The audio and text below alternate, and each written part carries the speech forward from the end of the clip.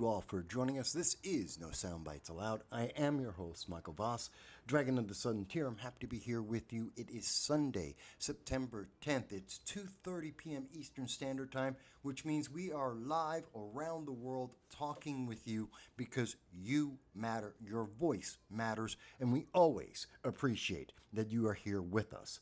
Please bear with me a second. I'm just doing some background administration here, getting everything set up for you, making sure people know that we are live.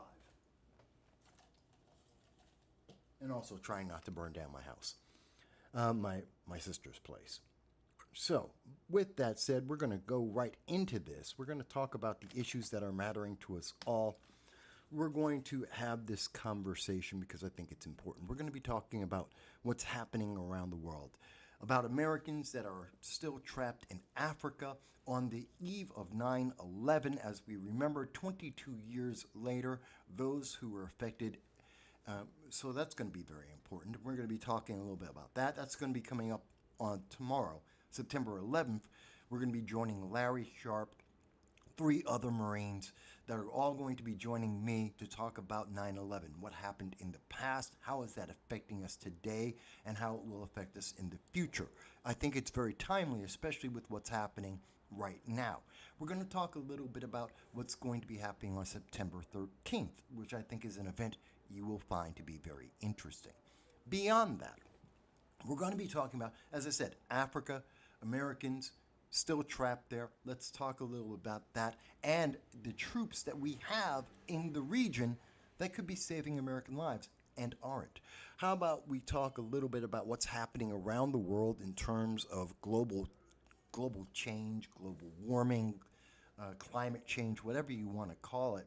And let's look a little bit back on the history there. Do you remember what you were promised would happen in 2020 now that we're in 2023? What's been scrubbed from the memories of Americans and the world as we are told, be afraid, be very afraid? We'll have a little conversation about that.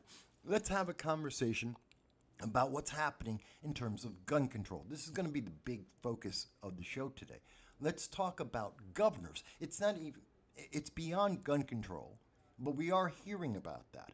We are hearing candidates across America, like in the New York 22nd District race, where we are seeing a race for Congress that is based on gun control, based on fear, on you submitting, complying, forgetting what the Constitution says, what your natural born rights are. They're eliminating that. And that's being emphasized in California under Greg Newsom. It's also being emphasized, as we are very popular hearing about, in New Mexico under the Governor Grisham, who has decided that she is God. She is emperor. She is more powerful than the president. She is more powerful than the Constitution. Democrats are rewriting history, redefining our lives, what rights are, what the Constitution is, before our eyes, and it's truly devastating. And not to mention all of that, and we also will want to talk about something I think is also very important, what happened in Atlanta this week. See, we heard a lot of news about Enrique Tarrio. We heard about the Proud Boys. We heard about a 22-year sentence for receiving a tweet. More importantly, being black, being Hispanic, and part of a unapproved message that doesn't come from the progressives or the Democrats. That's why Enrique Tarrio got a 22-year sentence. But at the same exact time, on that same day, there were 61 terrorists, or presumed terrorists, domestic terrorists, that were arrested because of Atlanta. Did you hear about that? Why didn't you hear about that? How does that affect America? And how does that connect to what we are seeing happening with our gun rights, what is happening with our constitutional rights, what is happening as Democrats are asserting themselves as the greatest power in this nation, authoritarian power, and you are being told, don't ask questions, don't talk about it, just keep your head down and just obey. And I think we shouldn't. I think that's very big. Now, I know there is football that's going on right now. And a lot of people are watching the football games. You may see this afterwards. You won't see it live. You may be watching the Giants. You may be watching the Cowboys. I understand. But please, after you are done with the distraction, after you are done making money for a bunch of entertainers, and I understand. I used to watch football religiously before 2016. I don't anymore because I understand these people aren't there to help us in our lives. You know, it's great. You can watch the bread and circus, watch the NFL. I have no problem with that. But at the end of the day, after 2 hours of watching your team win or lose, you're going to come right back to the same reality that we are living in right now. So whether you see this live or you see it afterwards, remember, this is the life we are living. This is the world we are in. And no matter how well an entertainer may entertain us, you still have to deal with this. Because whether you like politics, whether you follow politics, politics is affecting your life. So I just want to say hello to everybody. Now, I know that our channel is going to be very suppressed because we've already mentioned things that we shouldn't, the unapproved things. We talked about domestic terrorism and we didn't mention MAGA. No, we're talking about ANTIFA. We're going to be suppressed because we're talking about gun control, not in favor of gun control, but because we are against it, because we have pointed out this is a violation of our rights and our freedoms, and therefore we're going to get suppressed. So we hope that you will watch the program live or afterwards. Leave your comments. We're looking forward to hearing from you. You can text to us on YouTube, on Facebook, on Twitter, as long as the internet overlords allow that. We are live on Rumble as well, where most people tend to watch this program, and we appreciate and thank you for that. And we're going to, and as soon as we get the money, we'll have our phones back on and you'll be able to call in from anywhere around the world. And again, this is a conversation around the world. So we have Jeremy Vicious has said, salutations, friend. Well, hello, and thank you for joining us, Jeremy. I'm not sure that I've seen you join us before, but I thank you for joining us today and being live with us. So, as we normally do, I want to mention, first of all, that I will be tomorrow at 9 p.m. I will be joining Larry Sharp. And I thought I had the link up here, but I don't. So let me bring that up for you guys. And I apologize. You may hear some noise for a second there. But I will be joining Larry Sharp. I will be joining Howie Hawkins. I will be joining, Kit Cabello tomorrow at 9 p.m. All four Marines with very different political ideas. From the left, as far left as Howie Hawkins, and he's a socialist communist, to the center left with Kit Cabello, libertarian with Larry Sharp, and myself as a conservative Republican, all talking about 9/11 and how it has affected us all. We do hope that you will join us in that conversation about this. I think it'll be very interesting because I don't think anyone else is having that kind of a conversation. And I didn't have this up ahead of time, so I apologize. So that story, where is it? There it is. And so, as you can see, it's on the screen right now. You can go to Larry Sharp's channel. You will be able to see this. And as I said, it'll be Kit Cabello, Howie Hawkins, and myself. I hope everyone will join us for that. In addition to that, later this week, on the 13th, where is it? Larry, you have, there it is. On the 13th at noon, I will be joining Larry Sharp and Carla Burnett, who is on the left. We're going to have a conversation about book banning. That is Wednesday, September 13th. We're talking about book banning. This may be a program we will do weekly on Wednesdays at noon, talking about the issues that affect us. Larry is the libertarian. Carla is on the left, and I, of course, am on the right, having a conversation. I think it's unique. We have three different perspectives of politics. We have men and women all looking at this, talking with you. We hope that you will join us with that as well. Okay, So, the house cleaning is done. Let's talk about the issues that affect us. And as always on this program, if this is the first time that you are joining us, we thank you. We welcome you as being part of our audience, like Jeremy. And we want you to know that we start off, we always focus on long-form political commentary and having a conversation with you. And on our Sunday program, we like to look at both the international and what's happening domestically, how it's affecting America and the world. And we hope you'll enjoy this. So we start off today, and we're going to talk a little bit. There's news that just came out. The U.S. has seized nearly 1 million barrels of Iranian oil that's supposed to be going to China. Now, this is from CNN, and I know most people don't care. Most people are looking at that going, but Mike, it's oil. It's with China and Iran. Why do we care about that? Why does that matter? Because it just shows us, one, the Iranians, the Chinese, North Koreans, Russians, they don't care about the sanctions that Joe Biden has put forth. They don't care that Joe Biden has threatened them, that he has tried to stop them from working together.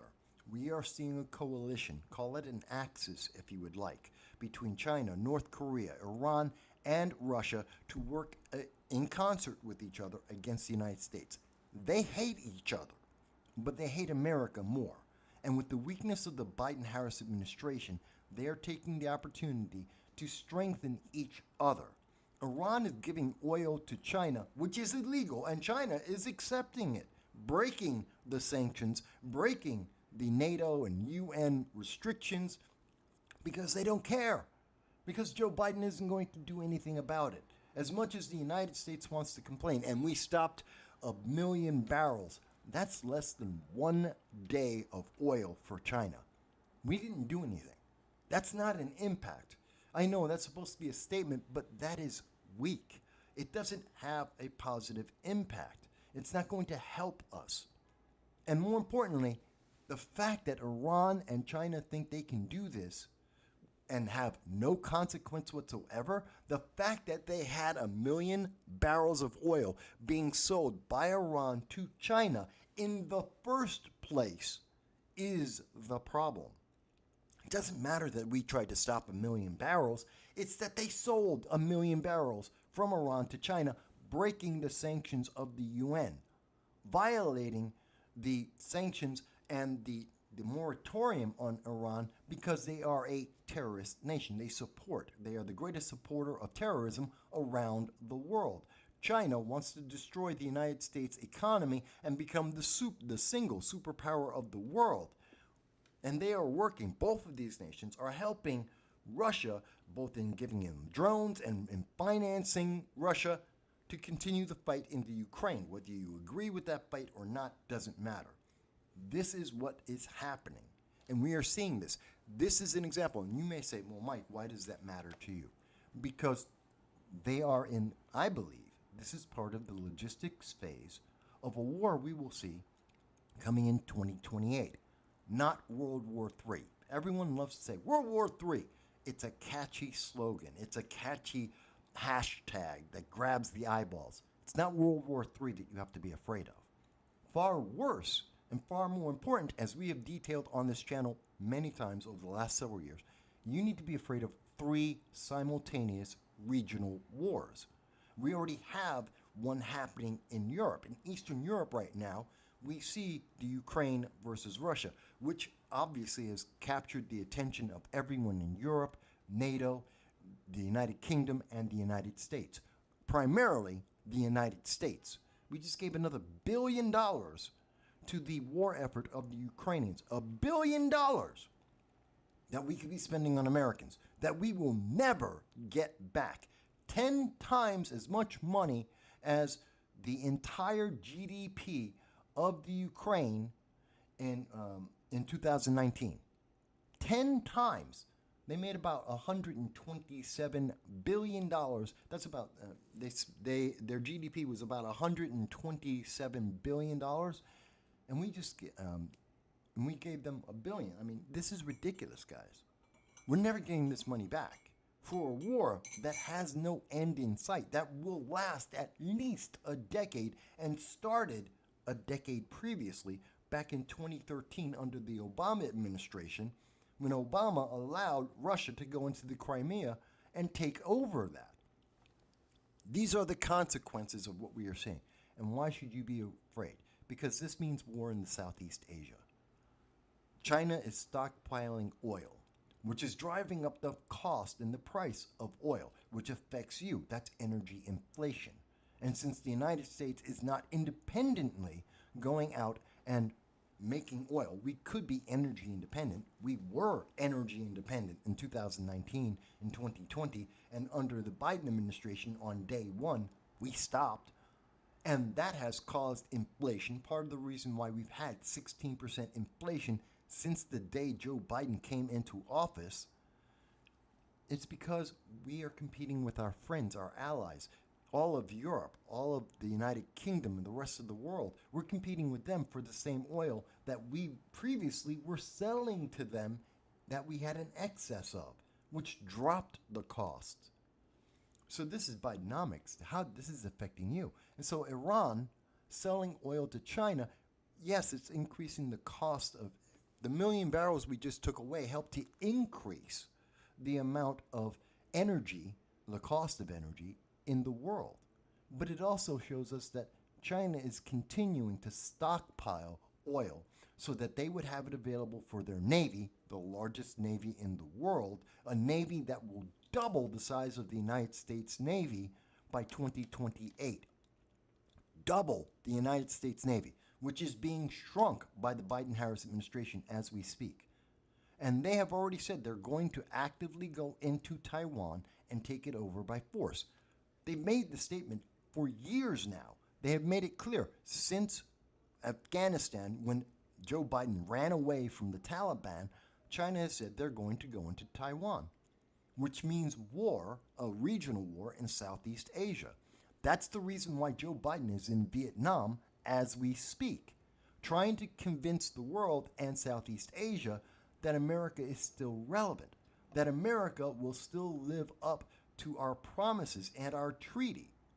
Meanwhile, Japan is spending even more money. They're spending $500 million now to build the first army they have had since 1945. They have not had an army since World War II. Why? Because the United States guaranteed that we would protect Japan at all costs. They don't believe that anymore. They don't believe Joe Biden will do that. And thus, they're building their own army. We see South Korea is building up its arms manufacturing to become the fourth largest weapons manufacturer in the world. And that's also happening by 2027. Gee, what's that time frame? Why is it that Joe Biden is trying to convince Japan that America still cares? Going to South Korea, trying to convince them that America still cares. He's in Vietnam right now, trying to convince them that America still cares, because they're getting ready for war. It's just that simple.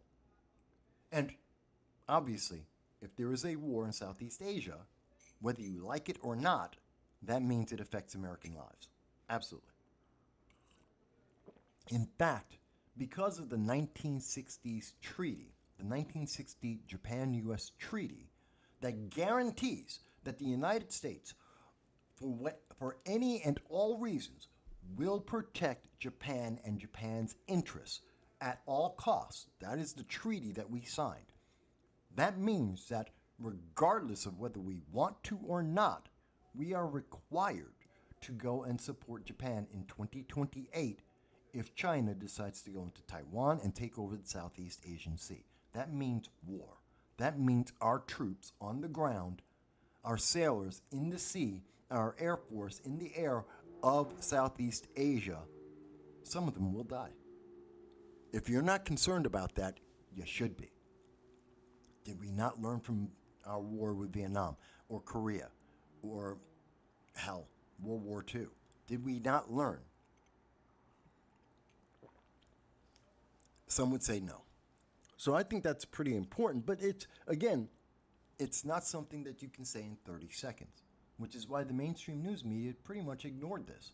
This is why you're not hearing about this, because you're not supposed to think, well, this is connected to the fact that this wouldn't even be happening if Biden had allowed America to remain energy independent.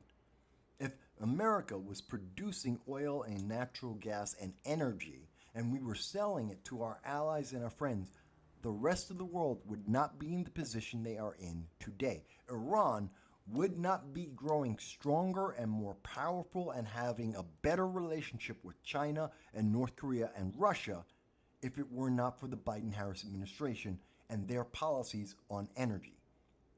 Biden made this possible. That's the consequence. That is the consequence of saying, no, no, no, we're going to be climate change. We're going to be windmills and solar panels, which obviously aren't working. If they were, we wouldn't have the increase in energy costs that you're paying every month in your electric bill. You know it's more expensive, which means it failed. It's just simple logic. It is simple math. You see it every month when you get your bill. But the further consequences are, how is it affecting the rest of the world? Which the news media doesn't want you to talk about or think about because, well, quite honestly, it could affect whether or not you vote in 2024. It could affect whether you vote for Joe Biden and Democrats in 2024. If you actually are asked to think about this and understand the consequences, what has happened and the consequences, then you might not vote Democrat. And they don't want that to happen. They are desperate to make sure that you vote for Democrats so that they get to maintain power. By the way, this is a conversation, folks. At any point in the program, if you disagree, please leave a comment. Jarmy made a comment. Others can make comments as well. And I will be looking for the comments after the live stream as well to hear what you have to say. If you think I'm wrong, if you think that the Biden-Harris policies on energy haven't negatively impacted the world, that they're not encouraging China and Iran and Russia, I'd be happy to hear it. Leave the comment. Let's have that conversation, because the American news media definitely doesn't want you to talk about it. They want you to be ignorant and compliant. And that's kind of why I wanted to also mention what's happening in the Netherlands right now, Deutschland. In the Netherlands right now, we can see that the police had to use water cannons against 2,400 climate activists or fanatics. Quite honestly, these are fanatics. These are the same people with the Stop Oil movement who glue themselves to the sidewalks. They glue themselves to the various art museums around the world. They're the guys who go in and they pour oil on all over food and dairy products in supermarkets. This is the Stop Oil movement. These are those eco-fanatics, and they were in the Netherlands. And why are they in the Netherlands? 10,000 of them. They got 10,000 from all across Europe. They're not just Dutch people. They're coming from all across Europe. All the progressives in Germany, in France, in the United Kingdom, in Italy, they're all coming to the Netherlands to try and force the Netherlands to ignore their farmers, ignore their people, and just do what these extremists want. And so the organization that they're claiming did this is a group that's called Extinction Rebellion. And they're the people who say, you're going to die. The world's going to end if you don't change everything. Stop using oil. Stop using natural gas. You have no electricity. You can't charge up your cell phones. Can't get onto the internet. You can't watch TV. You basically have to go back to the Stone Age. That's the only way they'll be satisfied. Mind you, they get to keep their iPhones. They get to keep their internet connections. Their quality of life will not be affected. Yours will.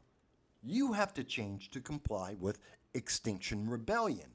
You have to live in the Stone Age, but they get to live comfortable lives because they're progressives. And they're the good people. You're the bad one. And I do see user has been banned, has joined us. Hello, user. And user says, consider the money China puts into our media, too. I'd say leave them glued and prevent aid. Well, yeah, China is spending tons of money to make us not notice all this. Look at what they're doing with TikTok. Look at what they promote on TikTok. So you're not wrong.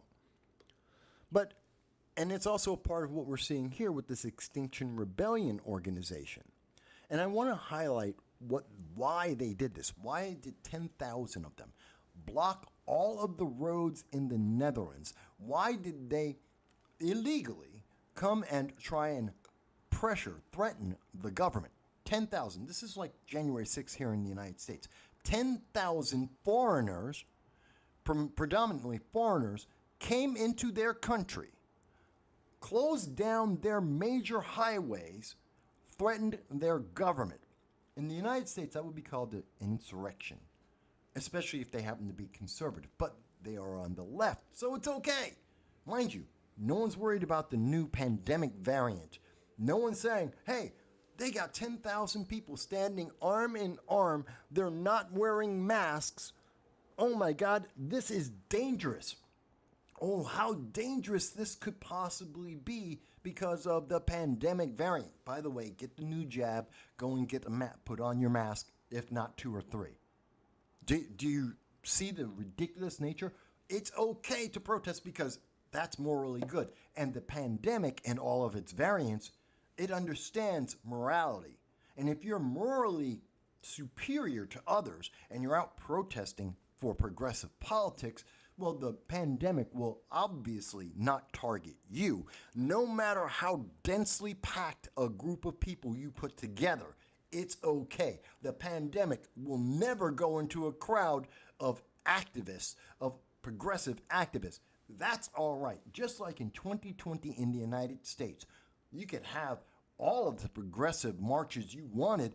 No one had a problem with that, even though you're supposed to be wearing a mask and be spaced. And no, it's okay. That's okay. But if you happen to be doing something that's unapproved, something that isn't progressive, well, then you're just evil and you're killing people. So, and I want to focus here, and I see, user, you said, the pandemic avoids protests. That was established by the BLM riots. True. But Extinction Rebellion, they say, and I quote, "The seas are rising and so are we." The seas are rising. 2023. We're being told that, oh my God, you're going to die. There's going to be massive floods. If you don't do something right now, this is coming straight out of AOC, Alexandria Ocasio-Cortez. Remember her statements? The world's going to end in 12 years. And then she turned back around and said, well, no, of course that's not true. She literally denied it. She said, if you believe that, you have a brain of a sea urchin. That's Alexandria Ocasio-Cortez who said that. She mocked the very people who believed what she said. This is the Greta Thunbergs of the world. Oh, the seas are going to end. We're all going to die in flooding. And this caught my attention because they have so much fear built up in Europe and here in the United States. They have so many young people who are willing to, according to the left, threaten their lives and other people's lives. They're willing to kill people because if you're in a protest, if you're standing side by side without masks, well, you're a killer. So they're willing to kill people to push their message. And it made me remember, in 1989, a senior UN environmental official said the entire nations could be wiped off the face of the earth by rising sea levels. If global warming, it was called global warming then. See, they started off with global famine. That didn't happen. They changed it to global freezing. That was in the 70s and 80s. That didn't happen. So they changed it to global warming. That's in the 90s and 2000s. That didn't happen. So now they changed it to climate change because the climate changes every single day. They constantly are changing the rules. They're changing the definitions. They're changing the meanings because everything they've told you doesn't happen. Their predictions never come true. So they got to constantly change it so that you can never hold them to a single standard. You can never say, but you were wrong.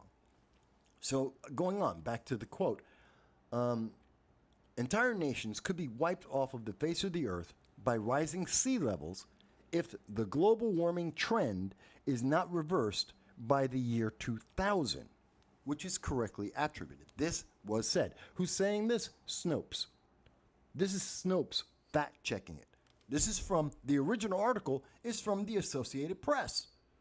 So unless Snopes think that the Associated Press is on the right, which they're not, they're a left-leaning news organization that is internationally credible. So I don't know why Snopes is fact-checking this, because it's an internationally credible news agency, especially in the 1980s. And so entire nations would be wiped out. I think this is kind of important and interesting because you're hearing that same argument today. This is what they promised you in '89.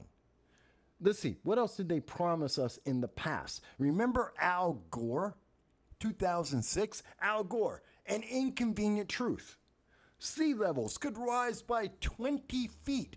You remember that fear? Remember how they told you, you have to comply. You have to live in the Stone Age. Otherwise, the sea levels would rise 20 feet and New York City in the 2020s would be underwater. Do you remember that? In 2007, an international panel on climate change, the IPCC, composed of scientists and policymakers who are all on the left, said that the oceans could rise half a foot, maybe 2 feet, over the next 100 years. That's not the 20 feet that Al Gore put in his movie. That's not the 20 feet that you were promised were going to end your life in your lifetime. It's 100 years. This is from Science Line. 100 years, they told you. It would take 100 years to get 2 feet. Al Gore said it's going to happen. You're going to get 20 feet in less than 100 years. But here's the thing, that if you follow the article, it is estimated that their research says that it is plausible. This is the key words here. It is, the scientists came up and said, it's plausible, not likely, not probable, not the most obvious outcome. No, it is theoretically possible that there could be 2.6 feet of sea rise over the next 100 years. Next 100 years. 2.6 feet. Less than a meter. And it could be as much as 6.5 feet in the next 100 years. It is not impossible. It is not it is extreme. It is basically the same calculation of you throwing a baseball and hitting the moon. It is not improbable. You could possibly do it. It is as likely as, I don't know, picking up the sun in your hand. It is highly improbable, but mathematically it could happen. And this is the fear that they want you to believe. And I'm going to get to your comment, John. I'm going to get to your comment, user, in just one big second. But I want you to understand, these are the promises you were made. The sea is going to rise by 20 feet. The science says, no, it's not. You were promised that that nations would be wiped off the face of the earth. No, that's not happening. Okay, what else did they promise us? 10 years after Al Gore, 2016, after we were told that the oceans were going to rise, New York City would be flooded, the coastlines around the world, London, wouldn't exist anymore because the oceans would rise and rise and rise.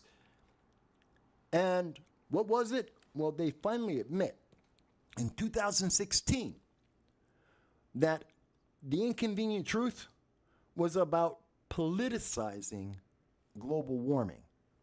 This was about politics. This was about fear. It was about propaganda, about making you change your life. Because 10 years later, as inconvenient as they would like it to be, it wasn't true. Over and over again, the movie that was being shown to children and told, this is science fact, turned out to be science fiction. And its predictions overwhelmingly wrong over and over and over again. But we still hear them pushing this. We still hear them pushing these stories, these ideas. But here's the thing that I really wanted to think about. This is the part that really I couldn't escape. And I need to share this. For all those people who believe in climate change, and I'm not worried. You want to make the world better? Fantastic. You want to make it cleaner? Fantastic. But if you're telling me that the world is going to end unless I comply, here's something. Now, this comes from, and let me bring this up. This comes from scientists. This comes from Science News. Climate Change, 10 years after an inconvenient truth by Thomas Sumner, April 8th of 2016. Science. And they have a whole bunch of stories. And they're saying, yeah, some of what was said in Inconvenient Truth is correct and some of it not so much. But here's the part that really got my attention. In talking about the rising sea levels around the world, around the Earth's last glacial period, the only way that they can make you afraid, the last time that the world had this kind of a sea change, 20 feet rising, how terrible could this be, was 14,650 years ago. Basically, at the same time that human beings created society, at the same time we started gathering together in villages and huts, when human beings started coming out of the caves to live out on the land, was the last time that we saw the sea levels rise 14 to 18 meters. In fact, if you go back before then, you have to go back 15,000 years. And the last time it did it before that was back in, caveman days. But here's the thing that really catches me about this. So it is possible that the sea levels could rise by 20 feet. It's extreme. It's an exaggeration. It would take over 100 years to happen. But here's the thing that really catches me. There's nothing you can do about it. 15,000 years ago, we didn't have cars. We didn't have cities. We didn't have electricity. We didn't have nuclear power plants, coal power plants. We didn't have 8 billion people on the planet. They leave that out in the fear-mongering that they're putting to you. So when they tell you, but the planet could flood. Yes, it's happened in the past many times. The sea levels could rise or they could drop. It's happened in the history of the planet when there were no human beings. It's happened in the past when we had no civilization, when we had no technology, when man was walking around with a bunch of spears. Well, guess what? The sea levels were higher and lower. It's not about man-made climate change. They're using fear to make you comply. And if you follow the science tells you this has nothing to do with human beings. The planet does what it wants to do. We have nothing to do with that. So let me go back to some of the comments. Yes, Jason, the phone is still down. Again, as I mentioned earlier, we're in our Bronx studios. We had a lot of life changes over this summer. Many people may or may not be aware of that. And they were rather dramatic. And because of that, we lost our home and we have no money. And so the phone lines are off until we can get some money. We're going to get some work. We're trying to do things, which is part of the reason why on September 19th, please join us on Larry Sharp's channel for the Sharp Crew when we have our noontime discussion. And hopefully that will help draw attention. You'll get some super chats and we'll make some money. Or you can join our Patreon, which is $1.50 a month. That's it. We give you more content and more engaging content than Disney and Hulu and all the other streaming services combined that are trying to propagandize you. $1.50 versus you're spending $100 on them. I think you can afford it. Or you can make a one-time donation to our PayPal. So, yes, Jason, the phone is still down. to get back to some of the other comments that I see here. User has been banned, as mentioned. They keep changing the data. Yes, they do. We keep seeing that they keep changing the data because every prediction they have made about the climate has been wrong. And again, how is this affecting you? We're spending tens of billions of dollars for solar panels, for windmills that are poisoning the earth. They leave out. Those solar panels only last for about 7 to 10 years. Then they get put into a landfill. Those windmills last for 5 to 10 years, the blades. Then they get buried. The heavy earth metals are poisonous. They can't burn them. They can't recycle them. They get buried in landfills that are toxic. You're actually hurting people. You're hurting the planet, not helping it. They leave that out. So, John mentions, did you see the new Trump ad with the football he released today? Proves why he will be elected. Well, I'm going to get to Trump in a little bit, talking about President Donald Trump in Iowa and how the news media is trying to present that in the most negative light possible. And we will show you live, both in video, live video, and we will show you the headlines, and you can make your own decision about how well loved or not loved Donald Trump is in Iowa. Because it's not. The media is trying to make it seem like President Trump was hated, that Iowa, which voted for him by 8 points, suddenly has turned around and they just despise him. Are you sure? I know that's what the headline says. What are people actually doing? What does video, live unedited video of the event actually show you? Not quite the same thing. So I will be getting to that, John, in just a little bit.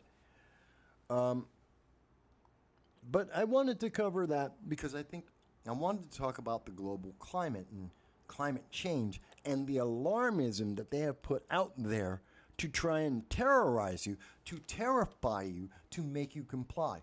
The seas, you're going to get flooded. You're going to die. Comply. You have to do what the government says or you will die. Aren't you afraid? You should be afraid. No, you really shouldn't. What they're saying isn't true. It's not a reality. Again, if anyone disagrees with me, I'm happy to hear that conversation. That's what the show's. You see John, you see Jason, you see user has been banned, Jarmy was with us. Guys, anyone can comment. And if you think, no, Mike, global warming or climate change is the greatest threat to mankind, which we keep getting told. It's a bigger threat than Russia invading the Ukraine. It is a bigger threat than the global food crisis that we have going on right now, with 30% less food in the world, projected to go to 40, possibly 50% less food in the world in 2024 and 2025. Yes, we did cover this in previous shows. Yes, that is the prediction for 2024 and 2025. 40 to 50% less food in the world. Stockpile, folks. We've been saying it since February of 2022. Start stockpiling your food. Prices of food are going up. There are going to be shortages even in America. We will feel it. Not as bad as Sri Lanka or Africa or South America, but we're going to feel it too. Let me go on. Let's see.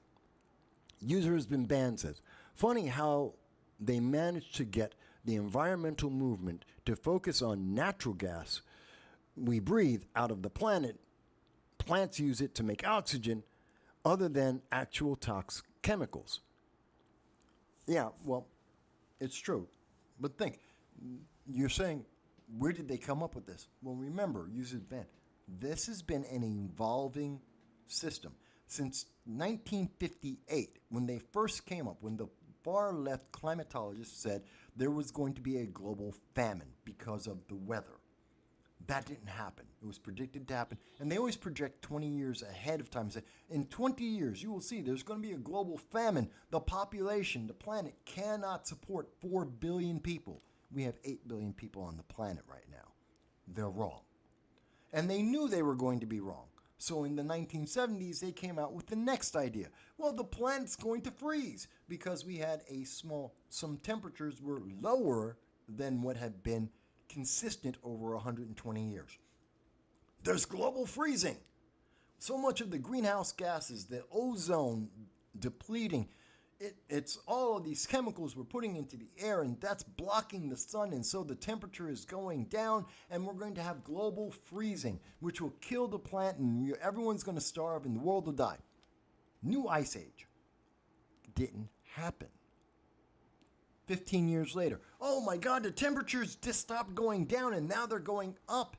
And you're going to die because of the global heat wave. The plants are all going to die. You're going to starve to death. The sea levels will go up. You're going to die. Do what we say. Didn't happen.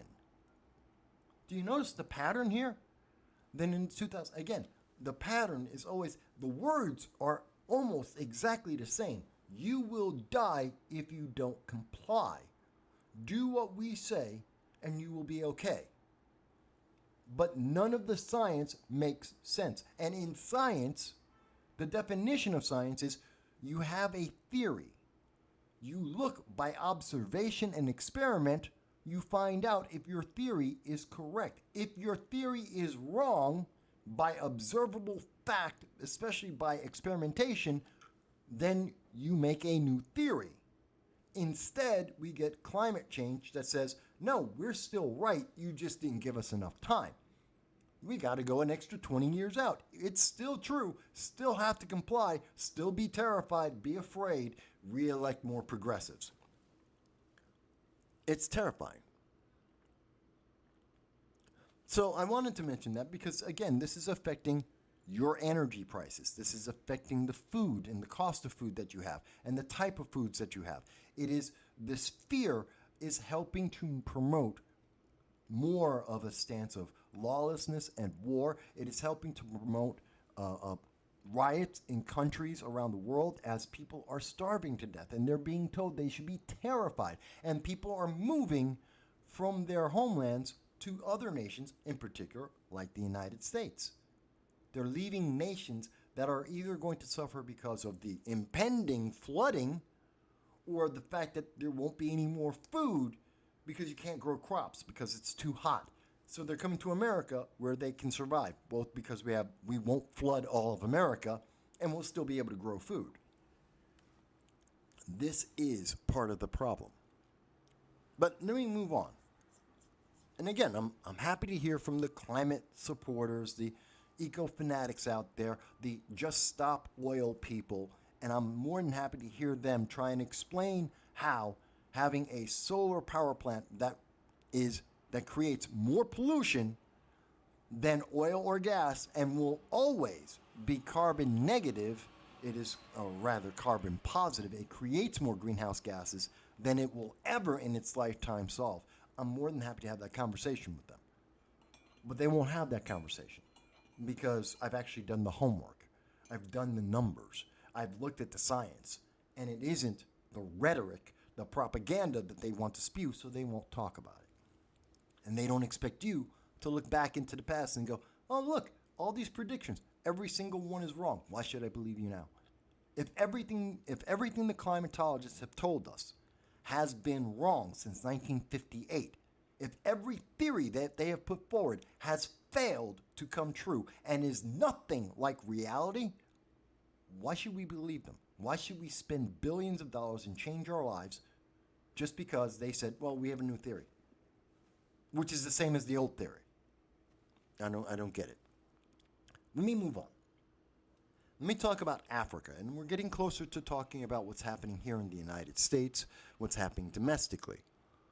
But I think it's important because, remember, at the end of March and throughout April, there were news stories that Joe Biden abandoned 15,000 Americans in the Sudan. Do you remember that? That was in 2023. I remember it clear as day. Tomorrow's 9/11. We're going to be mourning the loss of people 20 years ago. But yet the news media doesn't want you to remember what happened 5 months ago. They don't want you to remember that in March, For the third time in a row, Joe Biden abandoned thousands of Americans, 15,000 Americans, threw them under a bus, walked away, and the news media stopped talking about it. You haven't heard a single thing said about the Americans in the Sudan since May 1st of 2023. The news media blacked that out. There is, I believe, a ban, a censorship, a suppression that is going on for anyone who mentions those Americans, just like if you mention the Americans in Afghanistan, 5,000 who are being tortured as we speak. That's from the Department of Justice, the State Department, the CIA. Hundreds of Americans are being tortured as you're watching a football game right now. As Joe Biden is telling you, don't worry, everything's great, just obey. There are thousands of Americans, 10,000 Americans in the Ukraine, thrown under a bus by Joe Biden on purpose, as he promised us on February of 2022 when he spoke to Lester Holt of NBC News and told the world, no, they'll figure it out. They'll figure a way out. And then we have this year, 2023, we have 15,000 Americans in Afghanistan to this day, thrown under a bus. No one's talking about it since May 1st. But here's something that I found very interesting about that. And I think it's very important to talk about it. And from The Intercept today, September 8th, 2 days ago, Friday, The Intercept, internationally credible left-leaning news agency, says the Pentagon lied to Congress about our bases in Africa, that the United States has 20 bases that are in Africa as we speak. I'm not talking about just Mogadishu or Somalia. I mean all across all of Africa, including Western Africa. That includes in the country of Niger, as well as others. That we have, at this moment, well over 1,000 troops. More than, as of late July 2023, there are over 1,000 troops that are just in the outposts surrounding the Niger Air Force Base, Nigerian outposts, just in Nigeria. Two bases in Nigeria. Two bases have over 1,000 U.S. troops. That's not counting the other 18 bases, each one having the capacity for anywhere between 1,000 and 4,000 U.S. troops, many of them at their maximum capacity. We have tens of thousands of troops in Africa right now. This is the important thing to take away from this story. So what we find out from The Intercept on Friday is that Langley lied to Congress that we know there are no fewer than 18 outposts, 20 bases, thousands of U.S. soldiers in Africa. It costs us well over $250 million is being spent for U.S. bases in Africa. Now you say to me, Mike, okay, I get it. We're spending money on bases overseas, which we do all the time. Why is this such a big deal? Well, besides the fact that the Pentagon apparently lied to Congress and said, no, we don't have that many bases and it doesn't cost as much as it is costing. So your money is being wasted as they lie to Congress about what they're doing. So again, that's more inflation because they're spending money that they didn't tell you about. That's wasteful. That's obviously that's coming out of your pocket every week when you get your paycheck. That's one problem. But here's my problem. Again, 15,000 Americans were abandoned in the Sudan in April and March and April. And the news media doesn't want to talk about it, even as we have thousands of troops in Africa that could get those American citizens, that could save their lives. We have been spending billions in Africa. We have bases with troops right next door. We're talking within 2 hours or less. Literally, the time it would take you to get from, I could travel from New York City to Binghamton, central New York. It would take me longer to go from New York City to central New York, staying within one state, than it would take for several of those bases in Africa to reach the Americans in the Sudan. Think about that. It would take less time to go from a U.S. military base to save Americans' lives overseas than it would take to travel from New York City to Atlantic City to Philadelphia to Newark, Newark's a little too close, to central New York. Think about that. To get from one end of LA to the other end of LA could take longer than getting American troops to Americans being tortured and attacked and scrambling for their lives in Africa. And no one in the news media is talking about it. The media has told you, you can't talk about this. Don't think about this. This could affect whether or not you vote Democrat in 2024. This could affect whether you vote for Joe Biden or Kamala Harris in 2024. So don't think about it. We're not talking about that. It doesn't matter that in 3 years, 3 times, Joe Biden has abandoned Americans, ever more Americans each time that he does it. Doesn't matter that we now know for a fact that we have the troops, we have the military equipment, we have what is necessary to save those Americans, to get them home safely. We can do it. We've already spent the money. We already have the people there. The equipment is already there. We don't have to send it in. They are there already. We could be saving hundreds, if not thousands of Americans, and we could have done that since May, and we're not. Now you may say, Mike, but that doesn't seem to make a whole big deal.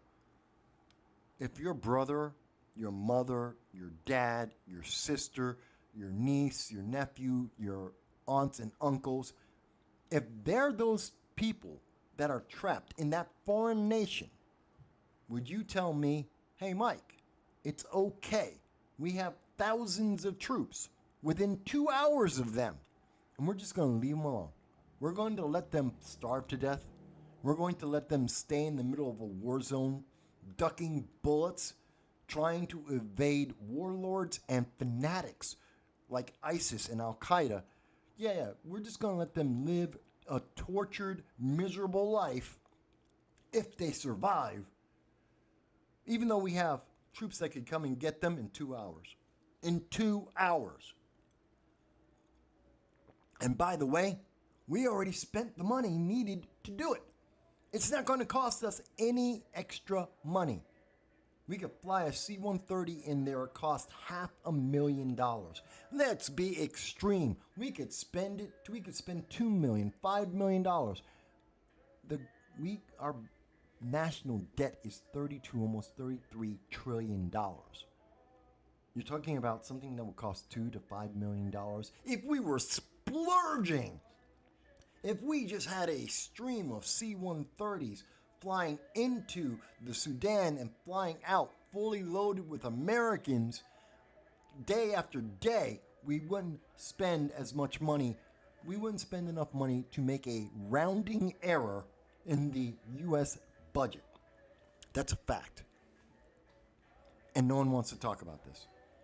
Even The Intercept, a far-left news media organization that hates the United States, that is trying to embarrass the Pentagon and the U.S. military, that are telling you that they lied to your face, which is important to be told, and how they are misrepresenting what the military is doing in Africa, even they won't mention the Sudan. Even The Intercept will not mention that there are 15,000 Americans who have been thrown under a bus by the Biden-Harris administration. You know why? Because The Intercept understands that if they mentioned that those thousands of troops in Africa, in those 20 different bases in Africa, that if Joe Biden, Commander-in-Chief, was actually doing his job, we could save, I can't say all of them, hundreds, thousands of Americans and return them home tomorrow. We could go and get those Americans and get them home literally tomorrow. We could pick them up within the next 3 to 4 hours and have them in safety. We could. We're not. And The Intercept knows that we're not, because Joe Biden and Kamala Harris, General Mark Milley, they don't care. They're not looking out for your best interest. They don't believe in the number one job of the U.S. government, which is to protect the people. Is there anyone who would like to try and dispute this? Is there a Democrat or a progressive in elected office anywhere in America that would like to argue this with me?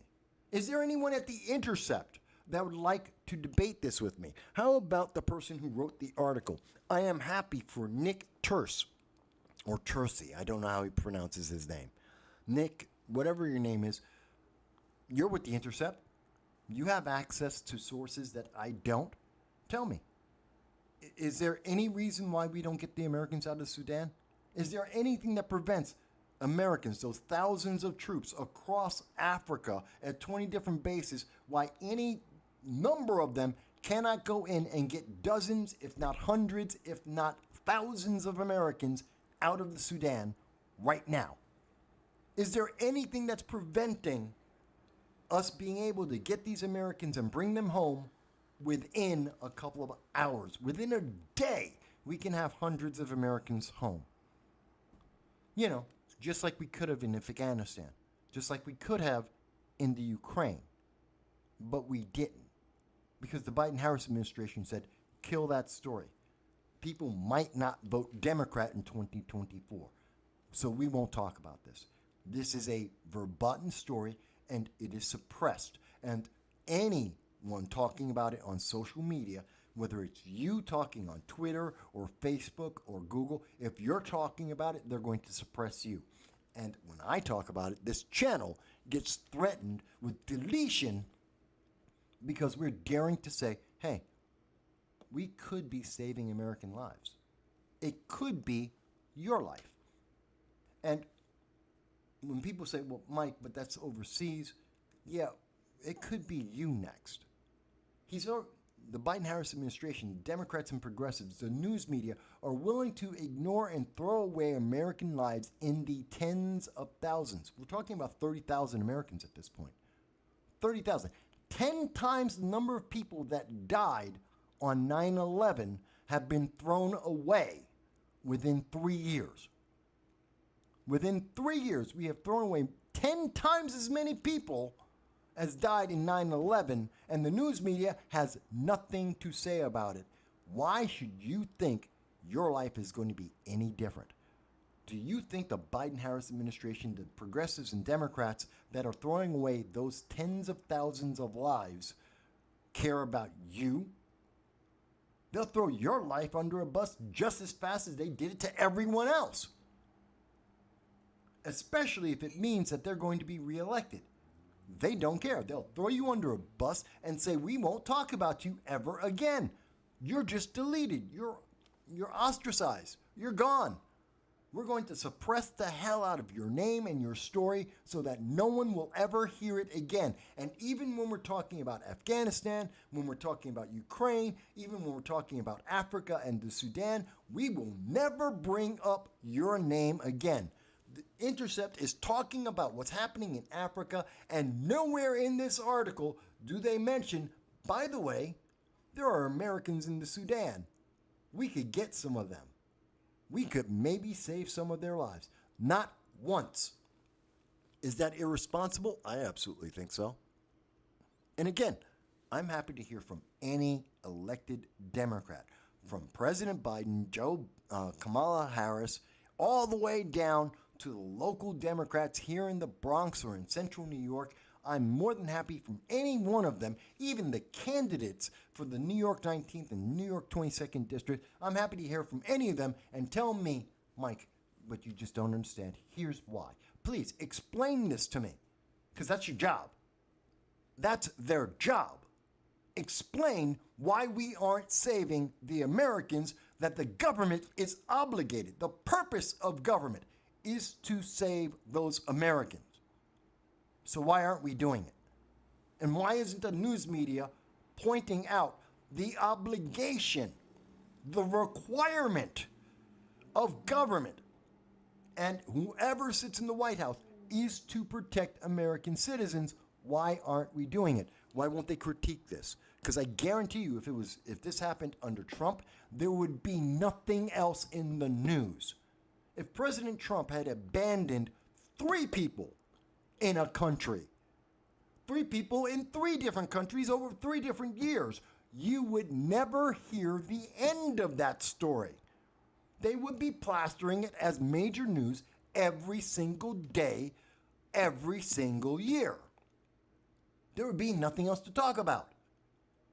Joe Biden has done it to 30,000 people. Kamala Harris doesn't even know what's going on. But then again, Kamala Harris doesn't know what's going on ever. This is insulting. And this is the day before 9/11. This is the weekend of 9/11. And The Intercept doesn't care. The Intercept is more concerned about making sure Democrats win. They want to insult the military. They want people to be demoralized about America. They want people not to trust the American military. And thus they put out this negative hit piece, and I'm not questioning whether or not it is true. I do not doubt that the military is spending more money than they are telling Congress they should be.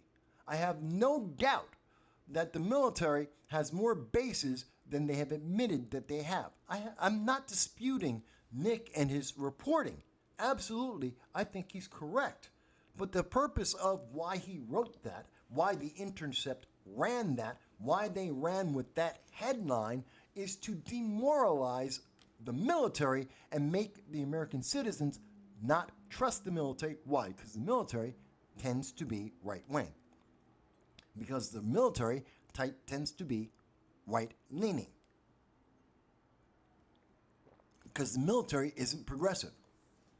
So they want to demonize the military and veterans and cause more dissension in the United States government so that we don't trust our military. We don't trust our leaders. We should change the government. We should change the laws. We should change the military. That's the purpose of the Intercept article. I get that. But there's more to this. And the fact is, the Intercept is avoiding pointing out the obvious fact that the Biden-Harris administration has failed. That Democrats and policies from the progressives failed. And it's costing Americans their lives. And it is emboldening. And while the rest of the world is watching that, why is Iran selling oil to China? Because they know China can invade Taiwan. Why? Because there are 15,000 Americans in Sudan and no one's going to talk about it. Because there are 30,000 Americans thrown away in 3 years and no one's talking about it. Because the news media will not let Americans talk about that. So why the hell shouldn't Iran help China invade Taiwan? Because the Americans aren't going to do a damn thing. Not under the Biden administration, not under a progressive administration. They're not going to do a damn thing. They're going to stand back and watch it. And Japan figured that out really quick, so they said they need to build an army. The first army they have ever built since 1945. They're going to spend $500 million to get it done before the end of 2028. That's called racing to the finish line. They're terrified.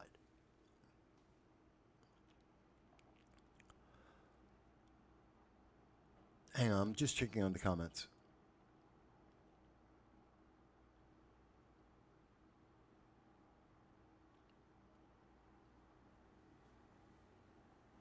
So I'm just reading through some of the comments there. But again, I'm happy to hear the comments from anybody across the world. If you're in Africa and you're watching this, and I know I have an audience in Africa, please tell me if you think I got it wrong. If you're an American that's stuck in Sudan right now and you're trying to get home, please send me the message, because I do know politicians watch this program, usually not live, and usually through their staff, but they talk to me afterwards. They tell me what they think about what I say afterwards, privately, from time to time. I'm more than happy. Please tell us what's going on in Africa. I haven't forgotten about you.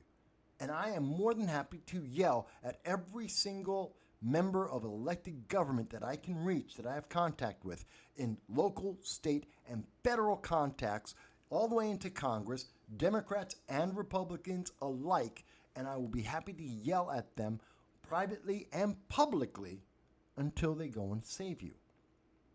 Just as we have been saying since September 1st, actually before September 1st of 2021, we have not gone 1 week without reminding the American people that Joe Biden is throwing you under the bus, that he is throwing away American lives because he doesn't care. And the news media is covering for him. They're letting him do it. So if you think they're compassionate, they're lying to your face. You're not paying attention to the details. And this is, again, coming from the left-leaning media. This isn't some right-wing thing. The Intercept is about as far left. They're not quite the Daily Kos. They're not quite the Daily Beast. But they're close. This is the left that's telling you these things. They just don't think you're smart enough to figure it out, put together the details. They don't think you're smart enough to know the facts and then to make a logical conclusion based on those facts. We know Americans were abandoned in the Sudan. We know that there are 20 bases in Africa. We know there are thousands, possibly 10,000, possibly more U.S. troops in Africa right now, fully equipped bases. They have the capability to save those Americans, at least dozens, if not hundreds, if not thousands of them. And they can do that within a day. But they aren't. Why not? What if it were you? And I asked this question at September 1st of 2021, that if we allow the Biden-Harris administration, progressives and Democrats, to ignore and throw away these American lives, you could be next. What happened in 2022? The Americans in the Ukraine were next. What happened in 2023? The Americans in the Sudan were next. In 2024, who are going to be the next group of tens of thousands of Americans that the Biden-Harris administration throws under a bus? Well, maybe it's already happened. Do you remember East Palestine, Ohio? Do you remember how the Biden-Harris administration threw the people of East Palestine under a bus and stopped talking about them because Pete Buttigieg didn't know how to do his job and didn't care? It's not just international. It's happening nationally. I'm really passionate about this. I'm really, really passionate about this. And by the way, for those who think, Mike, you are exaggerating, you can go. Let me show you this real quick. Hang on. If you go into Google right now, go to Google, type in Americans in Sudan. I'm doing it live with you right now. I just typed it. I just refreshed live in front of you. And we look at this and we see, when was the last time the news media, according to the algorithms on Google, which are left-leaning, let's see, April 27th, May 1st, April 29th, May 3rd, May 1st, May 1st, April 27th, April 24th, April 27th, April 23rd, April 29th, May 3rd. Where is any update? You say, Mike, but that's just a general search. Let's go to news, the most recent news, according to Google. Let's see, April 27th from the AP, PBS, May 1st, CNN, April 27th, Department of Defense, April 24th, NPR, April 29th, ABC, April 26th. NBC, April 26th. Washington Post, April 26th. Am I missing something here? When I tell you that they have blackballed this and blackballed anyone who is talking about it, that they are suppressing this because they don't want you to possibly make the decision not to vote Democrat in 2024, there's the evidence. I'm not making it up. They threw away 15,000 lives to make sure you vote Democrat. So that's been pissing me off. That's the international news. And this is how it's affecting us here in the United States. Because the same mentality that says those 30,000 Americans overseas don't matter is the same reason why Americans in Maui, why Americans in East Palestine, Ohio, are thrown under a bus. It is the same mentality that didn't give a damn about Americans overseas, doesn't give a damn about Americans in the United States.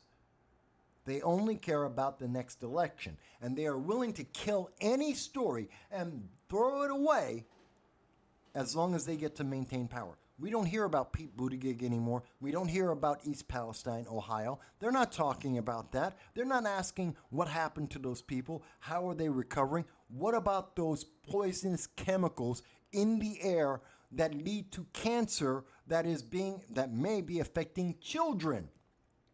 No one talks about that anymore. Oh, that's old news, Mike. That story's gone. No one remembers that. That was back in the spring.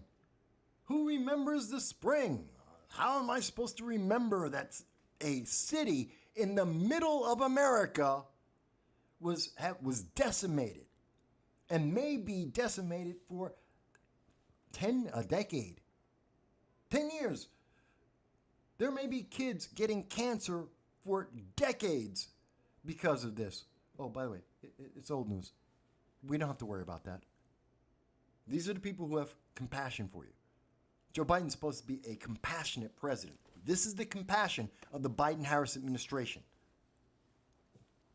Again, if there is anyone on the left, if there is any progressive, libertarian, conservative, Republican, anyone disagrees with my assessment, anyone who says, Mike, it doesn't make sense, please, let's have that conversation. If you do not see the logic of what I am talking about, how what is happening in Africa is affecting what is happening here in the United States, if you don't see that connection, tell me. Let's have that conversation. Have I not been clear? Because I think I have. And I think I can show you how when we make that connection, because it is so obvious and clear, that's why we're seeing Iran and China and North Korea and and Russia working together to be able to abuse countries around the world, to assert themselves and to use force to go into, they're going to go into Taiwan, just a matter of when. They already promised it. They've already gone into the Ukraine. They're threatening to go into Estonia, Latvia, Lithuania, Moldova, possibly threatening with Belarus to go into war with Poland. We know these things are happening. But I'm the bad guy. I'm the bad guy for pointing this out. You're the bad guys for hearing it. We're evil for pointing out the facts. Not my truth, not your truth, the truth. The empirical facts. This is indisputable, which is why almost all of our sources come from the left, because the facts are indisputable. I don't care what your political preference is. It does not change the facts. But your feelings about the facts, your access to knowledge about the facts, and a conversation about how those facts affect America and the world, well, that could change your political preference. That could affect the next election. Therefore, you don't have that right. According to many of the Democrats out there, you don't have that right. So let's talk a little bit about that. Let's talk a little bit about gun control.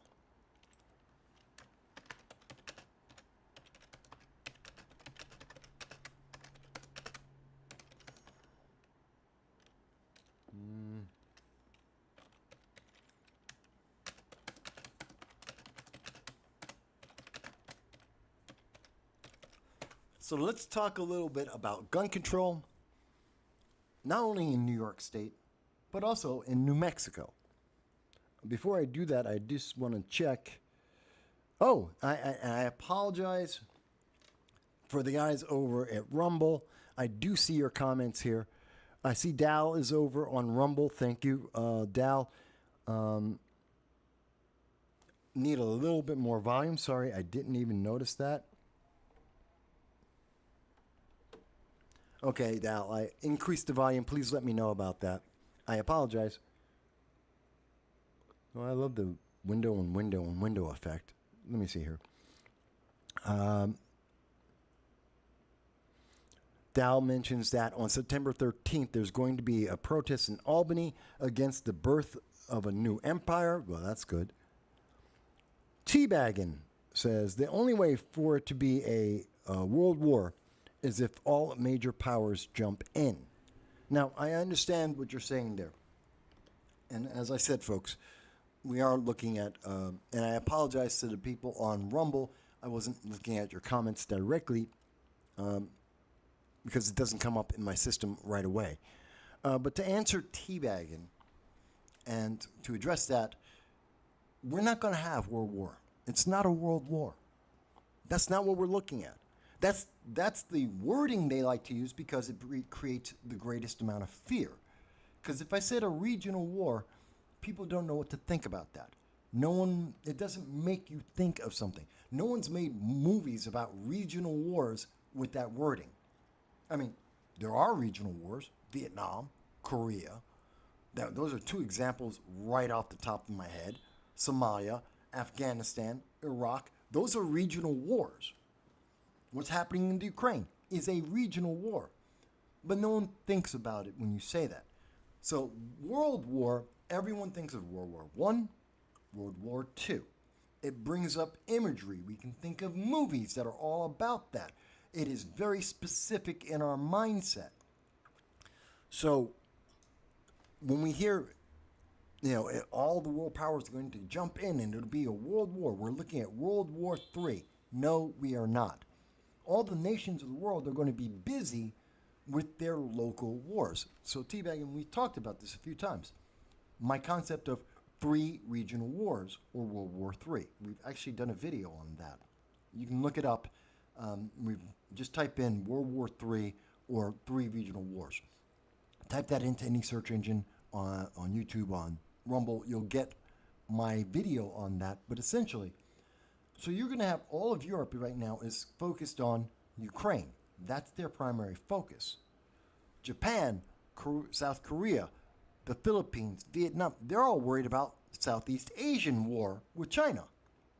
The Middle East is worried about Iran, who is making allegiances with Saudi Arabia. They're making inroads into Iraq, Afghanistan, in Syria. They're worried about that region. Those are regional wars that are taking place. They're not. The world isn't. The people in France, the people in Canada don't care about what's happening in the Middle East. They don't care that Iran is trying to go into Iraq. They don't care. They don't care about the Kurds in northern Iraq that are being persecuted by Iran. They don't care. The people in, Peru don't care about whether or not Australia has to build nuclear submarines. They don't care if you're in Peru. You don't care that South Korea is considering building a nuclear weapon.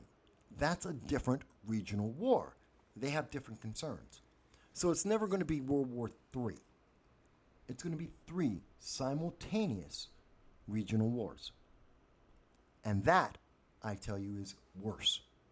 Because rather than having the world and all of our resources focused on one enemy, whether it's an ideology or an individual, rather than going after that one focused threat, we have everyone trying to deal with multiple different threats with multiple different solutions. And that is more chaotic. I hope that makes sense. Let me see here.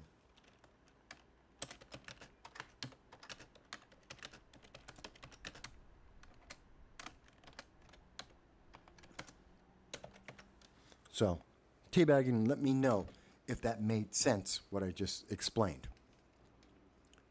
So that being said, we mentioned that we were going to go to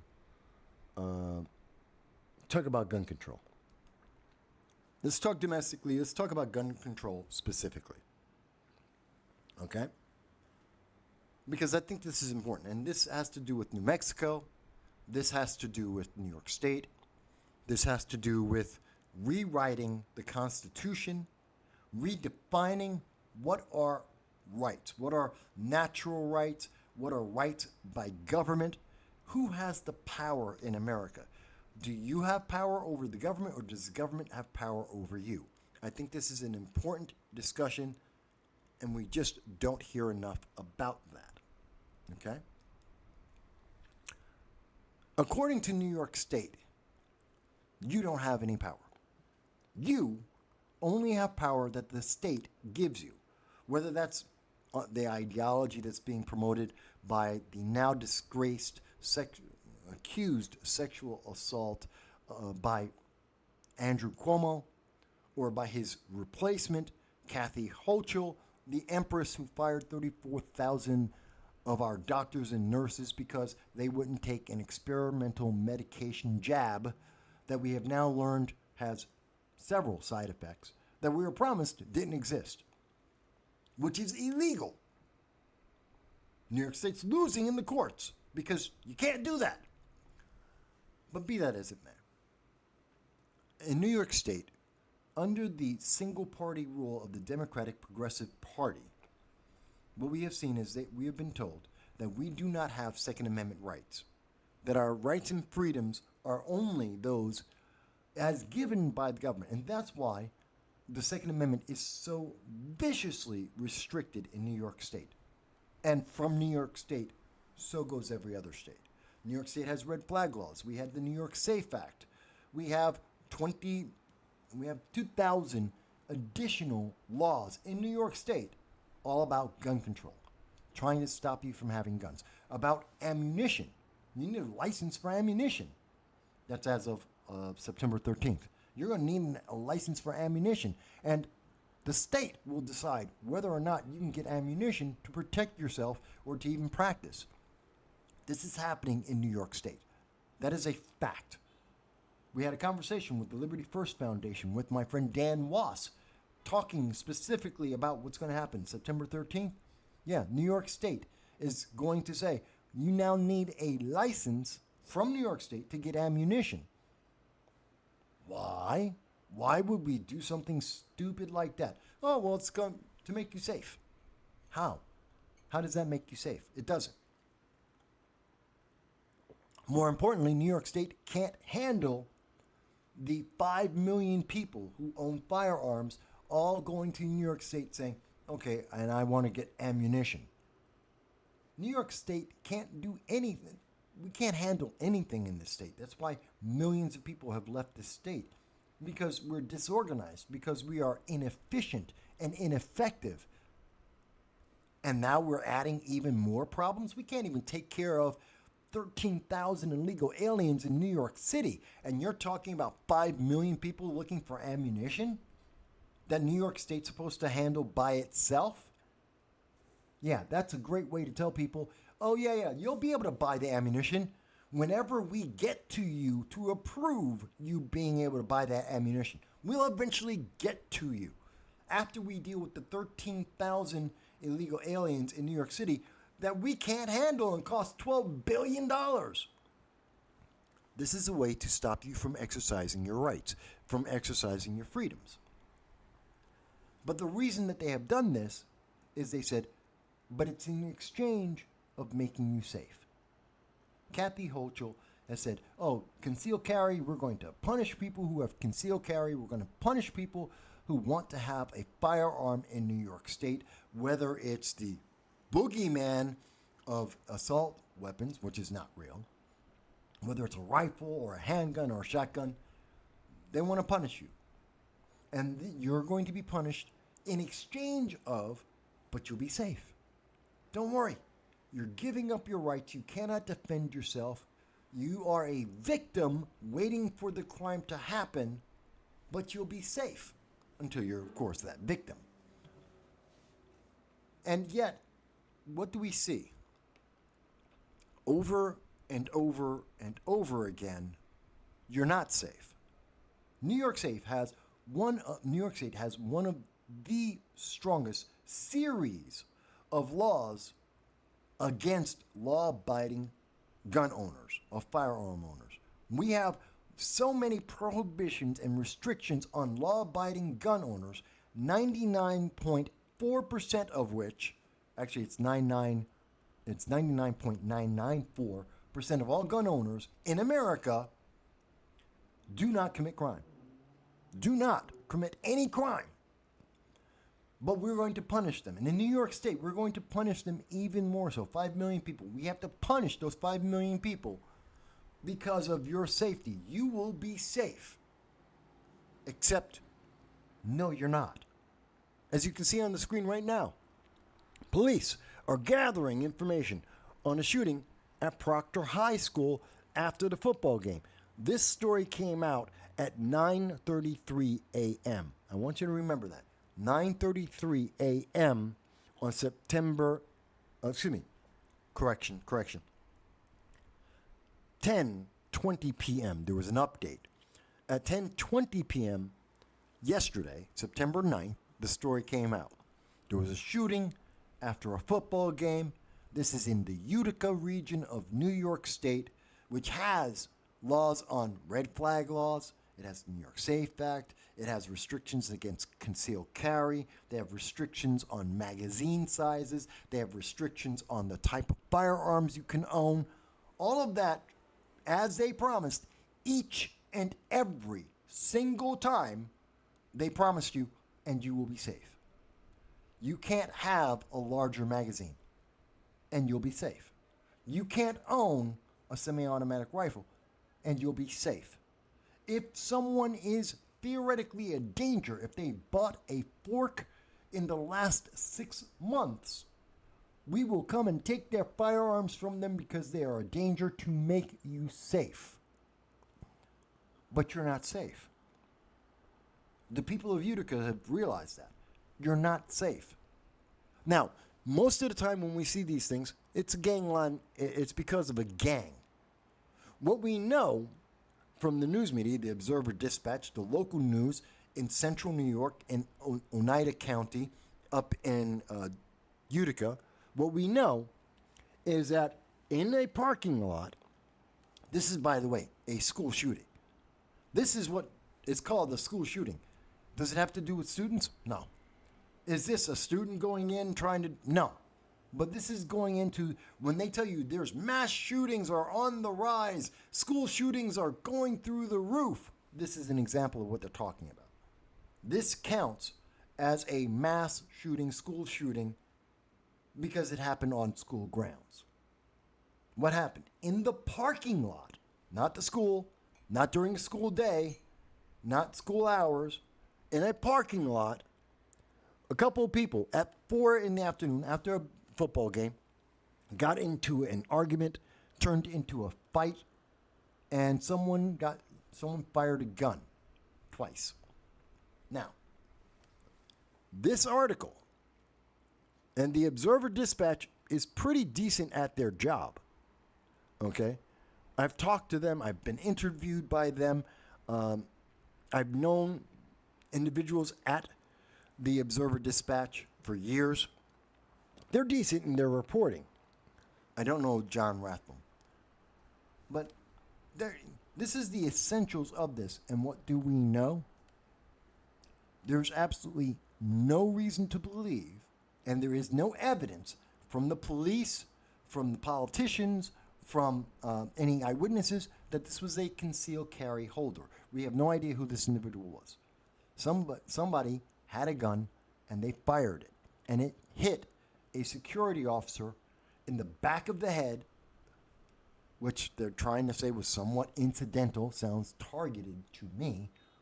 You don't just shoot people in the back of the head by accident. It sounds like that was targeted, but I could be misunderstanding it. And by the way, they say he was shot. He was shot. Wouldn't you call that a critical injury? Shouldn't that be described as a critical injury? But it's not. It's not being described as a critical injury, except if you go to WHAM Media. It's a news station out of Utica, where they do say that a security guard critically injured in shooting at Utica Proctor High School, that it was critical. By the way, his article came out September 9th at 8 p.m. The Observer Dispatch didn't release their article until after WHAM came out with their article. And they recognized, so somewhere between 8 a.m. and 10 p.m., 8 p.m. and 10 p.m., the guy went from critical condition to just being shot in the back of the head. It was still a critical injury. He's still in critical condition today, September 10th. This is the news media playing games. The original report tells you how serious of an incident this was.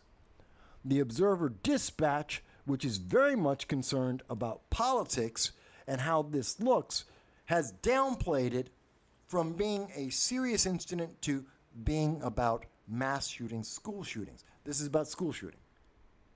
It's in the parking lot. This isn't a school shooting. This does not match. Other than it was technically on school grounds, this isn't a school shooting. But it will go to that data that they're going to use to try and convince you that school shootings are on the rise. No, they are not. And so this is the story they're putting up there. Now, I'm being pretty explicit here because I want to be very clear. The security guard was shot. The no gun zone, the school and the parking lot are a gun-free zone. Didn't work. There are restrictions on handguns in New York State. Didn't work. There are restrictions on magazine size. Didn't work. We have thousands of laws on guns in New York State, including the New York SAFE Act, including the red flag laws, and they didn't work. We have some of the strongest gun control laws in the country. They didn't work. And the answer that we are getting from Democrats across the country are, well, that means we need to be more authoritarian. You need to lose more of your rights. The government needs to take more power from you. The government needs to be in charge more. That's the answer from Democrats, from the progressives. Oh, we took away a bunch of your rights and your freedoms. We restricted your life. We're punishing law-abiding citizens that did not commit this crime, and somehow the crime didn't go away. Gee, what a unique and odd thing to happen. So that's where we get stupid things, statements like this one. This is Sarah Clee Hood. And just so you understand who Sarah Clee Hood is, Sarah Clee Hood is running for the New York 22nd District. She is a Democrat, a progressive Democrat from the way she likes to word herself. She is an she is a pro-choice, pro-Social Security, anti-Donald Trump candidate. She is a far-left progressive. And she is running for the New York 22nd District. Again, in 2022, she ran for the New York 22nd District and lost. Democrats beat her. She never ran. Now she's coming back out, and she's running again as a mom, a progressive mom. I just want to make sure we understand who's making this statement, because what she has to say is the progressive mom said, I'm devastated about the recent shooting that occurred at Utica's Proctor High School today. She said this at 6:30 p.m.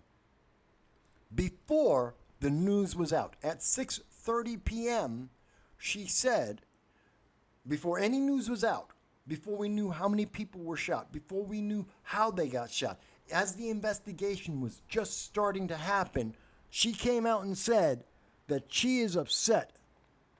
This continued violence is a choice of weak politicians afraid to take a stance on gun reform. She knows nothing about the details of what happened. She doesn't know whether it was a gang shooting, if this was a personal shooting, if this was a mass shooting. She doesn't know anything about it.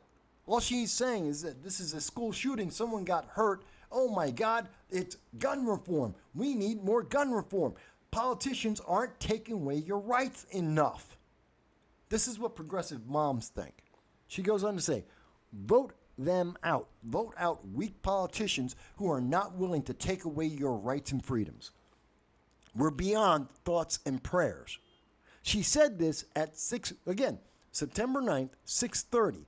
When did the news stories come out about this? When did we hear the news reporting on this? Nope, wrong article.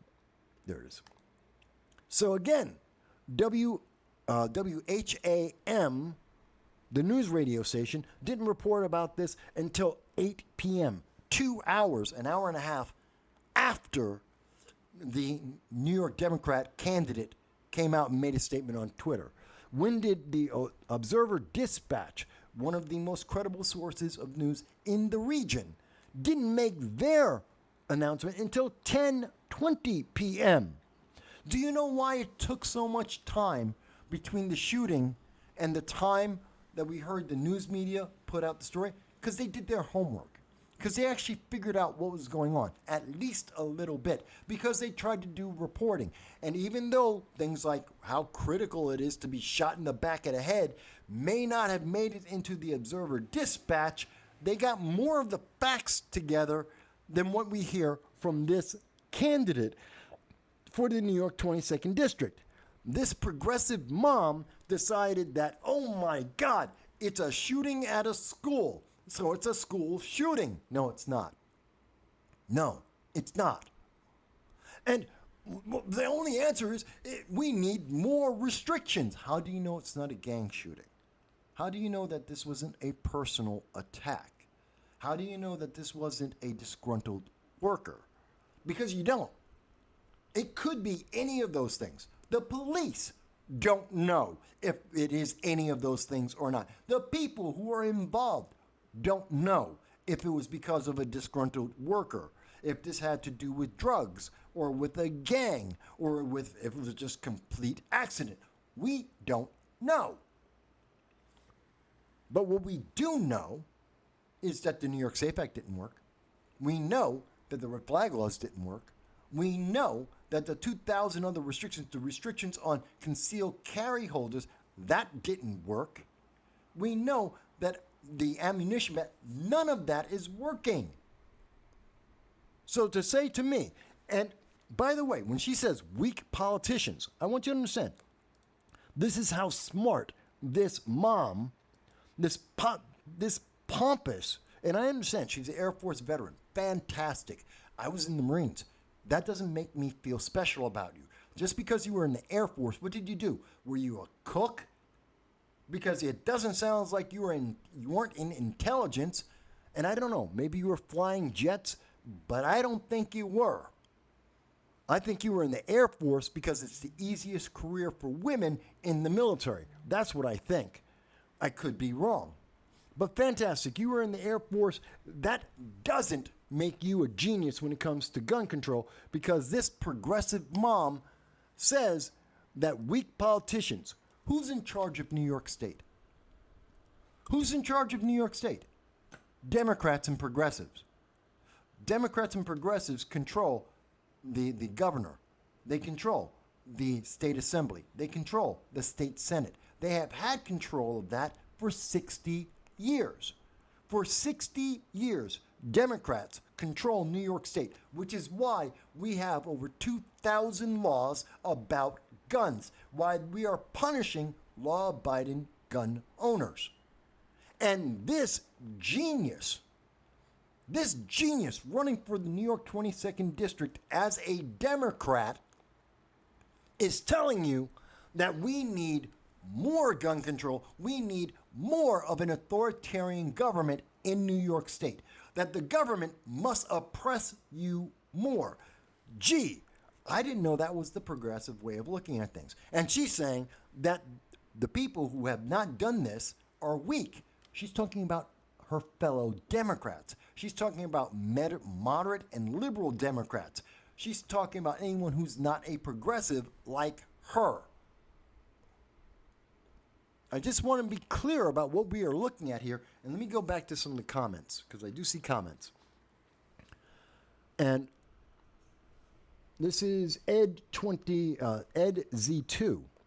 All gun sales and ammo purchases will go through the state police and not the sheriff. Why? The state police has to enforce the tyranny, but the sheriff departments may choose not to follow it. Now, I'm going to get to New Mexico in a second, Ed, but I see Ed goes on to say in New Mexico, some sheriffs have talked about they won't abide it. And I'm going to get to that, Ed. I'm going to show the actual evidence of that. But you're correct, and as I said, refer back to my conversation last week, not this week, last week with Dan Wass over at the Liberty First Foundation on our Friday night roundtable. I have a video. We were talking with Dan Wass when he first made us aware of the ammunition ban that's coming on September 13th and why this is happening, that they're going to go through the state police. This is a way to take away your gun rights in New York State. But, and thank you for the comment, Ed. I've not seen you before. Thank you for being part of the channel. I do appreciate your comments.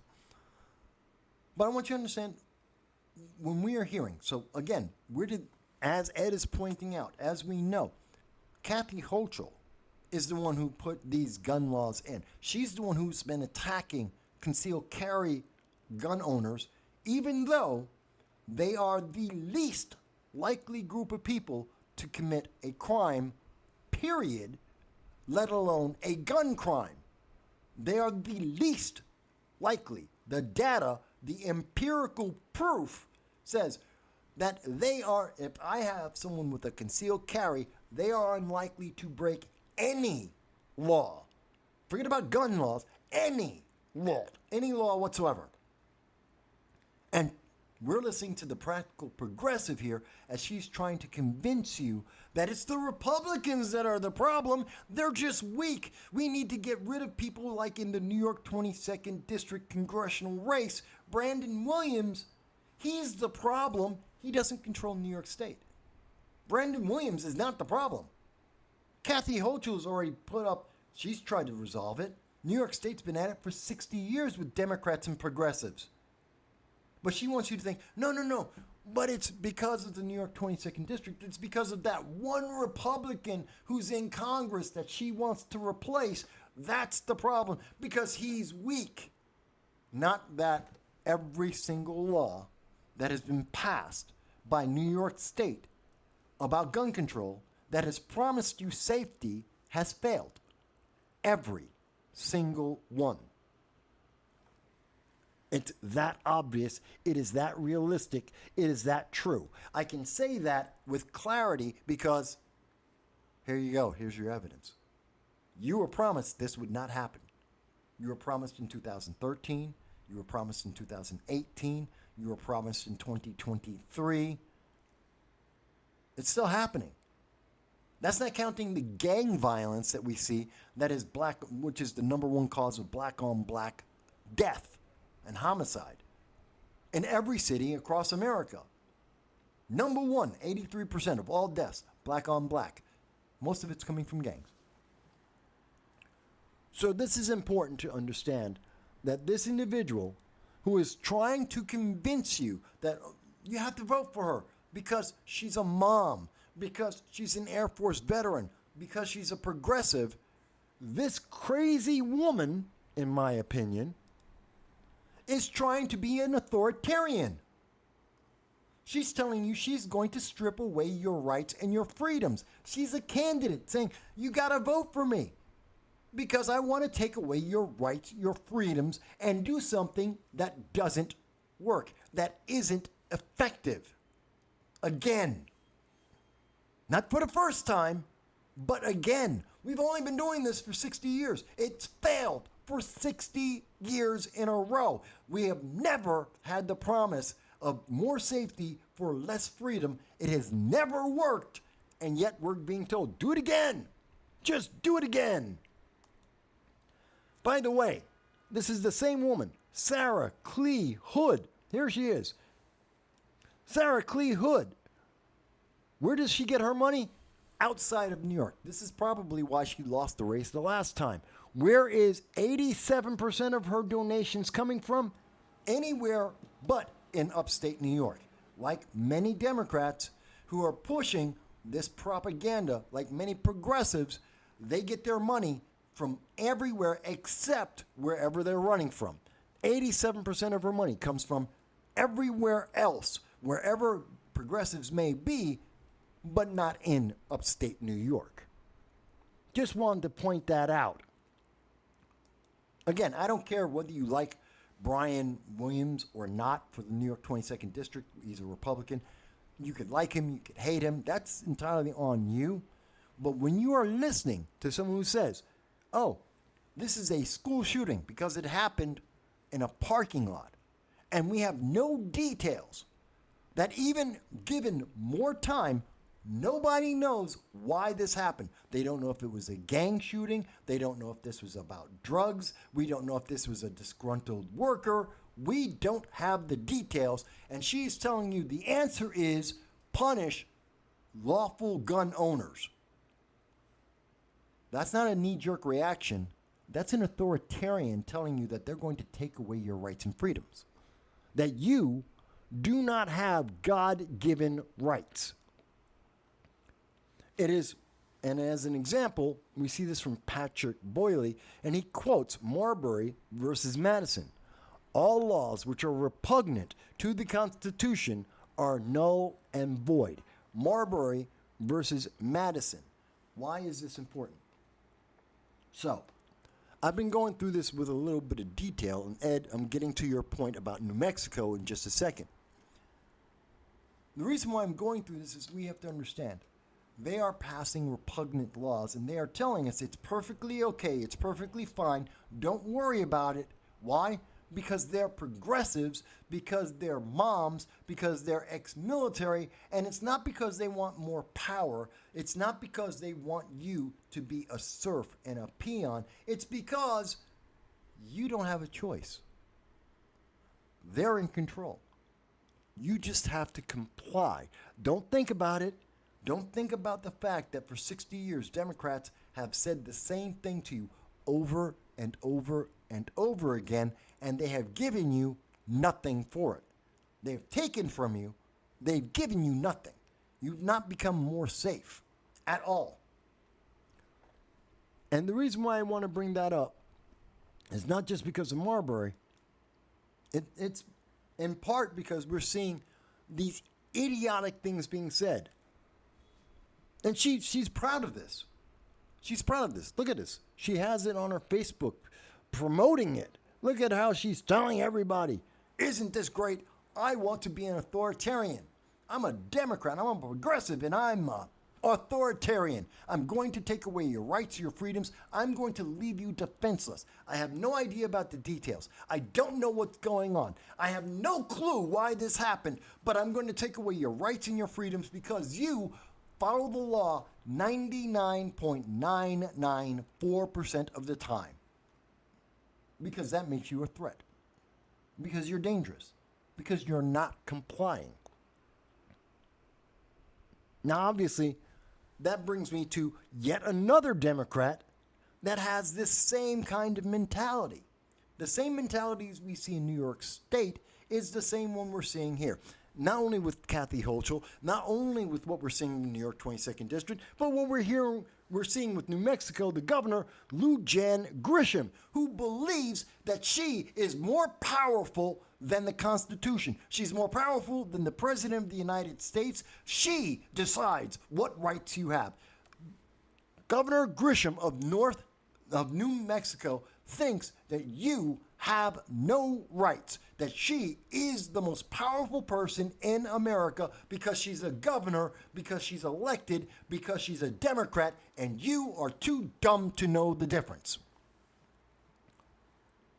Let me go back to comments. Matthew J. has joined us. Hello, Matthew. And Matthew says, Michael, why is the New Mexico governor not concerned about blowback on her reckless decision? Well, I'm about to explain that, Matt. Thank you for bringing it up. I'm about to get into that. But I just wanted to make sure we understand the circumstances. We have to understand with clarity that this is not isolated to New Mexico. She's not being unique. The New Mexico governor is like New York's governor. She is just like the governor in California,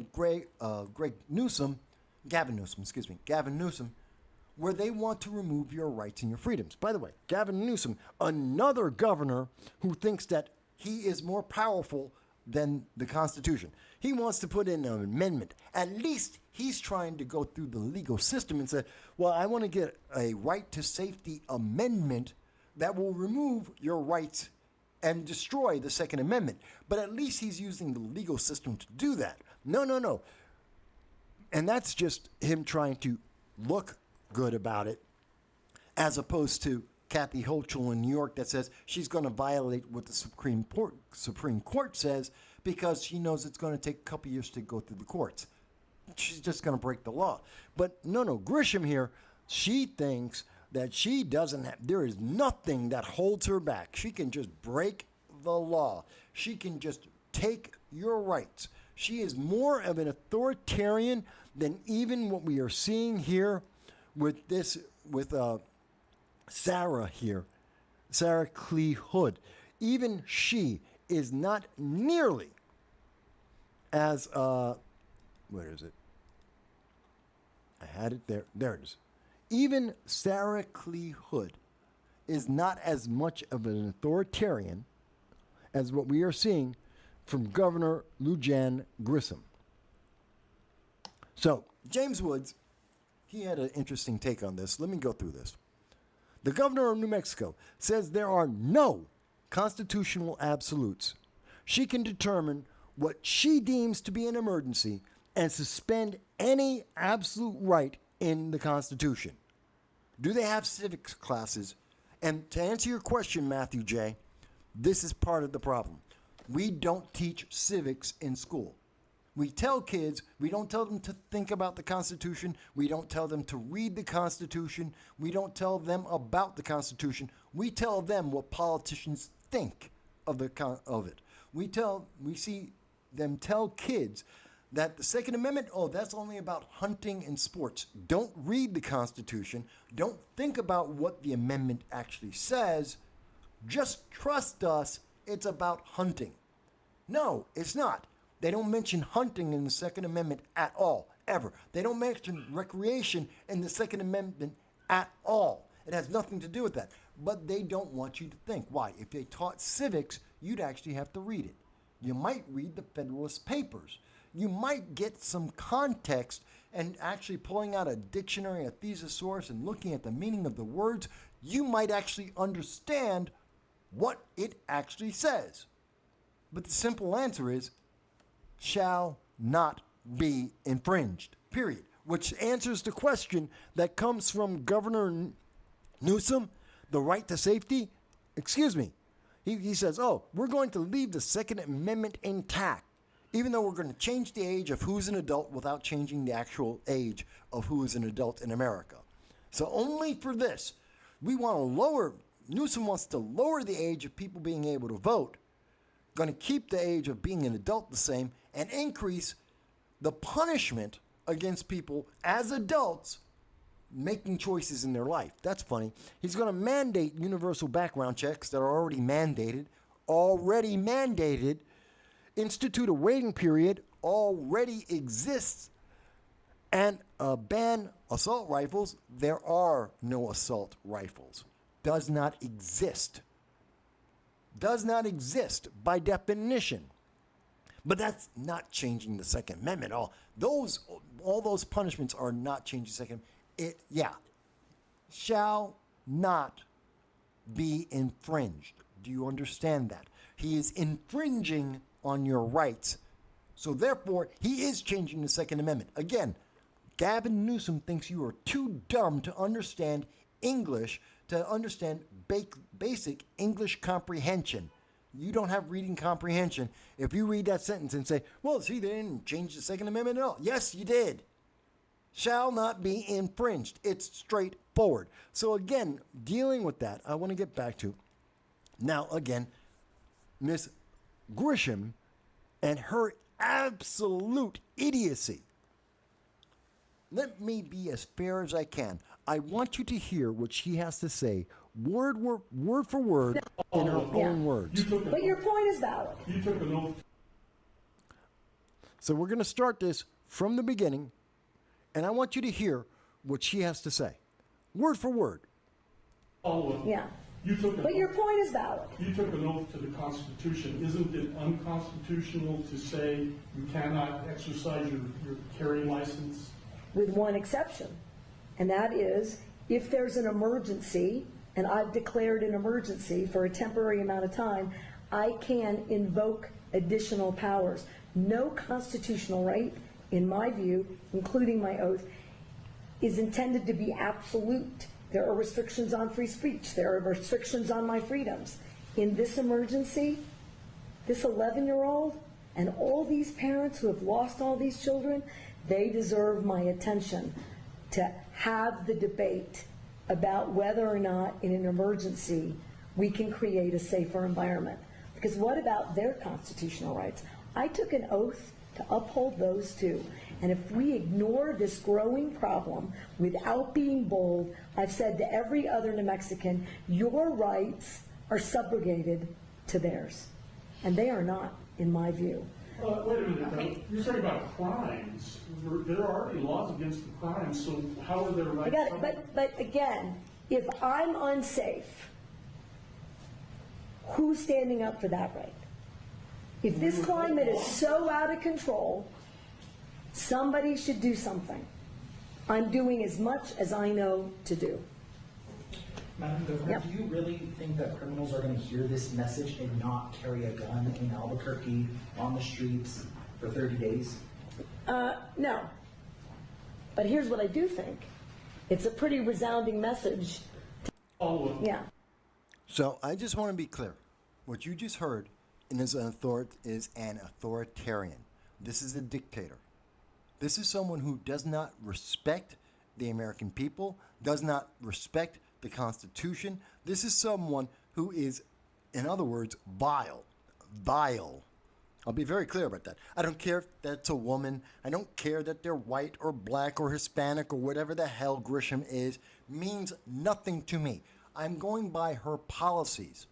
She just said that as long as she can label something with the words emergency, you don't have any rights. That she can do whatever the hell she wants to do as long as she can stick the label emergency on it and you lose all your rights. Let's be very clear. This is why in Marbury versus, oh God, now I'm forgetting myself. In Marbury versus Madison, this is why it was decided that if you have a law that is repugnant, it is not lawful. If it violates the Constitution, it is illegal. And just like we see here, as Ed Z2 said, this is a direct violation of her oath to uphold the Constitution and to protect people.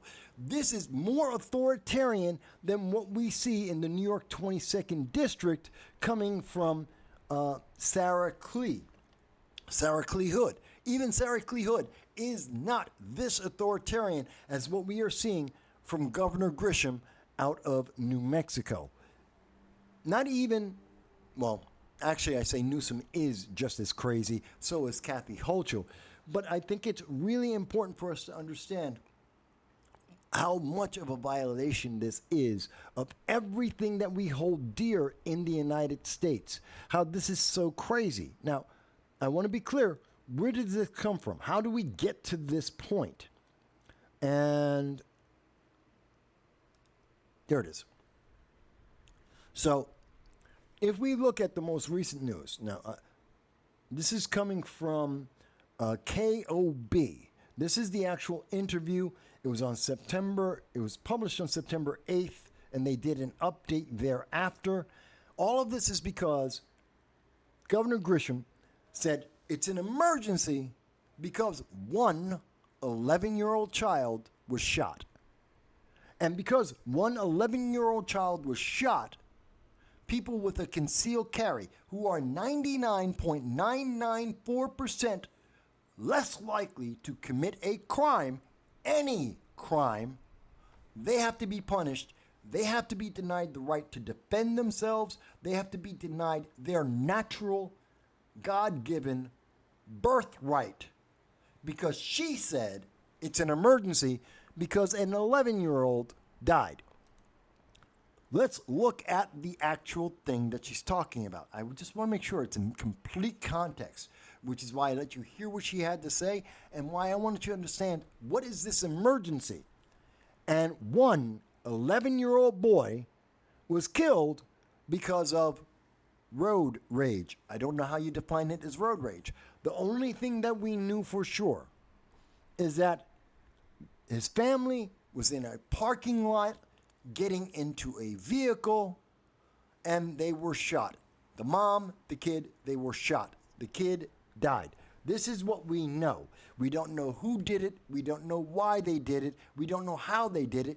We don't know that it has anything to do with a concealed carried gun. It is most likely about a gang.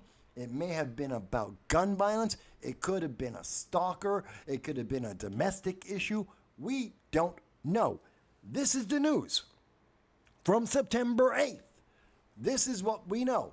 An 11-year-old got shot, as did his mom, by some crazed individual who was not following the law. This has nothing to do with concealed carry. And punishing lawful gun owners does not make someone safe, because firing a gun, murdering people is illegal. So the laws don't prevent criminals from committing crimes. It doesn't stop crazy people from taking crazy actions. This isn't about an emergency. This isn't a statewide emergency. It's not a national emergency. It's not even a local emergency. It is a horrible thing. It is sad. It is terrible. But it's not an emergency. The term emergency is being completely misused. Every 11-year-old child in New Mexico is not in danger, and least of all, in danger from concealed carry holders in New Mexico. That's not the biggest threat they have. They do have threats coming to them because of heroin and fentanyl. They're in danger because of bail reform and criminals being released over and over and over again to commit more and more crimes. They're in danger from illegal aliens who are entering into the United States, many of them in neighboring Arizona, where the actual gates in the wall were welded open to let thousands of individuals illegally enter America, including 140 known and suspected terrorists that are now wandering around America on their own, as stated by Secretary Mayorkas to Representative Darrell Issa in front at a congressional hearing 3 weeks ago, and we don't know where those people are. So, to answer your question, Ed, yes, it is a direct violation of her oath on multiple levels, and it is a statement of authoritarianism which violates the principles and will of the Constitution. Matthew J. Will the Democrats run with this? Yes, because they have to, because they always do, because they have always believed this. Every single time there is an event, every time they push it, whether it's David Hogg or any of the Democrats, you know, Cuomo or Hochul, Newsom, they always run with the same idea. Lori Lightfoot, when she was in charge of Chicago, whoever the new mayor is, I forget his name, they're all the same thing. They're all saying the same thing. Exchange your freedom for safety that you will never get. You never get to be safe. You always get to be afraid. You always get a promise. You always lose more and more of your freedom. You get nothing for it. It is the definition of insanity. And so they're not going to, because if Governor Newsom, if Kathy Hochul, if Lori Lightfoot and the mayor of Chicago, if Kamala Harris and Joe Biden were to back off, then they have to get rid of all of their ideas, all of their policies that are based on the same exact thing. That law-abiding citizens didn't cause the problem. That just because you say the word emergency doesn't mean it's emergency. They would have to give up power and point out the abuse of power that they have been doing for decades. Whether it's saying that, oh, well, you know, it's the pandemic, emergency. There are illegal aliens swamping New York City, emergency. You know, the illegal aliens that you allowed in, that you welded the gates open to let enter the nation. How can you tell me it's an emergency when they're doing what you told them to do? You can't tell me you did exactly whatever you told them to do. Like Eric Adams, he said New York City's a sanctuary city. Not the first one to say it, but he's the progressive that said it most recently. We're a sanctuary city, and we're not going to turn these people away, and we're not going to turn them over to the federal government to be deported. And now, 13,000 illegal aliens later, he's saying, well, 100,000 in total, 13,000 more than expected. He's now saying, oh, but, you know, it's going to break the system. Oh, my God, where are these illegal aliens coming from? It must be because of Texas. Not because we welded the gates open in Arizona. Not because we have been inviting them for years. And not because New York City spends $60,000 a year on illegal aliens, free and clear. That's taxpayer money that he was spending. $60,000 per illegal alien to sit in a hotel, a 3- and 4-star hotel, to get food and room service and have the rooms clean. Who doesn't want to live that life? Getting paid better than the average American by double, sitting in a hotel, life in luxury. This is very upsetting to me. So Matthew says, emergency powers were abused throughout the entire pandemic debacle. And they were abused before then, they're being abused now. Because everything is an emergency. It is always an emergency. There is the climate crisis. That is an emergency. We have, obviously, gun control is an emergency. We have critical race theory, race relations in America. That's an emergency. It's all an emergency. There is nothing that Democrats are running on that isn't an emergency. That isn't desperately, absolutely the thing we need to take care of right now. There isn't a single thing in America that isn't an emergency except anything that would actually support the Constitution. The Constitution is not an emergency. Supporting your rights, no, that's not an emergency. Anything that pushes the progressive agenda, that's an emergency. Now, if there is any elected Democrat in America, local, state, or federal, that wants to dispute that, I'm here. Please send me the message. I'll do a live stream with you. I'll find a way to make sure that we can get that recorded, and I'll be happy to have that conversation with you. But you can type in right now. can send me the message right now. YouTube, Facebook, Twitter. I know it's being suppressed, but I'm not going to edit you. I'm not going to stop you from speaking. If there's any progressive who is watching this right now and wants to try and figure out a way to explain why Sarah Clee Hood is not an authoritarian, to explain to me how New Mexico Governor Grisham is not an authoritarian, Kathy Hochul, Gavin Newsom, the mayor of Chicago, please explain how these are not authoritarians, dictators that are stealing your rights and your freedoms, that do not understand the word natural rights. We have life, liberty, and the pursuit of happiness by birth. That's the cornerstone of America. That is the principle that America is built on, by birth. I don't need a government, I don't need a king to tell me what I can and cannot do. I have those rights by birth. I have the right to defend myself by birth. I have the right to be able to speak about whatever I think by birth. I have the right to privacy by birth.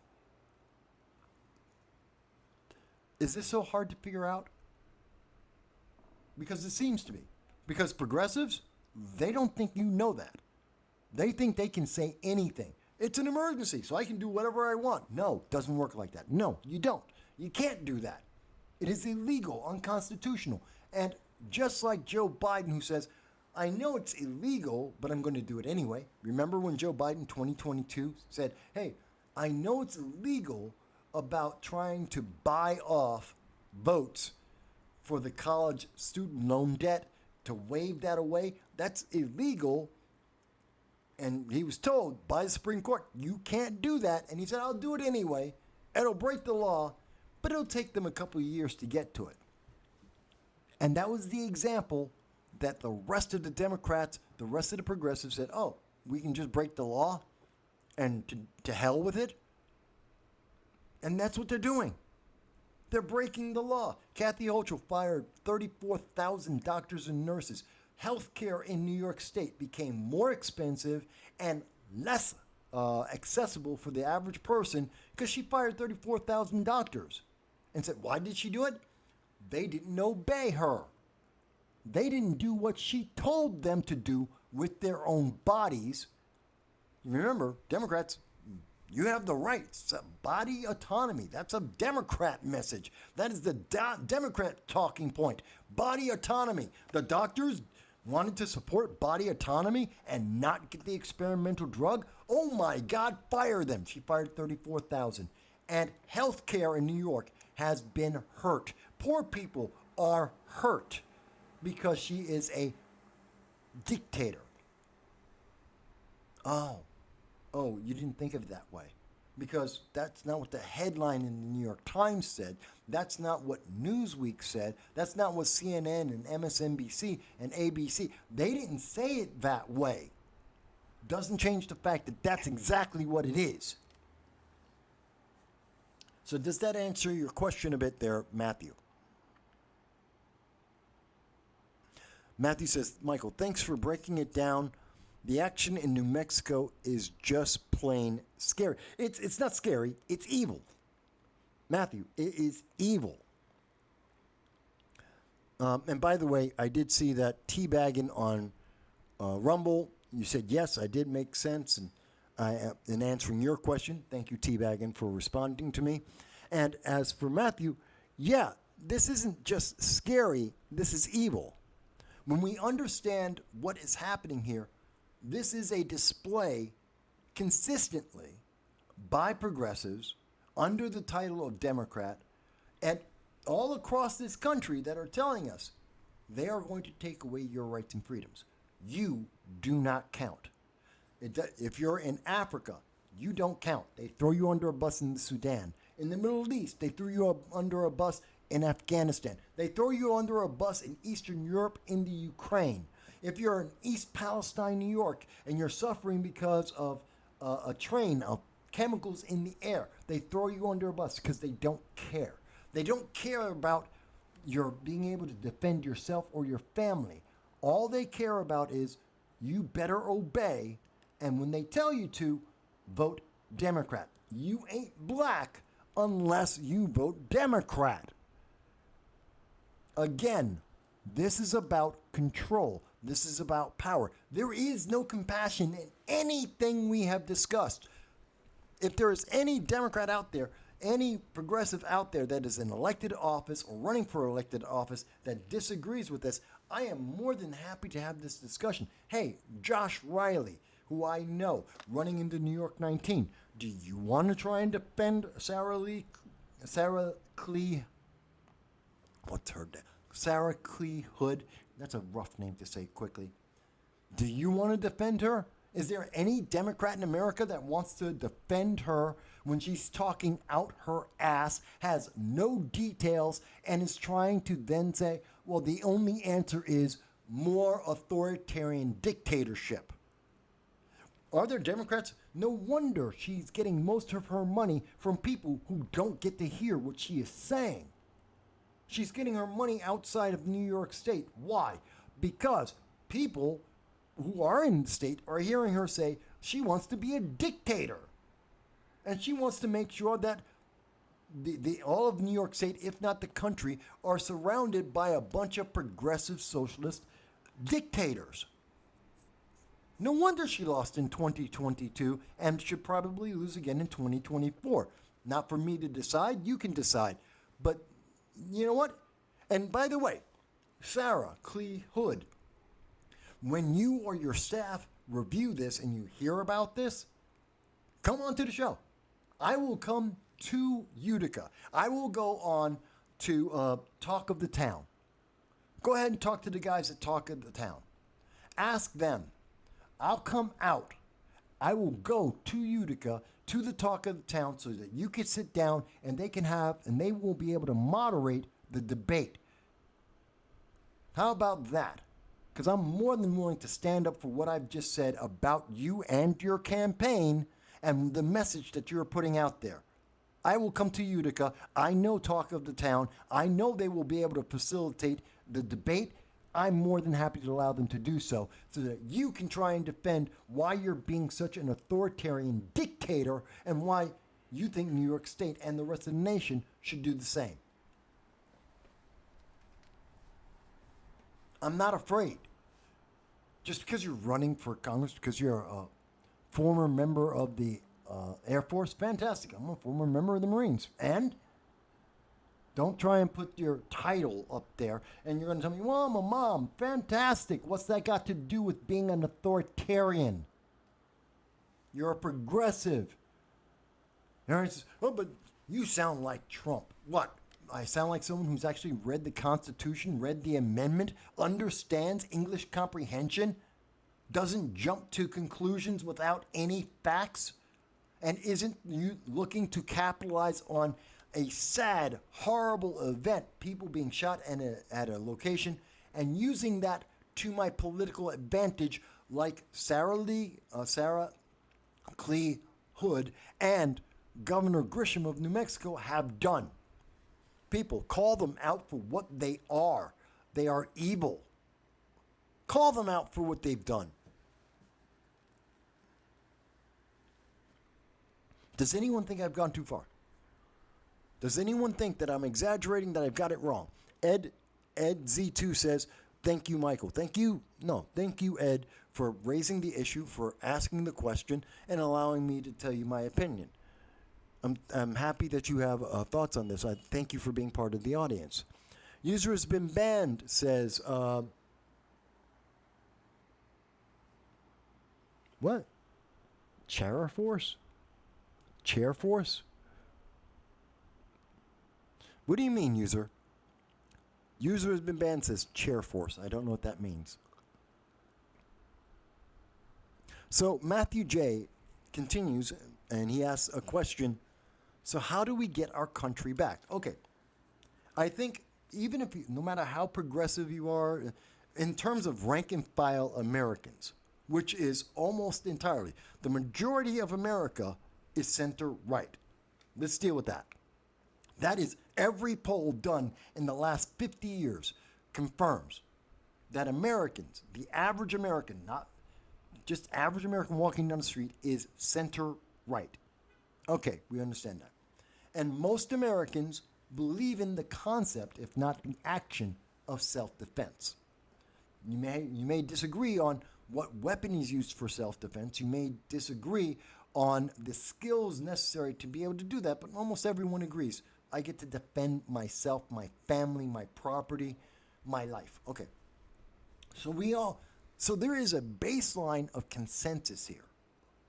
So understanding that, to answer your question, Matthew, if we understand that we all have a baseline, the majority, overwhelming majority of Americans do agree, we have a right to defend ourselves. That is a right not given to us by the government. That is a right we have because we were born, because we exist. It is a right every human being on the face of the earth has at the baseline. We don't need government to have that right. So what we need to do to make things better, remind our politicians we're not going to give up that right.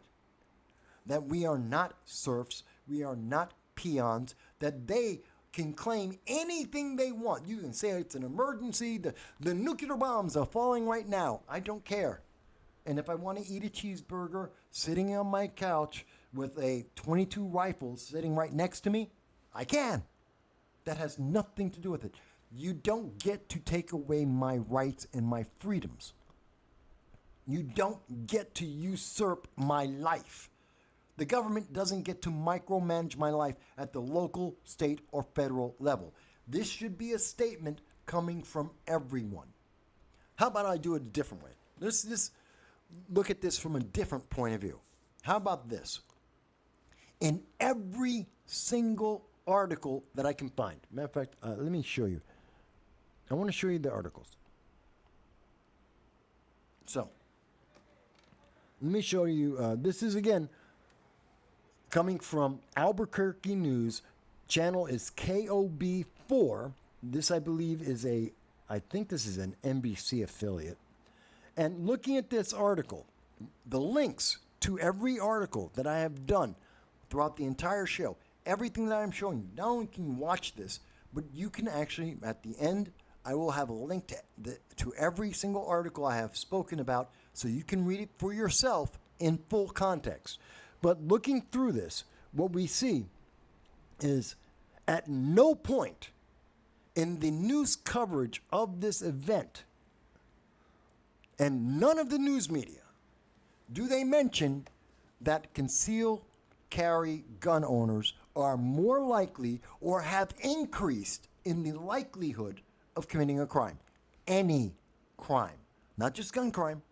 There is no evidence. When we saw that same question asked of Kathy Hochul, there is no evidence in New York State, in California, in New Mexico, in any state in the United States where concealed carry gun owners, they have that permit where they have either they are a leading cause, or an increase in them causing crimes of any type.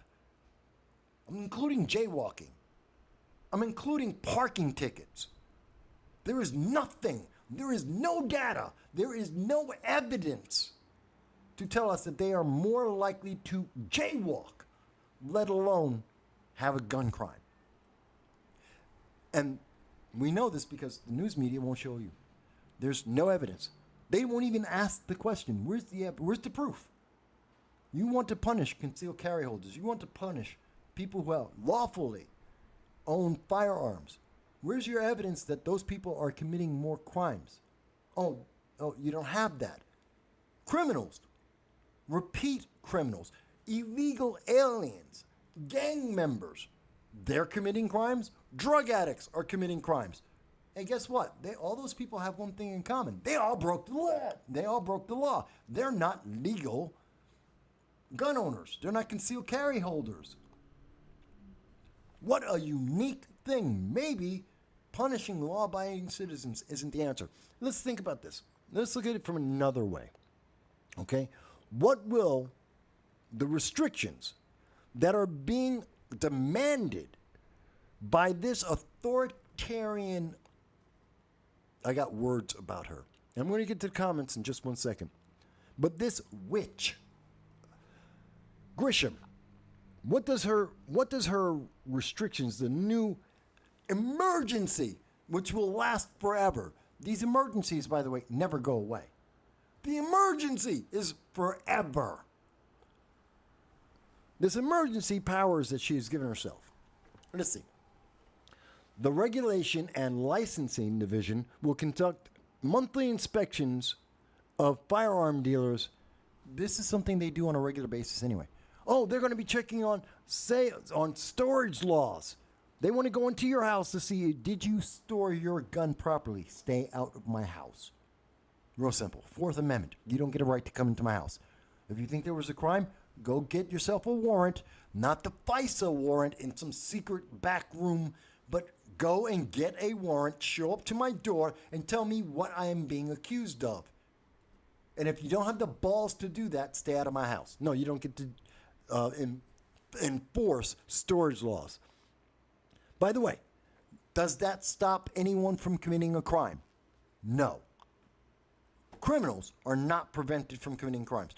The crazy people are not prevented from committing a crime. It is useless. Let's go on. Step 2. Department of Health, along with the Environment Department, oh yay, climate change, will begin wastewater testing for illegal substances such as fentanyl at schools. You're not testing for fentanyl in schools already? Why not? We've got over 110,000 people who have been dying from fentanyl and opioid overdoses for every year since 2020. This is 3 years now.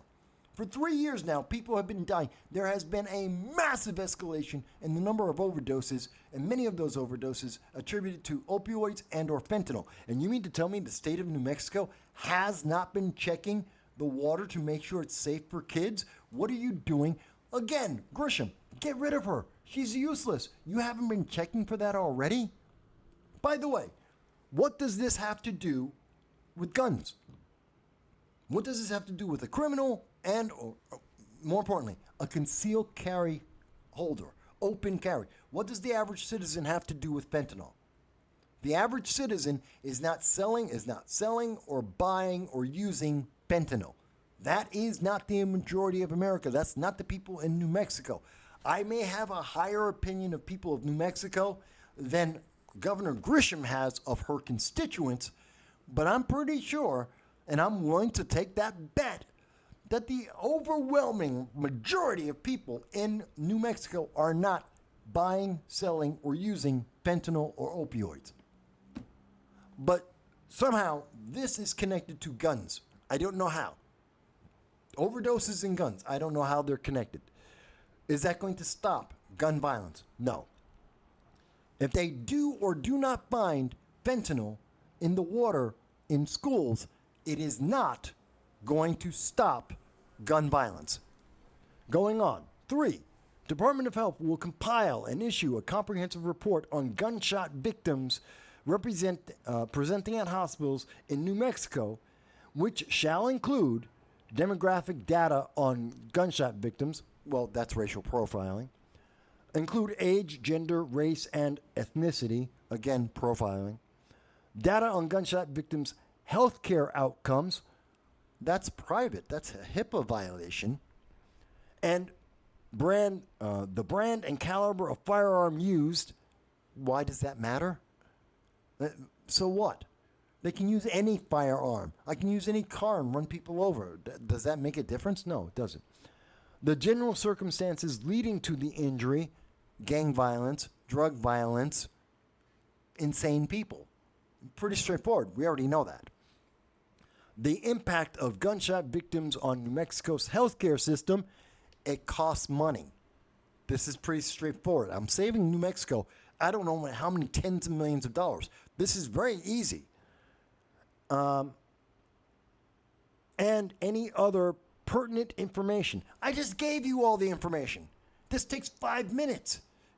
It took me longer to say it than it's going to, how many thousands of dollars? Just pay me. I just did it in 5 minutes for the state of New Mexico. Guess what? Pay me, I don't know, $5,000. We'll call it even because I just did the report for you. And again, does that stop gun violence? No. For the next 30 days, she's going to go in and find out if there's fentanyl in the water in schools. That does not protect kids, does not stop gun violence. And she's going to get a report which is profiling about people being shot and who shot them, why they shot them, and what they shot them with, which you already do. It's already being compiled. Ask the FBI, the Crime in the USA report. It's usually Section 8A. Go and look it up. We already have that data. Will it stop anyone from being shot? No. Next one. No firearms are allowed on state property. It's not allowed already. You can't take a firearm into a federal building or most state buildings. It's already illegal. That's not new. Including state buildings and schools. Gun-free zones.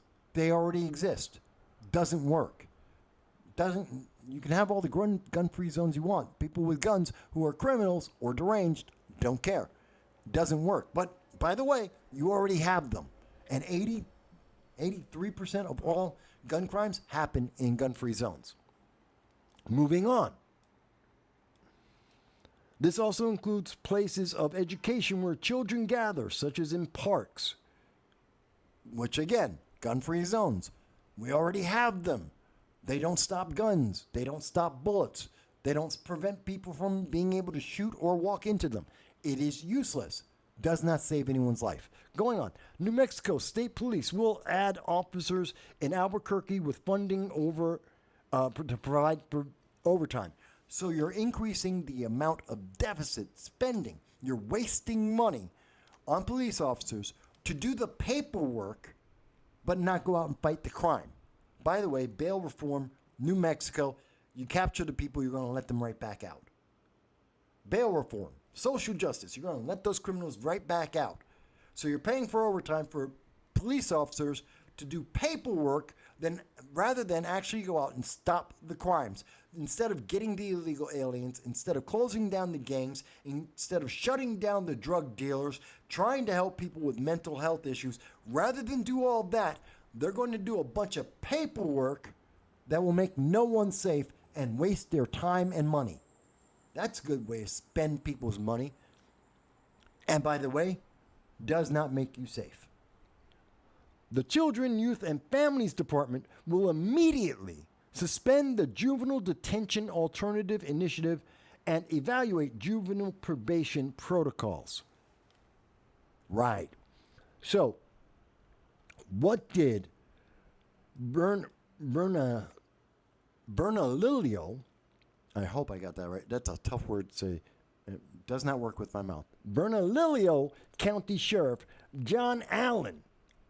What did he have to say?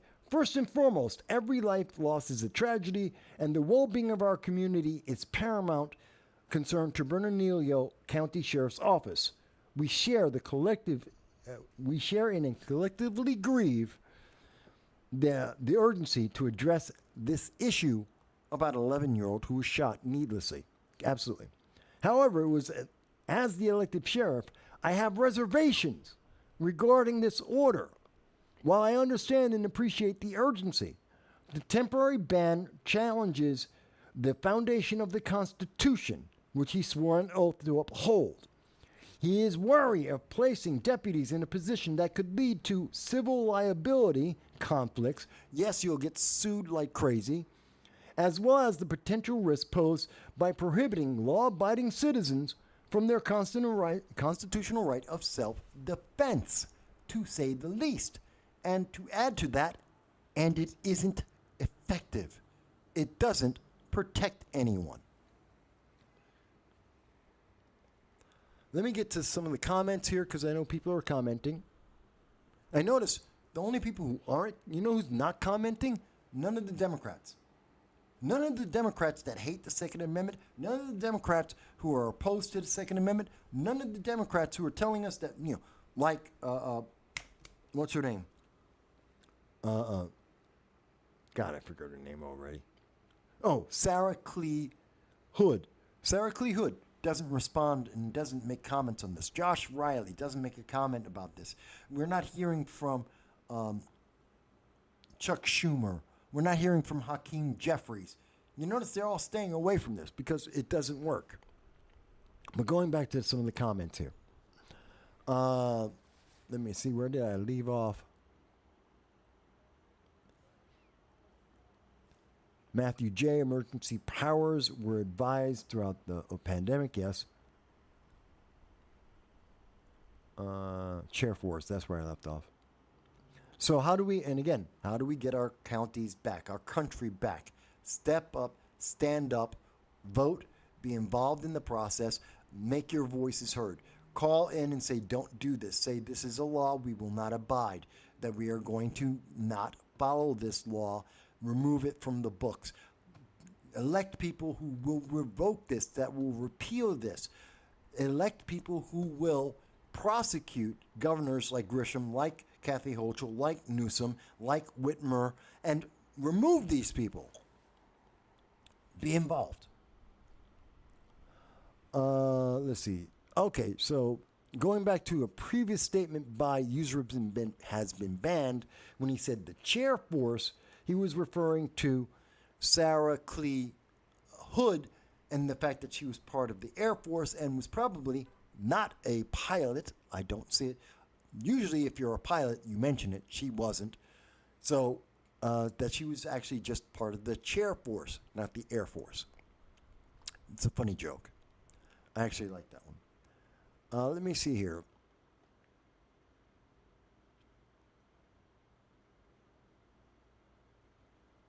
In reference to my comment, user has been banned, says, when I was talking about, when governors want to use emergency powers and I decide I want to have a cheeseburger and a rifle next to me, guess what?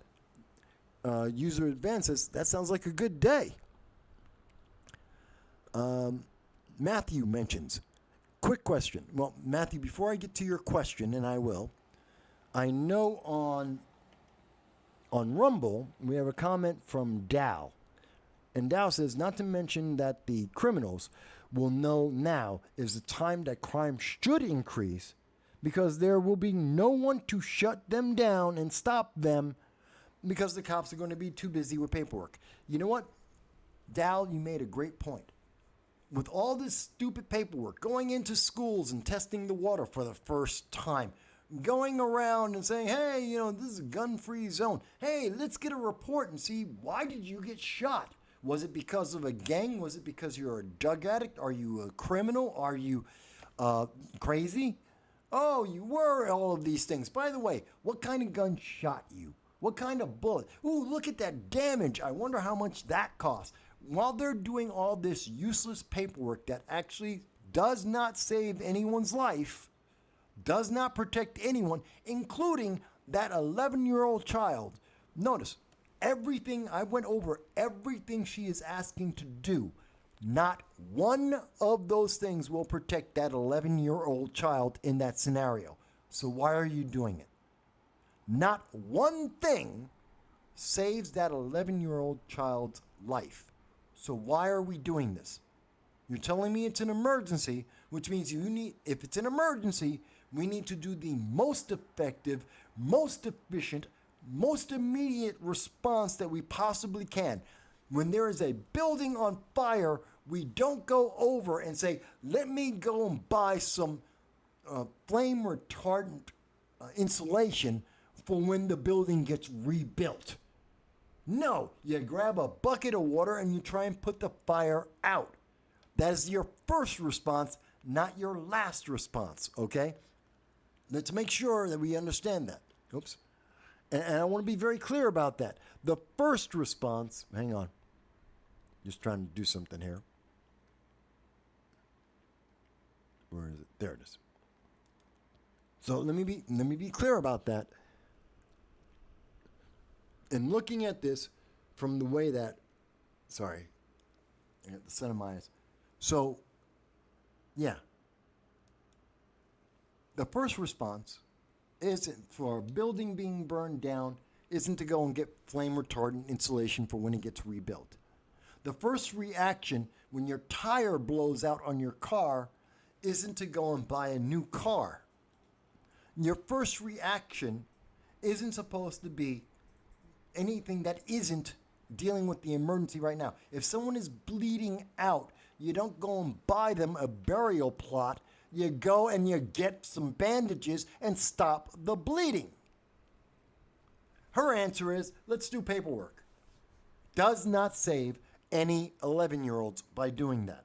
It is ridiculous. Ridiculous. Okay, so Matthew, you had a question. Why did it take New York City Mayor Eric Adams so long to address the out-of-control illegal immigration problem affecting New York City? Well, actually, let me be fair. Eric Adams has been saying relatively from the beginning that there is an illegal immigration issue in New York State. He just didn't care. And more importantly, the news media didn't care. Kathy Hochul didn't care. Democrats in New York State didn't care. He's been speaking about the problem with illegal aliens right after the illegal aliens showed up in a bus from Texas. Now, why did he start saying, even before, the month before the illegal aliens showed up in a bus in New York City, Eric Adams was already complaining there's too many illegal aliens. My problem is you're spending too much money on them. Why are we putting them in 3-star hotels? We don't put the homeless in 3-star hotels. We don't put veterans who are homeless in 3-star hotels. But we're going to put illegal aliens, people who broke our laws, and to enter our nation, we're going to put them in 3-star hotels. He's an idiot, but he calls himself a progressive, a practical progressive. But there you go. So he was talking about this very, very early on, that the sanctuary cities and sanctuary status under the Biden-Harris administration, the open border policy was bad. No one cared. The media didn't care. New York Times, CNN, MSNBC, they didn't care.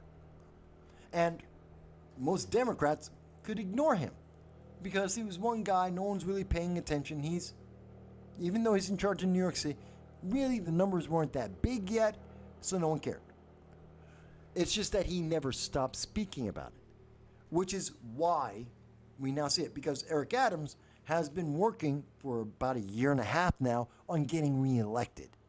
From the moment he got elected and he's been dealing with the illegal aliens, he knows that every single person in New York City is looking at the illegal aliens. When I look out my window in the Bronx at a neighborhood that for 35 out of the last 50 years was a middle-class neighborhood with low crime, and now I look out my window and I look at a third world nation with high crime, high drug use, yeah, he knows that this is what people are seeing. They've seen the change in New York State, in New York City. It's not positive, and he needs to blame everyone else except him.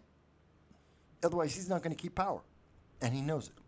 So that's why he's been talking about it. No one cared. None of the progressives cared.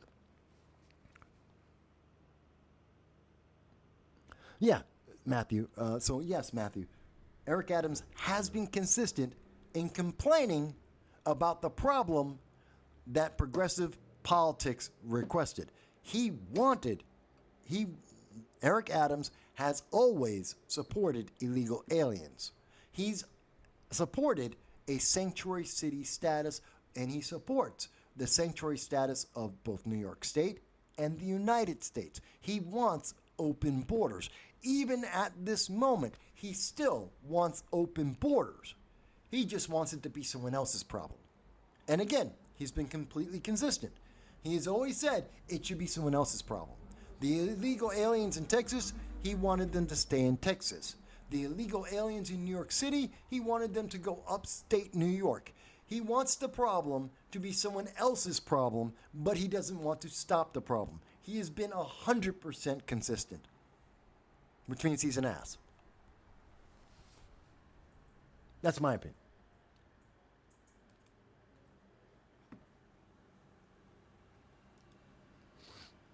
So, Teabaggin over on Rumble has said, bouncing Betties.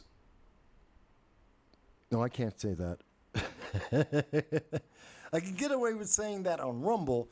I can't get away with saying that on YouTube or Facebook or anywhere else. Teabagging, that's kind of mean. I'm pretty sure you're joking there. Let me even say that here.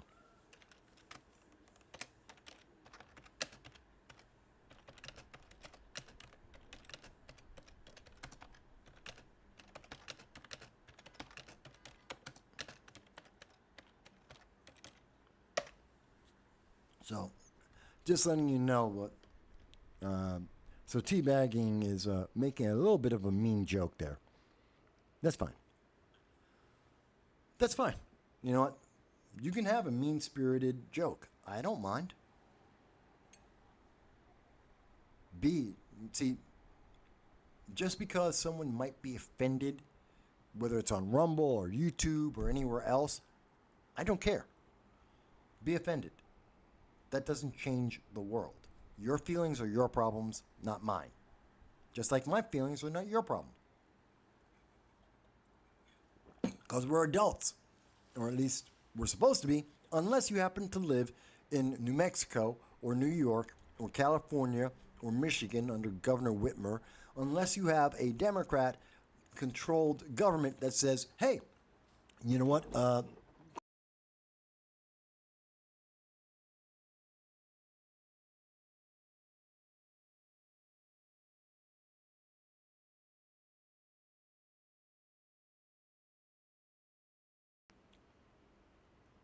yeah, and T. Baggins reminds us, well, just think about the reaction to all the illegal aliens in Martha's Vineyard.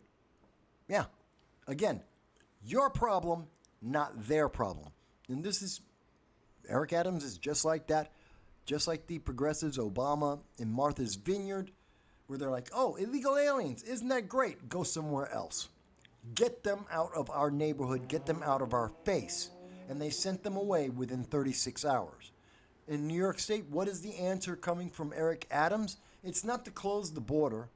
It's not to stop welding the gates open in Arizona. It's not to stop the people being shipped from Texas. His answer is, no, put the problem in upstate New York. Send them to Utica. Send them to Albany. Send them to Syracuse. Send them to Broome County. Send them anywhere but in New York City, and specifically in the Bronx.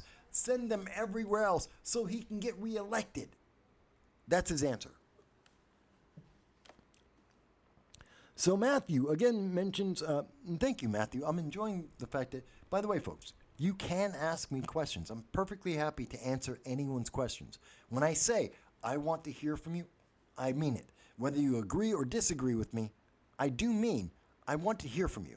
I want to hear your comments on whether it's on Rumble, whether it's on YouTube or Facebook or Twitter. I want to hear your comments. I do want to. This is our conversation. And if you disagree, I'm happy to hear that. You will never be disrespected on this program for disagreeing with me. You might be if you're just going to tell me that I'm old or ugly or evil. If you want to attack me on the feelings or personal attacks, that's a different thing. But if you want to say, Mike, I have a different opinion, fantastic. Let's have that conversation. And by the way, I haven't mentioned it so far today, and I should. Where is it? There. I can't see. I got the sun. I got a glaring sun. There we go. Like, share, subscribe. It's the only way that this channel grows.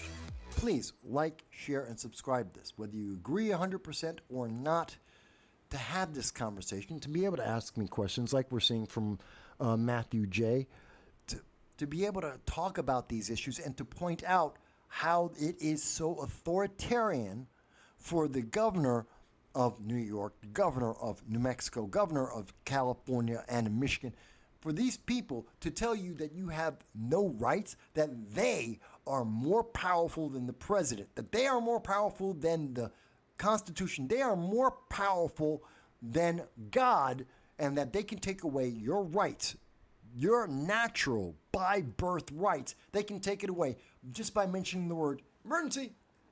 And now they rule? I'm sorry. Yeah, we need to have more of these conversations, and I hope that you'll share this so more people will have these conversations.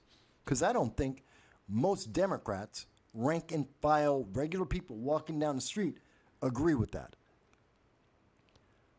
But Matthew says, will Democrats ever embrace RFK Jr. as a viable nominee? That's a good question, and I would say RFK isn't viable. RFK is a horrible candidate. RFK is an isolationist. That's one of my big problems with him. He's an isolationist. He wants to stick his head in the sand. He thinks that America can remain the superpower of the world and do nothing with the rest of the world. That we can stop interacting with the rest of the world and be the superpower of the world and have everyone afraid of America. And that's just not going to happen. He's unrealistic in his ideas and his viewpoint.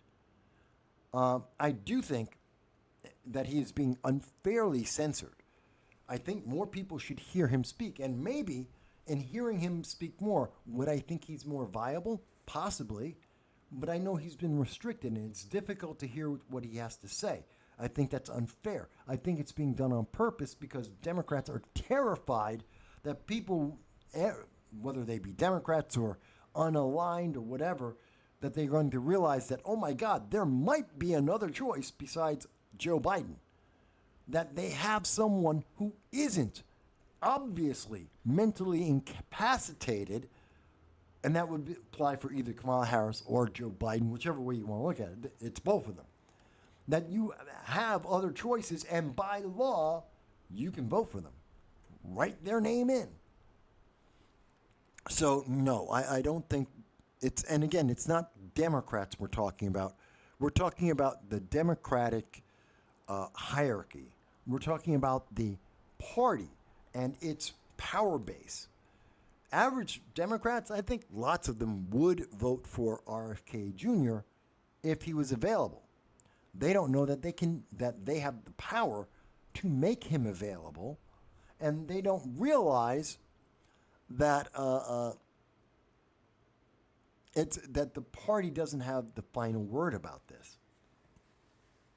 So, do rank and file Democrats have the ability, and will they embrace RFK? They could, they won't, because they do what the party tells them to. And the party doesn't recognize him as a viable candidate because they want Joe Biden, because Joe Biden is easy to control. This is why Joe Biden walked out of a Medal of Honor award and just walked away. Mind you, and I was mentioning this on the Liberty First Foundation Friday Roundtable. We know for a fact that when Joe Biden walked out on the Medal of Honoree, that one, that was insulting, but two, it had nothing to do with the pandemic. He was 6 inches away from the Medal of Honor honoree. Neither Joe Biden nor the honoree were wearing a mask. You can't tell me that he got the jab, because we know the jab doesn't stop transmission of the pandemic. So you could have 1 billion jabs like Joe Biden, and you're still going to get the pandemic. So he's not protecting him by walking away. He's already been breathing all over the 87-year-old who is at the highest risk possible. So no, he didn't do it because of that. Two, we know Joe Biden didn't walk away from the Medal of Honor honoree because it was planned, because if it were planned, the news media would have had it. Every minute of that award ceremony is written down. There is a schedule. The news media, the major news media, are given the actual timeline that so that they know how they can tape this and how they can present it to the American people.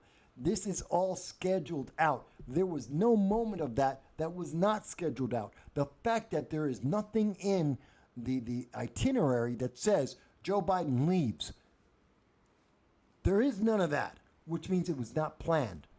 Otherwise, the news media would have already known about it. It was done on purpose. It was insulting.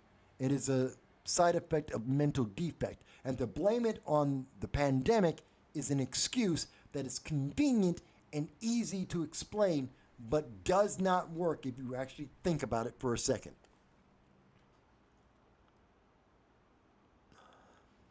Matthew J. says, well, then RFK Jr. is essentially a thorn in the side of the Democratic Party.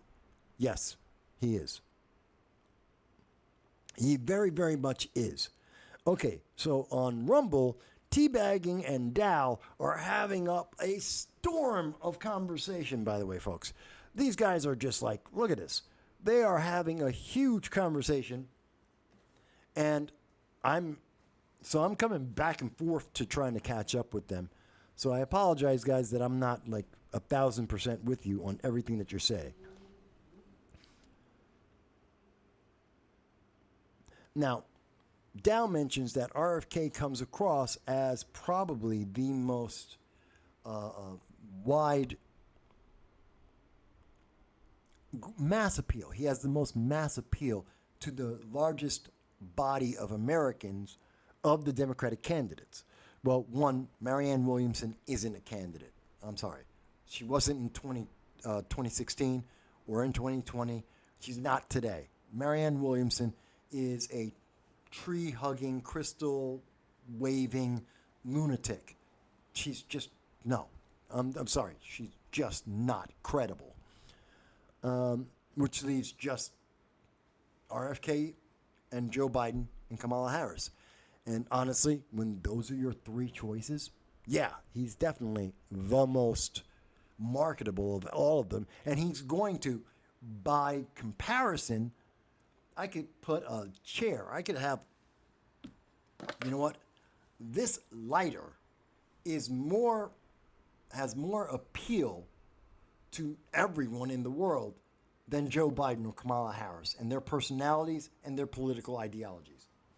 It's just a reality.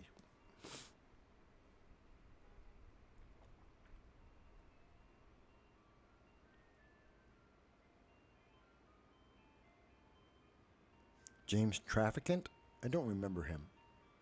Okay, so that being said, we've been going back and forth on a few different issues. I'm not done yet. Not at all. But I'm going to take about 30 seconds here. I just need about 30 seconds. I'm going to come right back to everyone. Give me a second to find... I need a commercial. Real quick. Bear with me, folks. Bear with me. I just need a commercial. I'm trying to bring that up. I'm just going to need about 30 seconds, 45 seconds. And then we're going to come right back. And I think we talk about a little bit about, what was it? Alexandria, we've been talking about around the illegal immigration.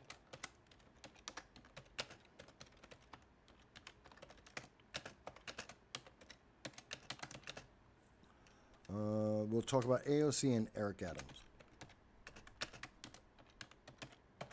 So we're going to be talking about illegal immigration, AOC, and Eric Adams in just a moment.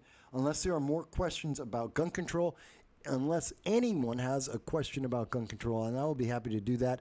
If there is any question from any elected official on gun control, I'll be happy to have those conversations with you. But until then, let's play this. Come on.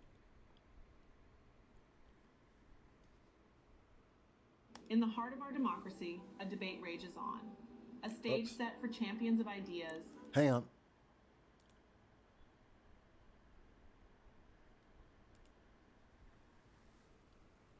Got to fix the sound.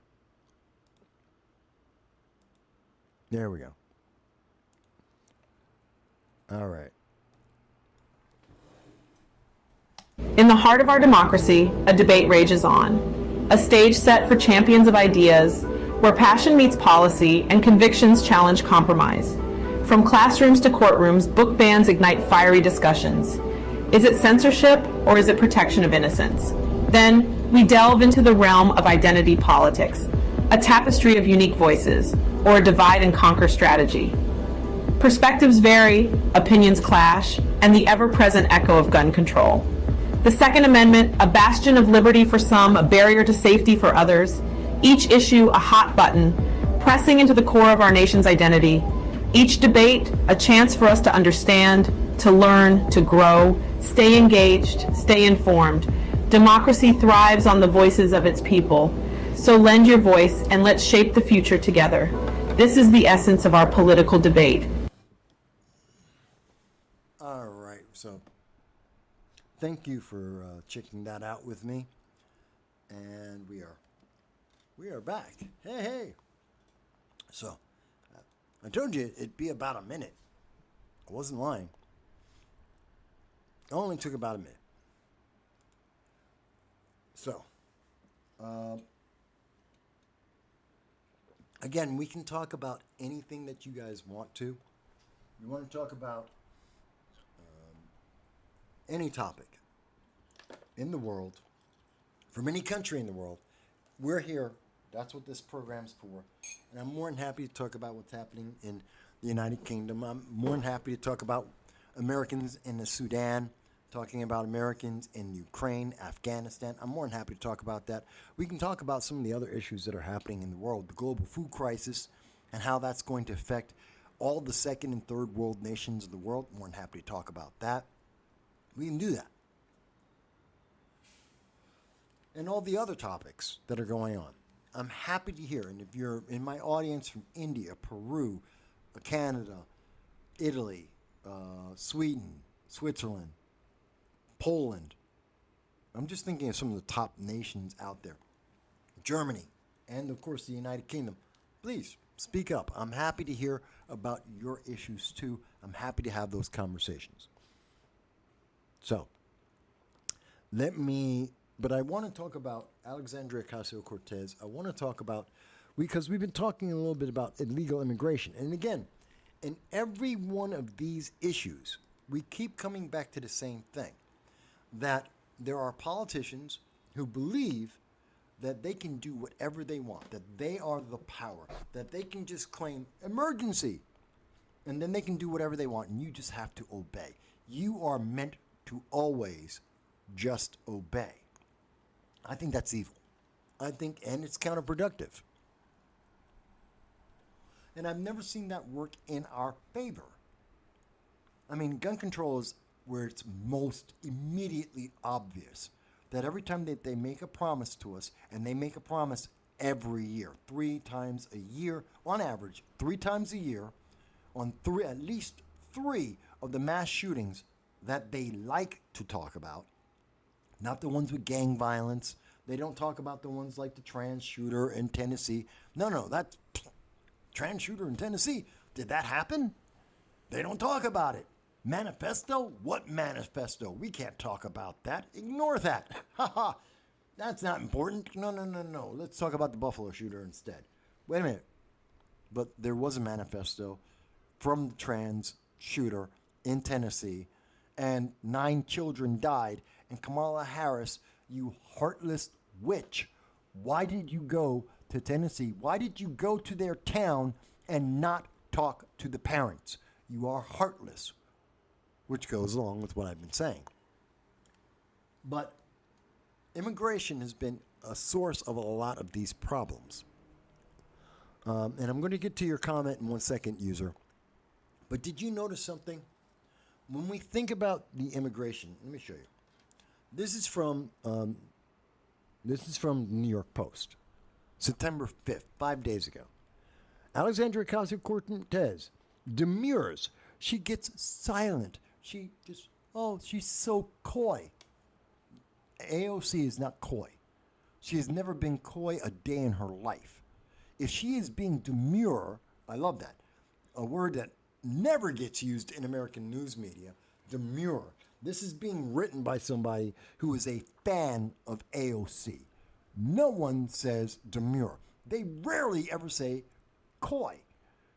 What they would say is, what they mean is, she's avoiding answering the question. She is dodging the issue because she's Alexandria Ocasio-Cortez. And she is not just a progressive, she is a democratic socialist. And so the democratic socialists have nothing to say about illegal immigration under a democratic progressive administration. She has nothing to say about illegal immigration when the floodgates are welded open in Arizona, when we are seeing 2.4 million illegal aliens entering America per year. And I'll go through the data on that with you in just 1 second. But so Alexandria Ocasio-Cortez refuses to answer the question when grilled on why she hasn't visited the border under Biden. Did you notice it only took them 3 years? It only took 3 years for the mainstream news media to ask the question, hey, why hasn't Alexandria Ocasio-Cortez been at the border? Didn't she go to the border 9 times under the Trump administration when no one was there? When there were no problems? Remember, there were so few illegal aliens in America, relatively, that Alexandria Cortez was going to a parking lot that was empty and taking manufactured photos to hide the fact that it was empty. She's like, oh, the kids are in cages. It's so horrible. She wasn't there. There were no children there. She was at a parking lot. Do you remember her in her white jumpsuit next to the chain link fence? And no one was there. It was a parking lot. Oh, we forgot about that. But now that there are literally every detention center on the border is filled. We have rented out hotels. We're using gymnasiums in schools to fill with children and with the illegal aliens that are entering our border. We have filled it to capacity so much that we can take busloads of people, send them to California, send them to New York City, and it still doesn't make a dent. We're sending them to Chicago. It doesn't make a dent on the border. And suddenly, AOC can't find the time to show up at the border. Neither can Joe Biden, neither can Kamala Harris. They can't get near the border. They're just too damn busy. What are they doing? I have no idea. Nobody knows. So what does she say here? The left-wing representative, left-wing my ass, she is a democratic socialist. She is far left, she's a communist. Says that she focused on the ongoing migrant crisis. It's not a migrant crisis. They are illegal aliens. It is a legal term. It is a fact. They broke the law. They don't belong here. They're not here. They're not from here. They are illegal aliens. They are not migrants. In the city, and plans to make the trek in the future when asked by the New York Times. The New York Times finally, 3 years in, finally says, hey, by the way, don't you have a thing about illegal aliens? Isn't that a issue you follow? Or was that just to get votes? And the answer is it was just to get votes. She says, quote, this is something that we're actively planning on. She's planning on it. You've had 3 years. I think you should be past the planning phase. What I have done is tours of New York area facilities. Well, that's pretty easy. It's called walking around the Bronx. It's not that hard. Right now, the crisis is in our own backyard. It always was. New York State, New York City are sanctuary cities, have been for decades. This is not new. California is a sanctuary state. It's not new. Same thing with Chicago, Baltimore. We can go through them. This isn't new. Going on. She goes on to say, the crisis is right there in our own backyard. I have absolutely prioritized having that visitation presence about going to see the illegal aliens. No, she doesn't value this. She doesn't have this as a priority. She's had 3 years. What has AOC done in the last 3 years? She's lived in her $15,000 a month armed gated apartment with her $80,000 Tesla being driven around by armed guards in SUVs that guzzle gas faster than she can speak. What are we talking about here? She's done nothing. She's just lying to your face. And the people in the New York Times are like, well, okay. Yeah, you've been busy. Yeah. You've been so busy. No. Let me go back to some of the comments here. So, where is this? User has been banned says, I found out to release a game in Germany, you have to pay them $5,000 just to have it reviewed. Yeah. Different countries, different standards. User has been banned mentions that, and by the way, in Germany, just like in the United Kingdom, massive edits. It's insane. Any form of media that shows up in their country has to be highly censored. It's really ridiculous. A user has been banned goes on to say, if the media is going after Alexandria Ocasio-Cortez, that means they must want her out. They never wanted her in. They do not want to support they do not want to support the Democratic Socialists of America. But they don't have a choice. Hakeem Jeffries is in charge. He is a progressive. The progressive wing is the loudest voice in the Democratic Party. And because Democrats always support the loudest voice, they're going to support her. But they don't want her in. They never wanted her in. They always wanted to get rid of her. But she's a Democrat. She's in. Now they got to just deal with her.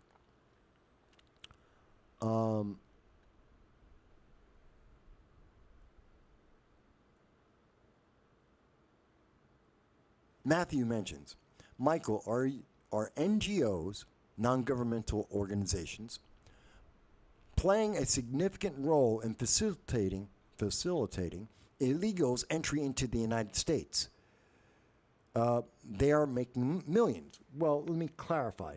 They are spending millions because NGOs, like the Red Cross, are taking your tax dollars and they are putting together, and we've covered this before. This is a fact. It is not an opinion. It is not a question. It is a fact that the Red Cross is putting together care packages which include maps on how illegal aliens can enter the United States the easiest way.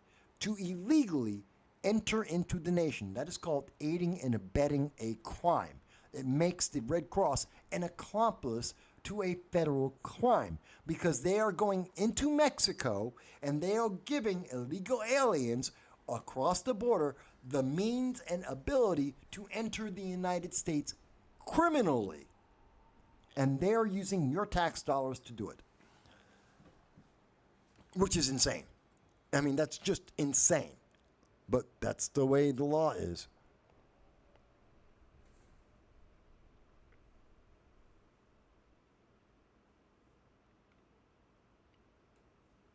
Sorry, I'm looking at some of the comments over on Rumble right now.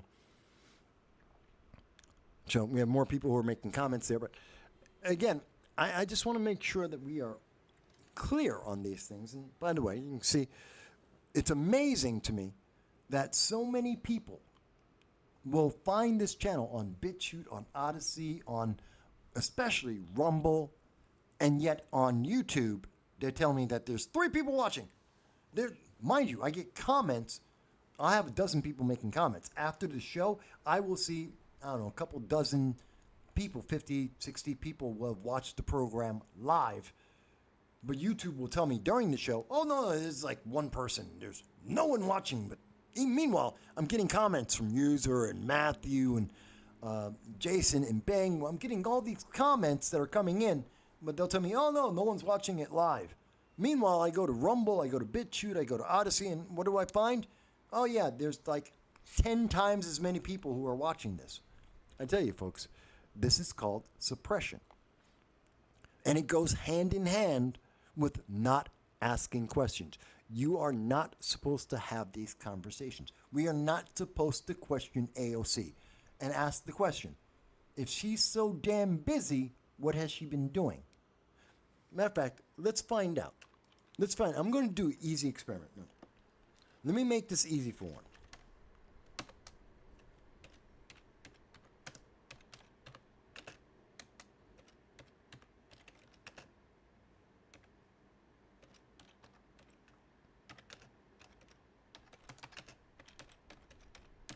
So I'm showing you that I'm doing this live with everyone else. Oh, I typed wrong. So it's a Alexandria Ocasio-Cortez voting record. Anyone could do this. I am doing this live with you right now. Let's see. We're going to go to GovTrack, which is an independent media source. They're not left, they're not right. They just show what these people, these elected officials, what did they vote on? What bills do they support? Okay? So we're going to just go down here. And by the way, this is when I say that she's incredibly leftist, this is Ocasio-Cortez. This is everyone, and this is everyone else in Congress. This is where Cortez is. She's all the way down here. So that tells you how far left she is. But let's go to recently introduced bills. So, why am I getting an ad? Close that. I don't want an ad. So, this is every bill introduced by date from AOC while she has been in. And all we're going to look for is, I don't want to see anything that she co-sponsored. No. I just want to see her introduce bills. So, what did she get passed? Not much. So, hang on a second. I'm just getting this all set. And she has never had a bill pass. I can tell you instantly, out of the 40 bills that Alexandria Ocasio-Cortez has had in her time in office, not once did she have a bill that was passed. We can see by introduction date, by sponsors, there is no option to say, okay, where's the bills that passed? None of them have. So, let's see. 1% chance, 4% chance, 0% chance, did not pass, introduced. What I'm looking for is anything that got passed, anything that passed the House, anything that was signed into law, anything. Is there any bill that she has ever introduced, any legislation that she has suggested that should pass, anything at all that Democrats, Republicans, anyone has agreed with? The answer is no.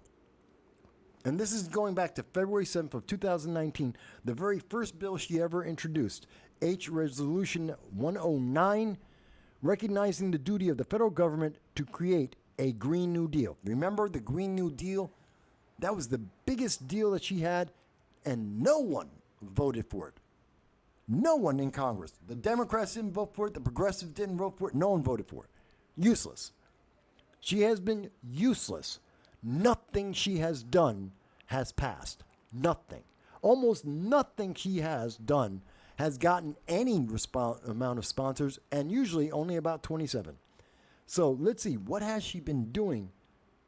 Let's see, in August she introduced a bill. No one cares. July she introduced a bill. No one cares. April she introduced a bill. No one cares. So in the month of May and June, she could have gone to the southern border, but she didn't, because she didn't care. Next bill was So we go from July 21st of 2022 to April 24th of 2023.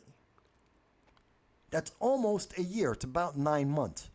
She could have gone to the Texas border. She could have gone to Arizona. She could have gone to our southern border for 9 months where she did nothing. From 2022 until, and even if you wanted to say, well, she was campaigning in 2022, she wanted to get reelected, fantastic. November, October, December, January, February, March, April, 7 months. She had 7 months doing nothing that she could have gone. She was already reelected. At any point, she had nothing to introduce to Congress. She could have shown up at any point at the southern border. She didn't. Because she doesn't care. It's just that simple, folks. She doesn't care. And the New York Times didn't want to embarrass her. They're okay. They want her to get a pass. Because this is about lying to the public. She's so busy. She's so busy that she has never, ever passed anything in Congress. Nothing. She's so busy that she did nothing for 9 months in a row besides get reelected, which only took up 2 months. And then the rest of the time, she's been sitting back eating bonbons in a luxury apartment, driving around in a Tesla, not paying off her college loans. The Tesla costs $80,000. She has $110,000 in college student loan debt. She could sell the Tesla and pay off her college loans. She doesn't want to. She wants you to pay her college loan as she sits in a $15,000 a month armed, guarded, gated community. Yet, tell me she is not the example of, what do they call it? Privilege.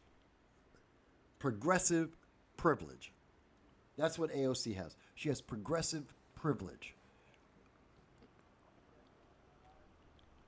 So yes, to answer your, going back to your comment there, I went a little bit on a tangent. But Michael, yes, NGOs are using our tax dollars, in particular the Red Cross, but there are many others, who are using our tax dollars to encourage illegal aliens to come into the United States, and they are literally giving them maps on exactly how to do that, to break the law. They are aiding and abetting a crime, and they should be punished for that, but they won't be. Dan M. says, hello from Nampa? Nampa? Where's Nampa? Did you mean to type out Tampa? Dan M., thank you for joining us. I'm happy to have you with us. Thank you for being part of the audience. Oh, Idaho.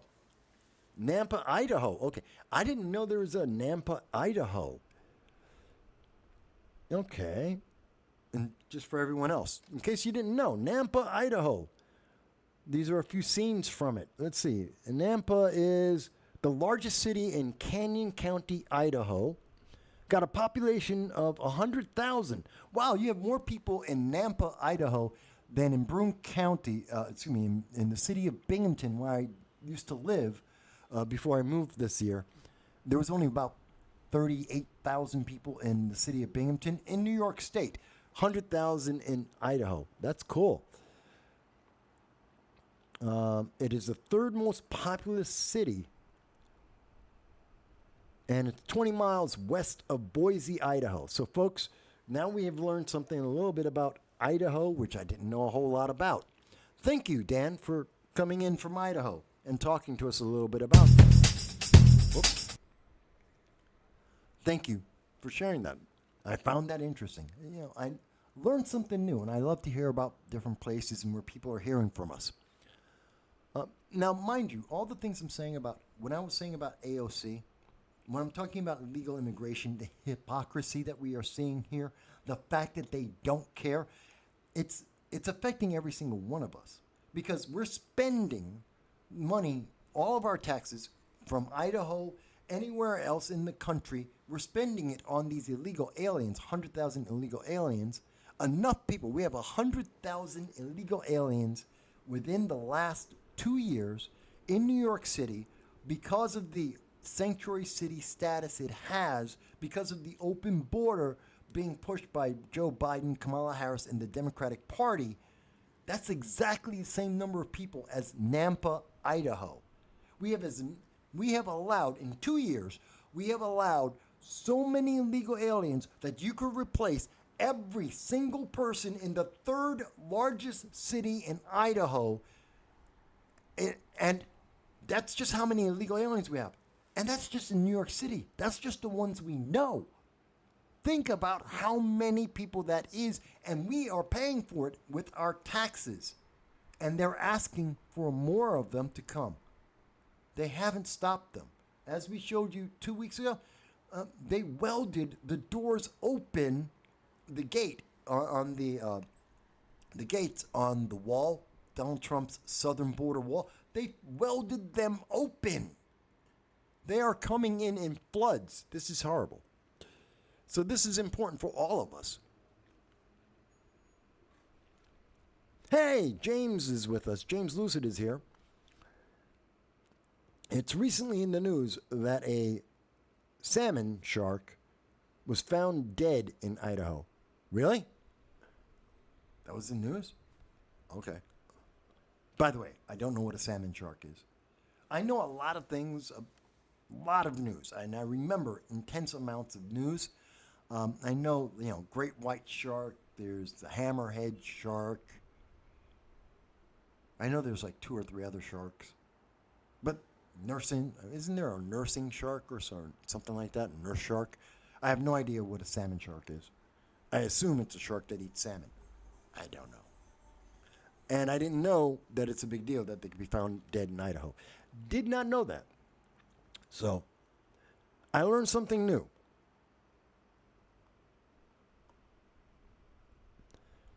Dow mentions on Rumble that progressive privilege is small people energy. And I agree with you. Oh, we're learning something about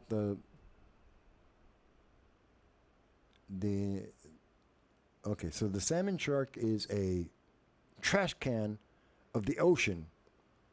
It's kind of like a bull shark. Okay. James says that the story about the salmon shark, it being dead in Idaho. Hang on. Wait a minute. Unless I could be wrong. Dan M. over in Nampa, please correct me if I'm wrong here, but there is no river, there is no connection to the Pacific Ocean from Idaho. You can't take a river from Idaho and get to the Pacific Ocean. You can't even there isn't a river that goes from Idaho to Mississippi River, which would take you to the Gulf of Mexico. So how's a shark, which I presume is a saltwater shark, getting from the Pacific or Gulf of Mexico or the ocean into Idaho, which is on the land? The Colorado River? Am I wrong on that? James, am I wrong about that? That you can take the Columbus River and it will take you to the Pacific Ocean? Or does it take you to the Mississippi? Okay, I could be wrong. I am willing to admit my lack of knowledge. I'm good with geography, but I'm not great with geography. So I could be wrong there. That's okay. I'm willing to talk about that. But that actually kind of brings up something for me that I wanted to mention. Where is it? Joe Biden. Joe Biden has decided that the United States... Oh, I got to do the Trump thing. I'm going to talk about Trump in 1 second. But where is it? Joe Biden is talking about the United States being part of the Pacific. I had that. I love it. I have so many articles and I lose them sometimes.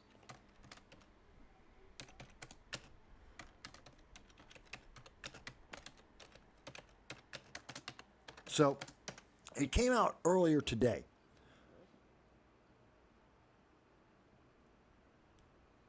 Here it is. So the United States, I bet people didn't realize this. The United States, I may not be great with geography, but I do know that the United States is part of the North American continent. You know, with Canada and Mexico, we're part of North America, a continent. But according to Joe Biden, just a few hours ago, we are actually... Attention retirees, if you're willing to be at your computer from... I don't want that error. We are, according to Joe Biden... Stop. There we go. According to Joe Biden, the United States is now in the Pacific Ocean. According to Joe Biden, the United States is part... Let me show you what I mean. It's short. Here we go. Today, we can trace a 50-year arc of progress in the relationship between our nations from conflict to normalization. This is a new elevated status that will be a force for prosperity and security in one of the most consequential regions in the world. We've elevated our cooperation directly to the Vietnamese highest tier of partnership, referred to as the Comprehensive Strategic Partnership. So, by the way, he's talking in Vietnam, trying to convince Vietnam that the United States are good guys and that we will support Vietnam as we support Japan and South Korea. He's trying to convince them that we are actually willing to stand up to to China and defend Taiwan, which nobody in Southeast Asia believes. Nobody. Not one country in Southeast Asia believes Joe Biden or Kamala Harris. No one trusts him. But this is what this is. He's there now. This is what he's trying to convince them. And this is the conversation he is having to try and convince people in Vietnam and Southeast Asia that the United States is going to protect them. And so far, he has said gobbledygook. This is an empty statement. We've been listening to him for 25 seconds. He said nothing so far.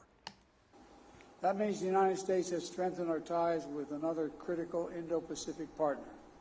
Our progress today builds on Camp David Trilateral with Japan and Republic of Korea and the United States. So what he just said there, yeah.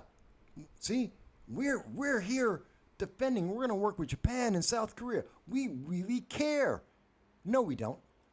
We don't care about Americans that are abandoned in Sudan, in Africa,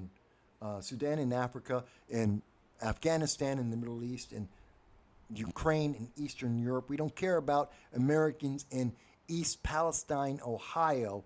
We didn't care about Americans in Maui, Hawaii. Do you think we care about the people in Vietnam? No, we don't. Not under the Biden administration. But let's go on.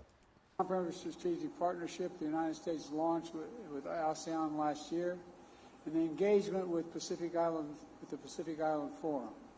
Our strengthened alliances with the Philippines and AUKUS partnership with Australia and the United Kingdom. Our elevated Quad engagement with India, Australia, and Japan, and the By the way, all of the agreements he's talking about, none of them actually make anyone safe. None of them are trade deals that actually benefit the United States. Not one. Go on. Pacific Economic Framework for Prosperity, and all the effort we've advanced from day one of my administration to demonstrate to our Indo-Pacific partners and to the world, the United States is a Pacific nation, and we're not going any. The United States is a Pacific nation. The United States is a Pacific nation. You know, not just Hawaii, which is in the Pacific Ocean, and it is a state that is in the Pacific. So you could say that, yes, Hawaii is a Pacific state. You could say that California, which has a coastline on the Pacific Ocean, is a Pacific state. You could say that about Seattle, what is that? Oregon? You could say that. But you can't say that about the United States. Then the United States is a North American nation. We're on the North American continent. We're not in an island in the middle of the Pacific. Australia is, you can say, is a Pacific and is a South Pacific nation. You could say that about Fiji. You could say that about Samoa. You could say that about the Philippines. You can't say that about America. He's rewriting geography. And actually, it's kind of insulting.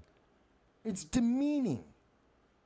He's insulting the rest of the world. He's insulting the people of Southeast Asia. Yes, we care so much about you because we're just like you. We're one of you, even though we have nothing to do with anything that we have nothing to do with Southeast Asian politics. We have nothing to do with the culture. We have nothing to do with the language. So it's kind of insulting when Joe Biden says the United States is a strong Pacific nation after saying a bunch of political gobbledygook that makes no sense whatsoever. He just mentioned a bunch of political mumbo jumbo that says we really care.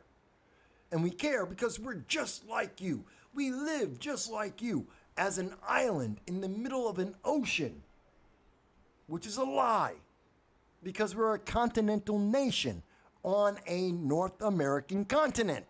We're not a Pacific nation. We have a Pacific state. You might stretch it to 3 Pacific states if you include Alaska, or rather 4.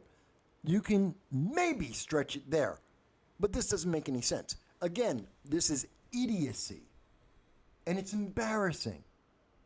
I know he doesn't think it's embarrassing. Whoever wrote that speech for him didn't think it's embarrassing, but it's embarrassing because it's wrong, and everyone knows it's wrong. Let me go back to some of the comments here.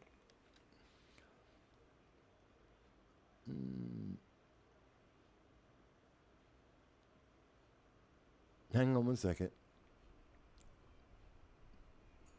Okay, Snake River. Railroad, yeah. Users been banned mentions that, this is the same kind of thinking that gets us the railroad around the world with, as I showed you, with Alexandria Ocasio-Cortez with her great new deal, which said she would build a railroad going from New York City to Hawaii, which happens to forget that there's, an ocean called the Pacific Ocean, and we have to build a railroad on top of an ocean. I don't think so.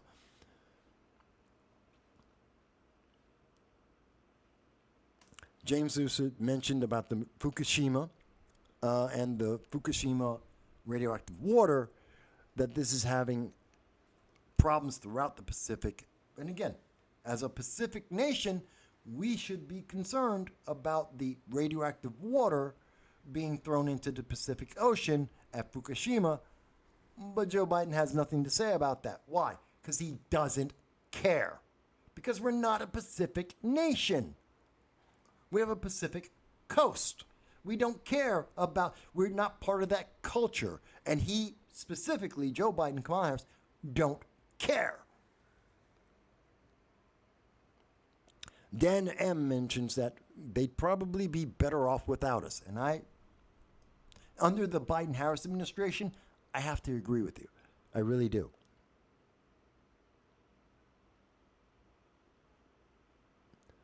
Oh, a user has been banned says, no, Biden mentioned that we were going to build a railroad to India. It's in the Hindustan Times. I missed that one. I do read the Hindustan Times. I do read their newspaper. It's one of the international newspapers that I read. I read about 20 of them.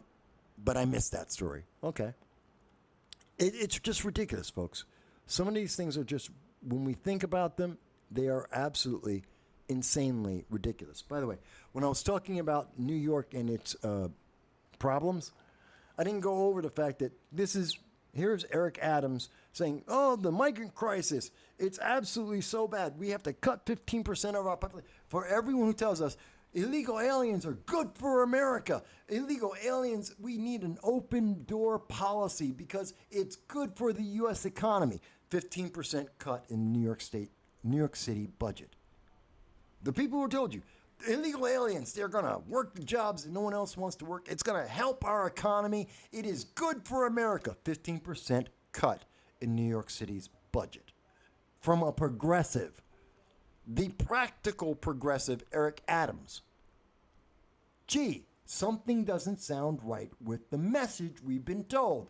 It doesn't seem to match up. Progressives say one thing, reality says another. Progressives go, next story. Just so you know, and this is coming from where? Google. Just put in Eric Adams. That's all you have to do. Eric Adams, refresh it, bang. 15%. Oh, they dropped that. Wow. Too many people saw that illegal aliens don't help the economy, and so they dropped the story. They dropped the 15% cut to the budget. They got that headline away from people. I guess it was costing too many votes. Not enough donations were coming from the left. So this makes me think of something else. Let's talk about Donald Trump for a second. And I think this is interesting.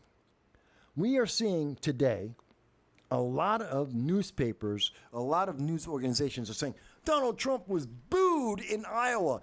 Donald Trump, he was at a football game, and there were people who were upset, and they go, and somebody cheered. Somebody was, happy, but they were booing Donald Trump. Wait a minute. People boo every politician that has ever existed. I've been to a lot of political events over the last 17 to 20 years. A lot of them. I have covered a large number of them live. You have seen when people get booed. In my live coverage, I have seen progressives and Democrats and libertarians and Republicans and conservatives all get booed and cheered. So usually both things happen at any given time. But the news media today has been pushing this message that Donald Trump got booed. They want you to focus on, and again, this is for the headline media, the people who are on Twitter and people who just read the headlines instead of actually paying attention to the politics. And they're going to see, oh, Donald Trump was booed. Oh my God, he must not be popular anymore. Donald Trump stopped being popular. Oh my God, he's not popular. Yes, he is popular. Let's look at this. So according to, this is USA Today. USA Today, David Jackson is disingenuously trying to emphasize and tell people, oh, Donald Trump got booed. He was booed. Everyone hated him. Oh, my God, it was so terrible. And following that up is this guy. Nope, wrong one. Where is it? Hang on a second. Where is it? Nope. So now there's that, and there's also, where is it? Where is it? I just had it. I missed it. Well, here's what Forbes had to show us. This is Forbes. Really, stop showing me these crappy commercials. I don't want them. USA! USA! USA! You're hearing this. You're watching this.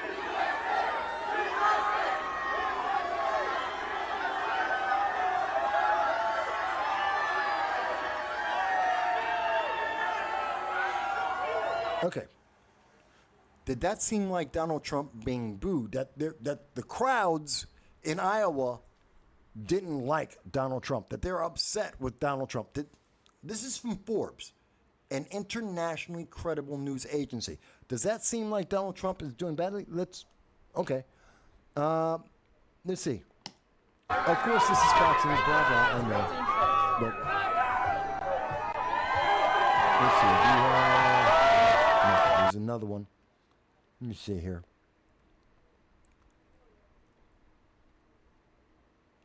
Donald Trump's attending the tailgate. Does that sound like Donald Trump being booed? Does that sound like people are not interested? Does that sound like the majority of people there are not supporting Donald Trump? Because that's, again, USA Today told you, regardless of what you're seeing, regardless of what you're hearing, that people are against Donald Trump. But they're upset with Donald Trump. Okay. Let me try, how about this one?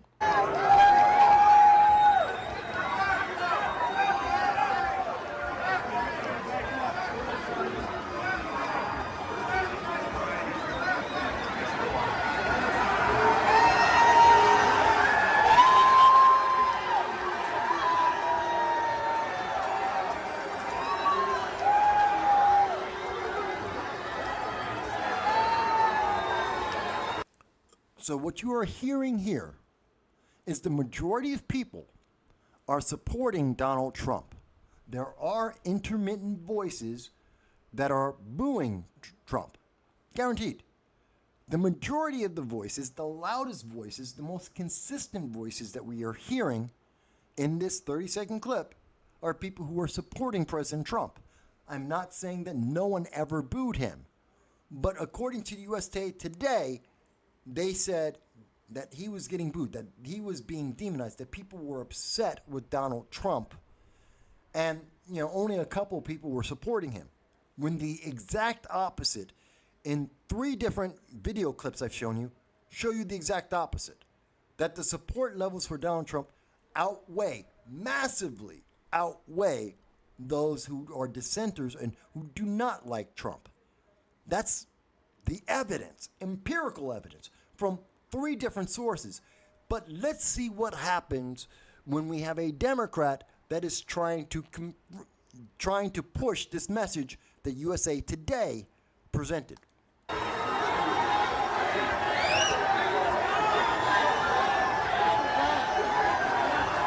This is Trump getting what I would imagine is a pretty unexpected welcome at today's Iowa State football game with what was a... No, Donald Trump got the kind of result, as we saw from 3 different video clips, including this guy's clip. Donald Trump got pretty much what he expected. Overwhelmingly, the largest majority of people around him and making noise were supporting him. There were people who did not approve, which is obvious, and that happens to every president. But overwhelmingly, people supported Donald Trump. So yes, he did expect this kind of result. That's why he showed up, and that's the kind of result he got. But this guy is being disingenuous. This happens to be Brian Tyler Cohen, and he's being disingenuous to his 2.25 million viewers by trying to paint this message in isolation as, see, there's some people, some voices that you can hear in part of the 30 seconds that are not in favor of Trump. That's obviously the bigger voice, and that's obviously what happened at the entire event, even though that's not even close to true. Don't watch Forbes. Don't look at any other news media. Don't look at any of the other clips. Just trust Brian Tyler Cohen as he tells you that based on these out of context 30 seconds, Trump is not having as much favor. Let's see what else he has to say here.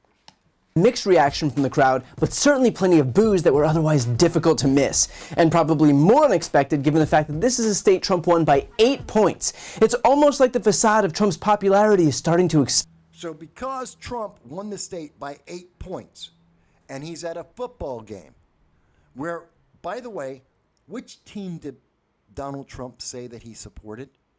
Did Donald Trump pick Iowa or Iowa State?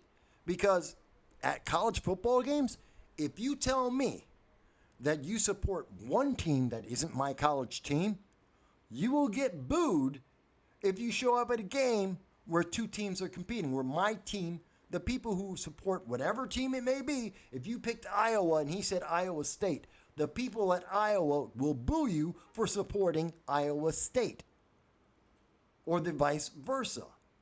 So are they booing at Trump, or are they booing at his selection and his support of one of the football teams?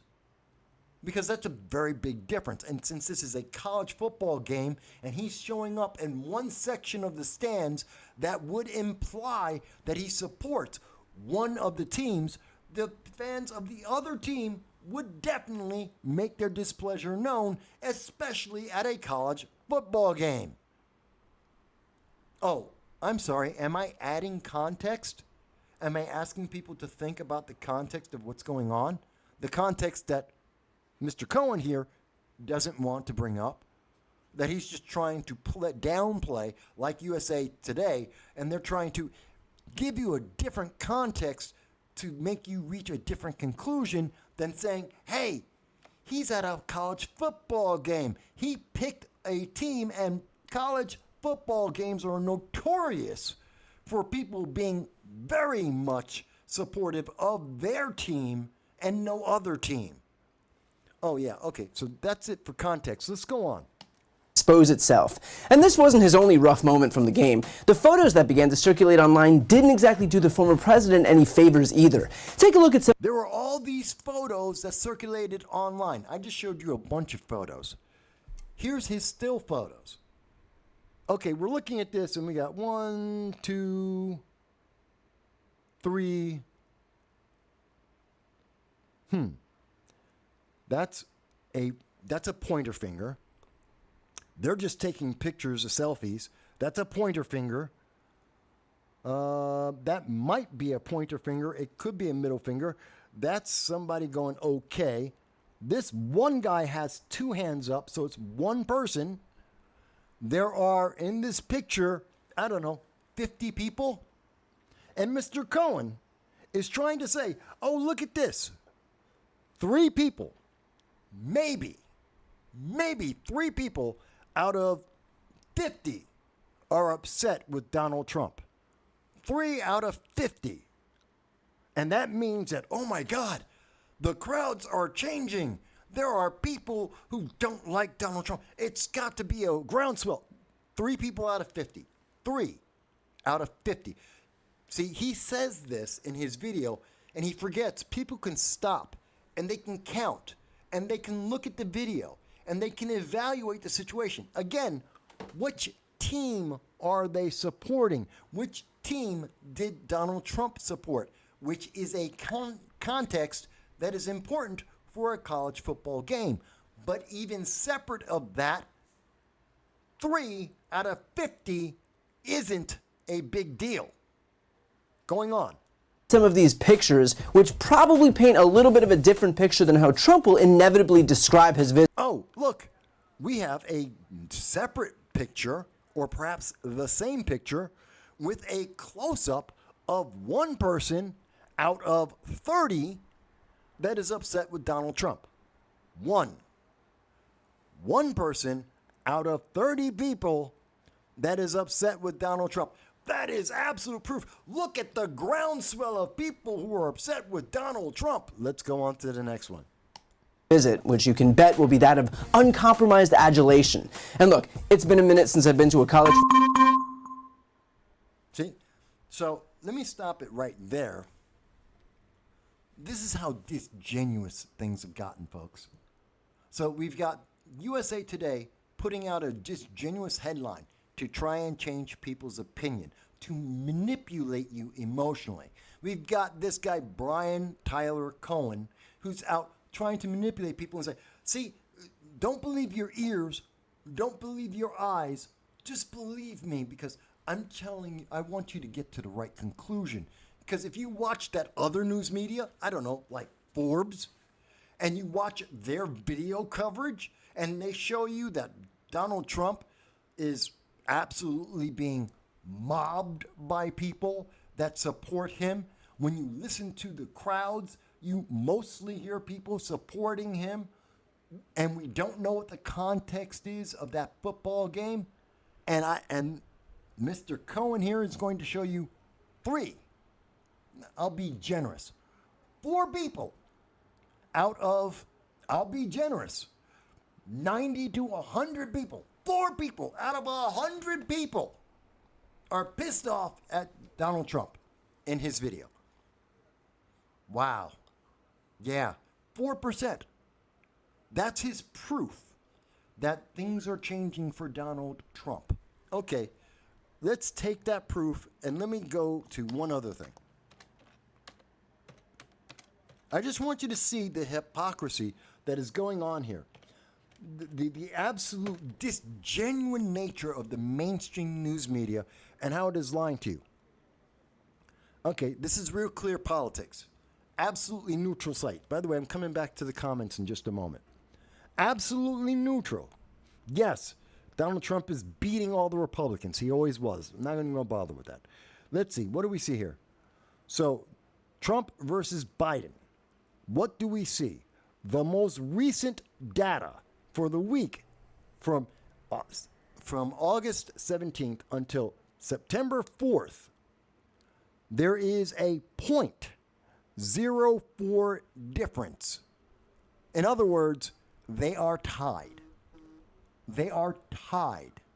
Now, if you happen to be listening to Mr. Cohen there with his 2.25 million viewers, you would think Trump is in trouble, that he is losing. Oh my God, the attention. Nobody's supporting Trump.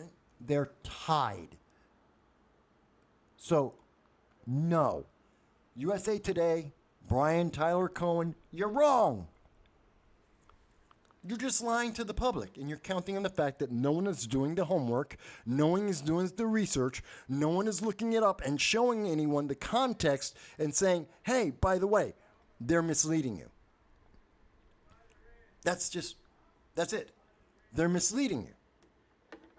They are actively misleading the public to get to a conclusion because they have an agenda and they don't want you to know it. They're trying to make it seem like, see, it's so obvious. No, it's not. It's not obvious at all. So let me go back over to some of these comments. So Dan M says they're crying about housing prices and invite millions in talking about the illegal aliens and talking about cutting the New York City budget 15%. And this is something that we're seeing in California. We're seeing this in Baltimore. We're seeing this in Chicago. We're seeing this in the key sanctuary cities, immigration sanctuary cities across America. They're all running out of money. They're running out of your money. And of course, Democrats are now resolving that by increasing the amount of taxes they're going to charge you.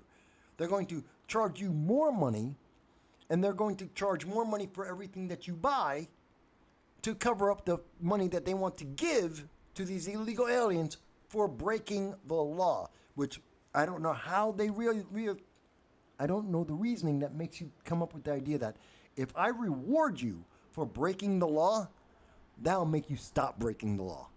That's just stupid. But yet that's, modern democratic politics. So yeah, I agree with you, Dan. And let's see. Now, user has been banned says, thinking about the event with Trump, as I just showed it to you, well, he mentions they could, the assembled masses there, they could be booing someone completely different. There could be someone with a sign. There could be someone who's an activist behind Trump or off to the side that we don't see. That they could be, and notice how well he cropped this. I want to show you this again. Where is this? Where is this? There it is. So, again, Brian Tyler Cohen, and this is being brought up by user has been banned, and you're very correct here when he shows us. So this is, who's she pointing at? Is it Trump anymore? Who's above us? This might be the same photo. It might be a different photo. And based on the way it looks right here, it's not the same photo. So he has an entirely different photo. It appears that Trump is over here. This, I believe, is Donald Trump on the far right side, right by where my head is. These guys are all pointing this way. This is Trump. The very next image is this chick. According to the photo we just saw, and I'm doing the analysis live with you. I haven't walked through it. So user has been banned. Donald Trump is on this side. He's over here on the far right. According to the image we just saw, Donald Trump isn't up at the top. He's not outside. He's over here on the right-hand side. This woman is facing left. How do we know that this is an image that has anything to do with Donald Trump? Matter of fact, when we think about the context and we try and put it together, it doesn't make sense. It seems like Brian Tyler Cohen is lying to his 2.25 million viewers. Because again, Trump is to the right. This woman is facing massively to the left. That's not where Trump is. She's reacting to something else. He is lying to his audience. And he's counting on the fact that no one would notice this. It went by so fast, he expected that no one would notice, because it's only because I went back a second time, because user has been banned, asked the question, I went back, and now we have realized he's a liar. He's presenting something that makes no sense, which is why this is probably all cropped down. Why? Because this woman is probably pointing towards Trump. Most of the people in the crowd are pointing that way, or they're leaving the event. It looks like people are leaving. We have no context. The best I can figure out is, based on the image he just showed us, Trump's to the right. She's pointing to the left. It's somebody else. He's a liar. Brian Tyler Cohen is lying to people. He's lying to them because he's counting on the fact that they will not pay attention, that they will not notice the details, that they're just going to go, well, he said so, it must be true, and just keep on going. Which is really, that's deceptive, that's evil, that's manipulative. And I don't care that he's got 2.25 million viewers, so Mike, but he's got two. That doesn't mean he's right. That doesn't mean that he got it correct. It means that, yeah, that's what he said, and based on what he's presented in context, he's a liar. I could be wrong. Maybe he's got more context that he's willing to give, but based on what we showed, and I showed it to you all in context, he's a liar. And if Brian Tyler Cohen would like to address this, I'm more than happy to go onto his program, or he can come onto mine. I don't even know who he is. I don't care. And I'll be happy to have this conversation with him. But until I see more context, he's a liar. He's lying to 2.25 million people. Actually, 1.3. He didn't get that many people to watch that. So, going back to some of the comments here. So, by the way, user has been banned. Thank you for bringing that up and making me think of that.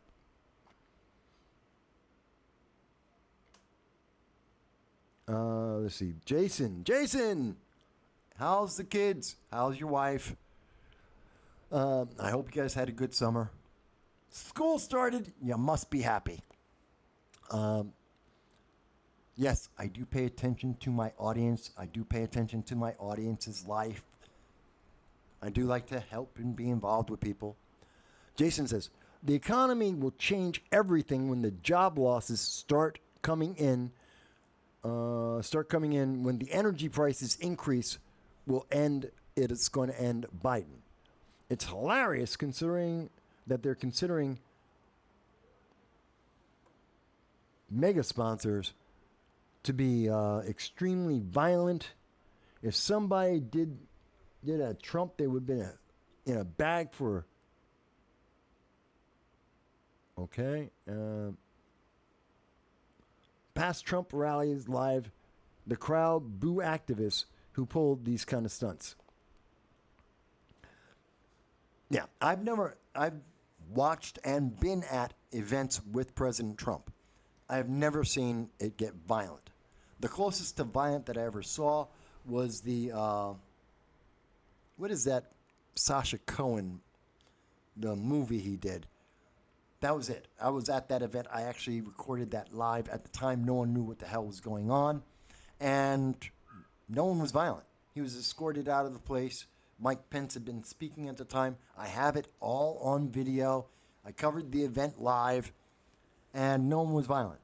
No one was screaming. No one was shouting. That's your typical conservative audience. Conservatives are not known for having riots. Progressives, on the other hand, are very much known for having riots. Progressives are known for doing rioting at the drop of a hat. And speaking of which, 61 of them just got arrested. And I did promise I was going to talk about this. The 61 activists.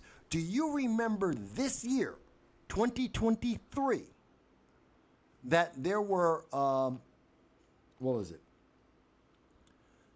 There was the Night of Rage in Atlanta, that the Antifa, domestic terrorists, calling themselves the defenders of the Atlanta forest, Do you remember when I was covering this in January and again in March, when these nut jobs attacked the people of Atlanta, that they burned down or attempted to burn down police stations, that they were attacking citizens and destroying property because they're Antifa, that they broke every local, state, and federal law in the nation and taking over property and having an autonomous zone and attacking police officers and trying to burn down the property of the city of Atlanta that was paid for by Atlanta taxpayers, the poor, that was built to protect and help the poor, because a bunch of Antifa members, not from Atlanta, not even some of them from the United States, some of them weren't even from the United States, decided to go to Georgia and burn down Atlanta. But they got caught.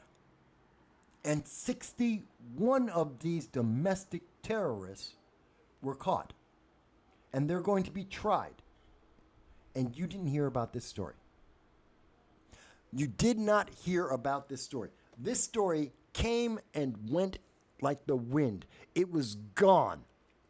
The news came out at about 11 o'clock. And by noon, the story was dead. It was gone. You didn't hear a word about this. The news media could care less. The major mainstream news media killed the story. They didn't want to tell the American people that 61 members of Antifa were arrested because they, according to the mainstream news media, according to Jerry Nadler and most of the Democrats, Antifa doesn't exist, even though they burn down cities and have their members kill people. They have killed people. Antifa members have killed children in Seattle. They have killed children in Atlanta. They have killed moms in Indianapolis. They killed men in David Dorn down in Dallas and throughout Texas. Antifa kills people, which is why they're a domestic terrorist organization. But the news media says, but they're not really real. They don't really exist. They're an idea. The Democratic Party says they're just an idea. They're not real, even though they do kill people, even though they burn down cities like Minneapolis, causing $2 billion in damages. But that's not newsworthy. The global news media dropped the story. They did not want to talk about this. And I want to show you something here. Give me a second. So, here it is. Nope. There it is. Can you see this, folks? Let me make sure. This is a photo I took, and this was on 9/6, 4 days ago, September 6th, 2023, at 2:58 p.m. The story came out at about 11 o'clock. 11 o'clock, between 11 o'clock and 3, 4 hours, within 4 hours, not one mainstream news media organization was telling people that 61 members of Antifa that broke every local, state, and federal law were arrested. Not one news agency wanted to talk about domestic terrorism coming from the left. The only thing they wanted to talk about was Enrique Tarrio, an Hispanic man that they called a white nationalist. A man, Enrique Tarrio, who was arrested and was convicted to 22 years in jail. Why? Because he got a text. He wasn't in D.C. because he was following the law. He got a text from a person he didn't know on an encrypted system that he did not respond to. And he's going to jail. Let's be honest about it. Enrique Tarrio of the Proud Boys is been convicted to 22 years in jail because he is a person of color and he is not a Democrat. because he is not a progressive, and because he is willing to speak about that, because he is willing to fight the very same members of Antifa that are trying to burn down Atlanta, that killed children in Seattle, that killed children in Atlanta, that killed moms in Indianapolis. Because he was willing to fight those vicious demons, Enrique Tarrio is in jail for 22 years. But the system's fine, right? Yeah. Antifa doesn't exist. And you know, bail reform, social justice. Where's the social justice for Enrique Tarrio? What, you're telling me they would have killed him instead for getting a text message in a different city on January 6th that he had nothing to do with? That he never involved or asked anyone to be violent about?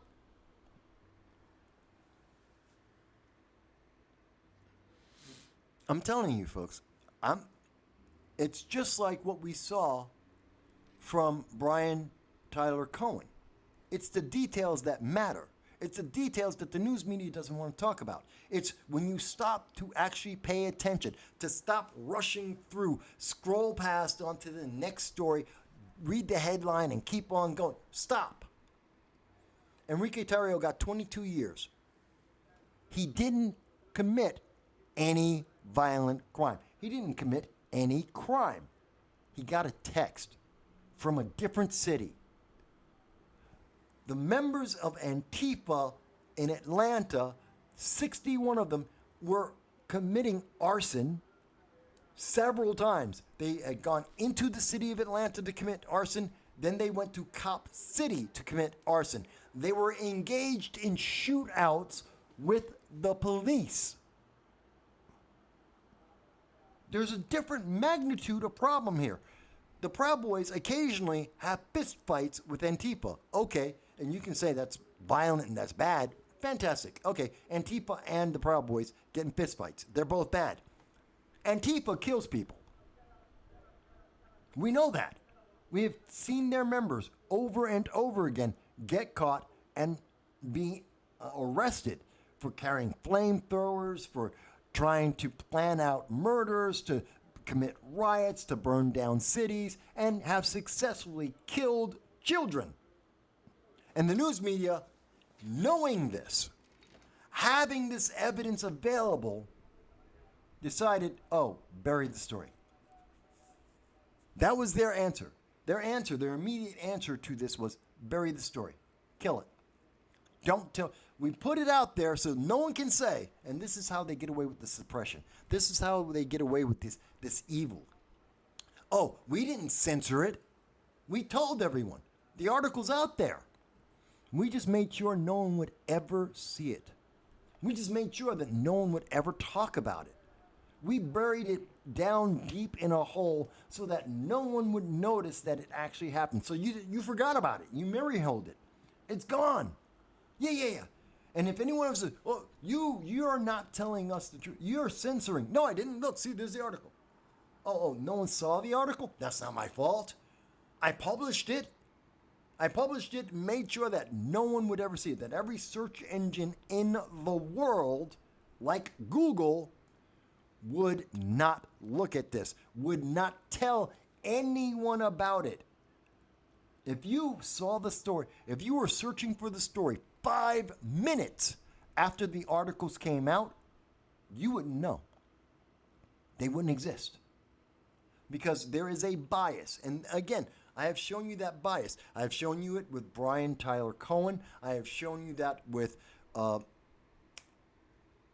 what's her name? What's her name? There it is. So I've shown you the bias not only with what we're seeing with Donald Trump, what we're seeing with Brian Tyler Cohen. We've seen it with Sarah Clee Hood in the New York 22nd District. When it comes to gun control, we're seeing these discrepancies over and over and over again. And when we stop and we look at it, we see it. Let me go back to some of the comments here, because I know I missed a couple, and I apologize. So, and I also see them in Rumble. Don't think I don't see you guys. I see you typing away, teabagging. So, let's see here.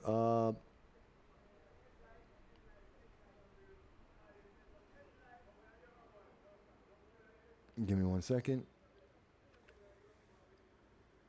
Yeah. The user has been banned was asking about the coverage of the incident with Mike Pence at the CPAC. Yeah, that's the Borat. It was Borat 2. I have the original live coverage of when he was found and escorted out of the building and the reaction of the several thousand people at the event. And nobody, virtually nobody booed. Nobody was violent. So there you go. And that's how we see most conservative events.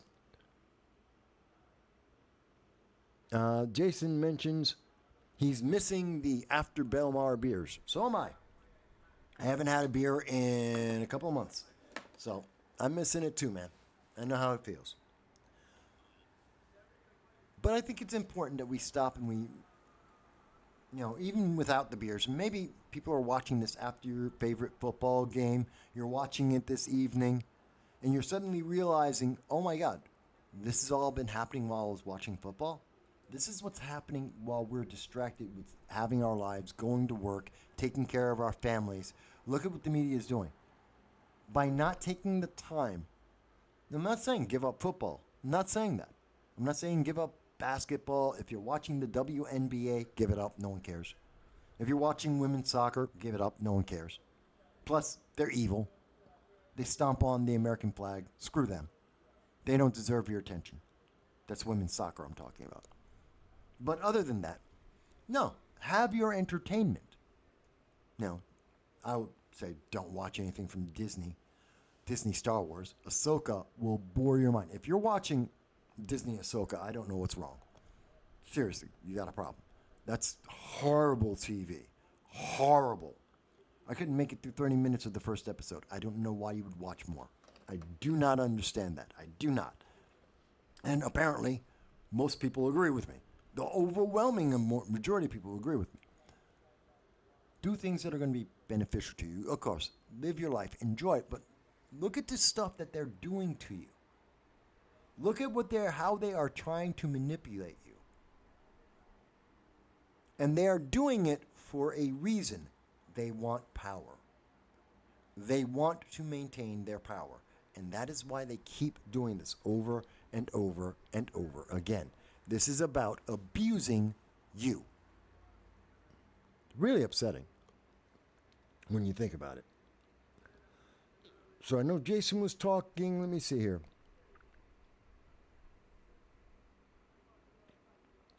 So Dow says on, going back a little bit here, but Dow said on Rumble, I don't know if you can see it. Let me see if I can make this a little easier for you to see. So Dow says on Rumble, the level of BS and authoritarianism that is being tolerated is ever so slowly reaching the line of people's patience, and they are finally recognizing it to be intolerable. This is back when we were talking about AOC and a few of the others. Let's see here.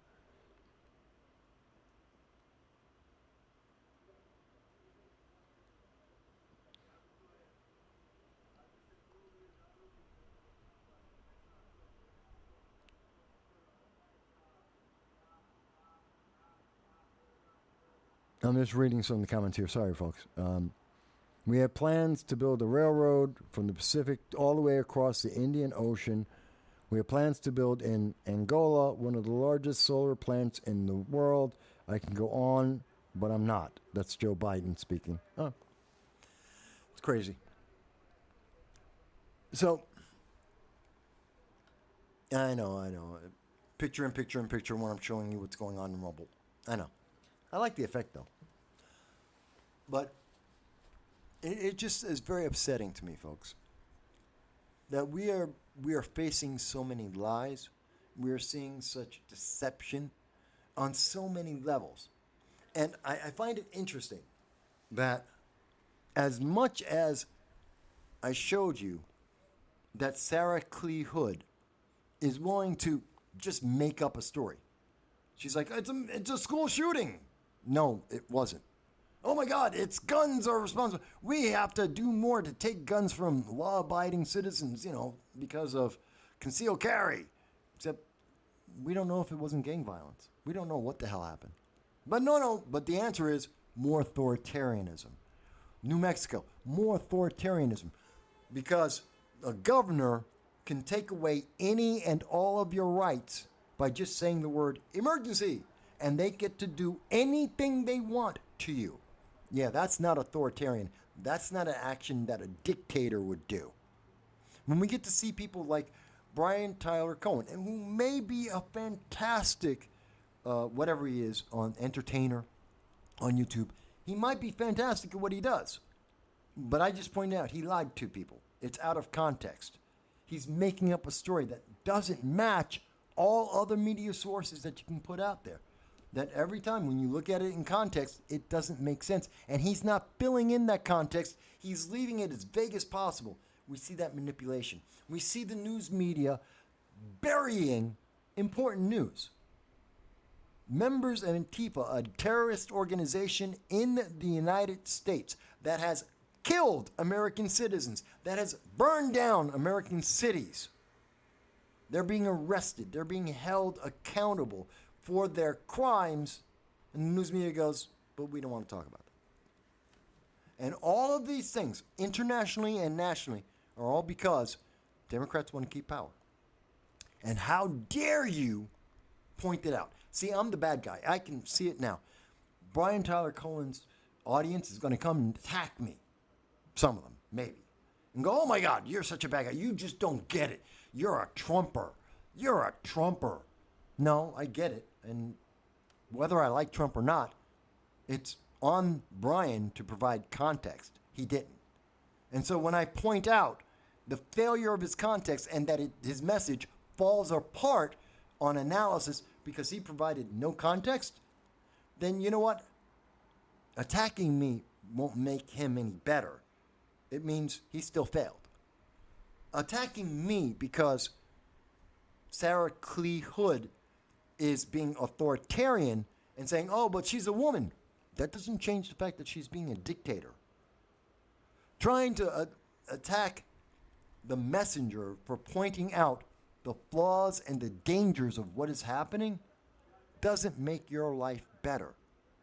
Just like when Governor Grisham says, oh, we're going to finally start testing the water that children are drinking in schools for fentanyl and opioids 3 years into a fentanyl and opioid overdose crisis, then I have to say, you're not doing your job. You're not effective or efficient. Why the hell are you elected?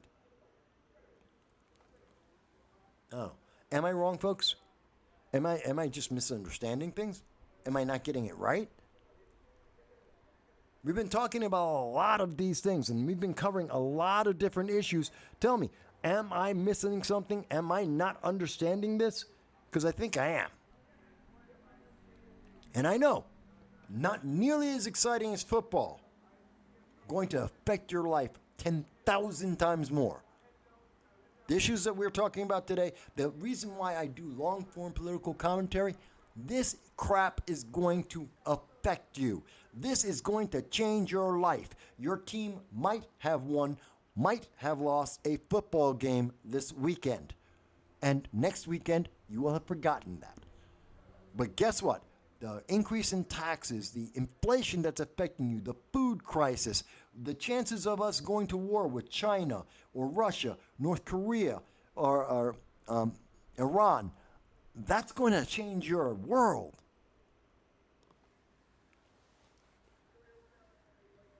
I don't know. Maybe it's just me. I don't know. But I do know that I'm facing the censorship. I know I have dozens of people who are watching this program right now on Rumble. I know that there are people several people who are making comments that are watching the program, and I'm being told by YouTube, no one's watching you. 0 people are watching this live. You're lying. Because they want to discourage me. They want to discourage you.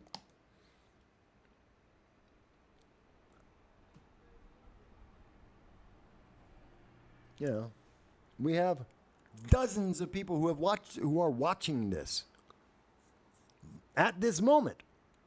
And the news media tells, oh, no, they don't exist. Okay. Look, I don't know. But we've been on 4.5 hours. And we have covered so much. Do me a favor. Like, share, subscribe. That's all we ask for. That's all this program is ever asking for. Like, share, subscribe. Allow us to be able to speak to more and more people so that we can get more and more feedback, more and more responses. To Sarah Clee Hood, I will be happy to do an interview with you. Again, if you want to be interviewed, I will be happy to give you the opportunity. Take as much time as you need to explain to me why authoritarianism is the proper response to an isolated gun event in New York State where gun control policy has completely failed for decades. I will be happy to do that. If you want to debate the gun control issue, talk to the guys over at the Talk of the Town, which is in Utica, WTQ, and just set up the time. I will come out to Utica. I'll be more than happy to do a debate, and we can discuss this at leisure. I'm happy to do that. The guys at WTQ, they know me. I'll be happy to do the debate. Won't blink an eye. Brian Tyler Cohen. You got 2.25 million viewers. You probably don't care what I have to say. Okay. But if you do, and if you think I was wrong, contact me privately or publicly. And I'm happy to have a conversation with you. I'll be happy to give you the equal time on air to respond to what I have said on my channel directly to my face. I'll go onto your program, you can come onto mine. I am a fair-minded person. Just because I am aggressive and I speak authoritatively does not mean that I'm not willing to be fair-minded. I just wanted to put those things out there. And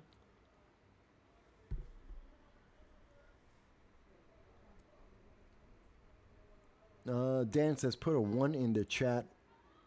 You're watching on YouTube. Oh, for anyone who's watching on YouTube, put in a 1. Yeah, I know. But then again, this is going to get censored because it always is. And I do want to end, though, with a fact. I want people to remember that on Wednesday, we are starting a new program, a new show. This is going to be on Larry Sharp's channel, on Larry Sharp, on his channel on YouTube. It's called The Sharp Crew. It is myself, Larry Sharp, and Carla Burnett, she's the one on the left. Larry's the libertarian. I am the conservative Republican. We're going to be talking about banning books. That is Wednesday, September 13th at 9 p.m. I hope people will check it out. I hope you will join me there for that program. Oops, wait a minute. I hope you will join us for that as we try and reach more people. I think it'll be a unique platform. I think it'll be very interesting for people. I want everyone to remember that tomorrow at 9 p.m., I am going to be on with 4 other Marines, and we're going to be talking about 9/11. That'll also be on The Sharp Way. So we hope you'll enjoy that. Am I doing a lot of work at Libertarians lately? Yes, I am. Why? Because the Republicans aren't responding to me. There you go. That being said, folks, we've been on for 4.5 hours. I want to thank everyone. Dan, thank you for reaching us from out in Idaho. I hope you're having good weather there. And it's early enough you can watch the rest of your football games. So I hope you're having a great day there. Jason, Look, go to the Belmar, have a beer anyway. Say hi to Jen and the rest of and everyone else in the bar. I'm happy to see them. I look forward to.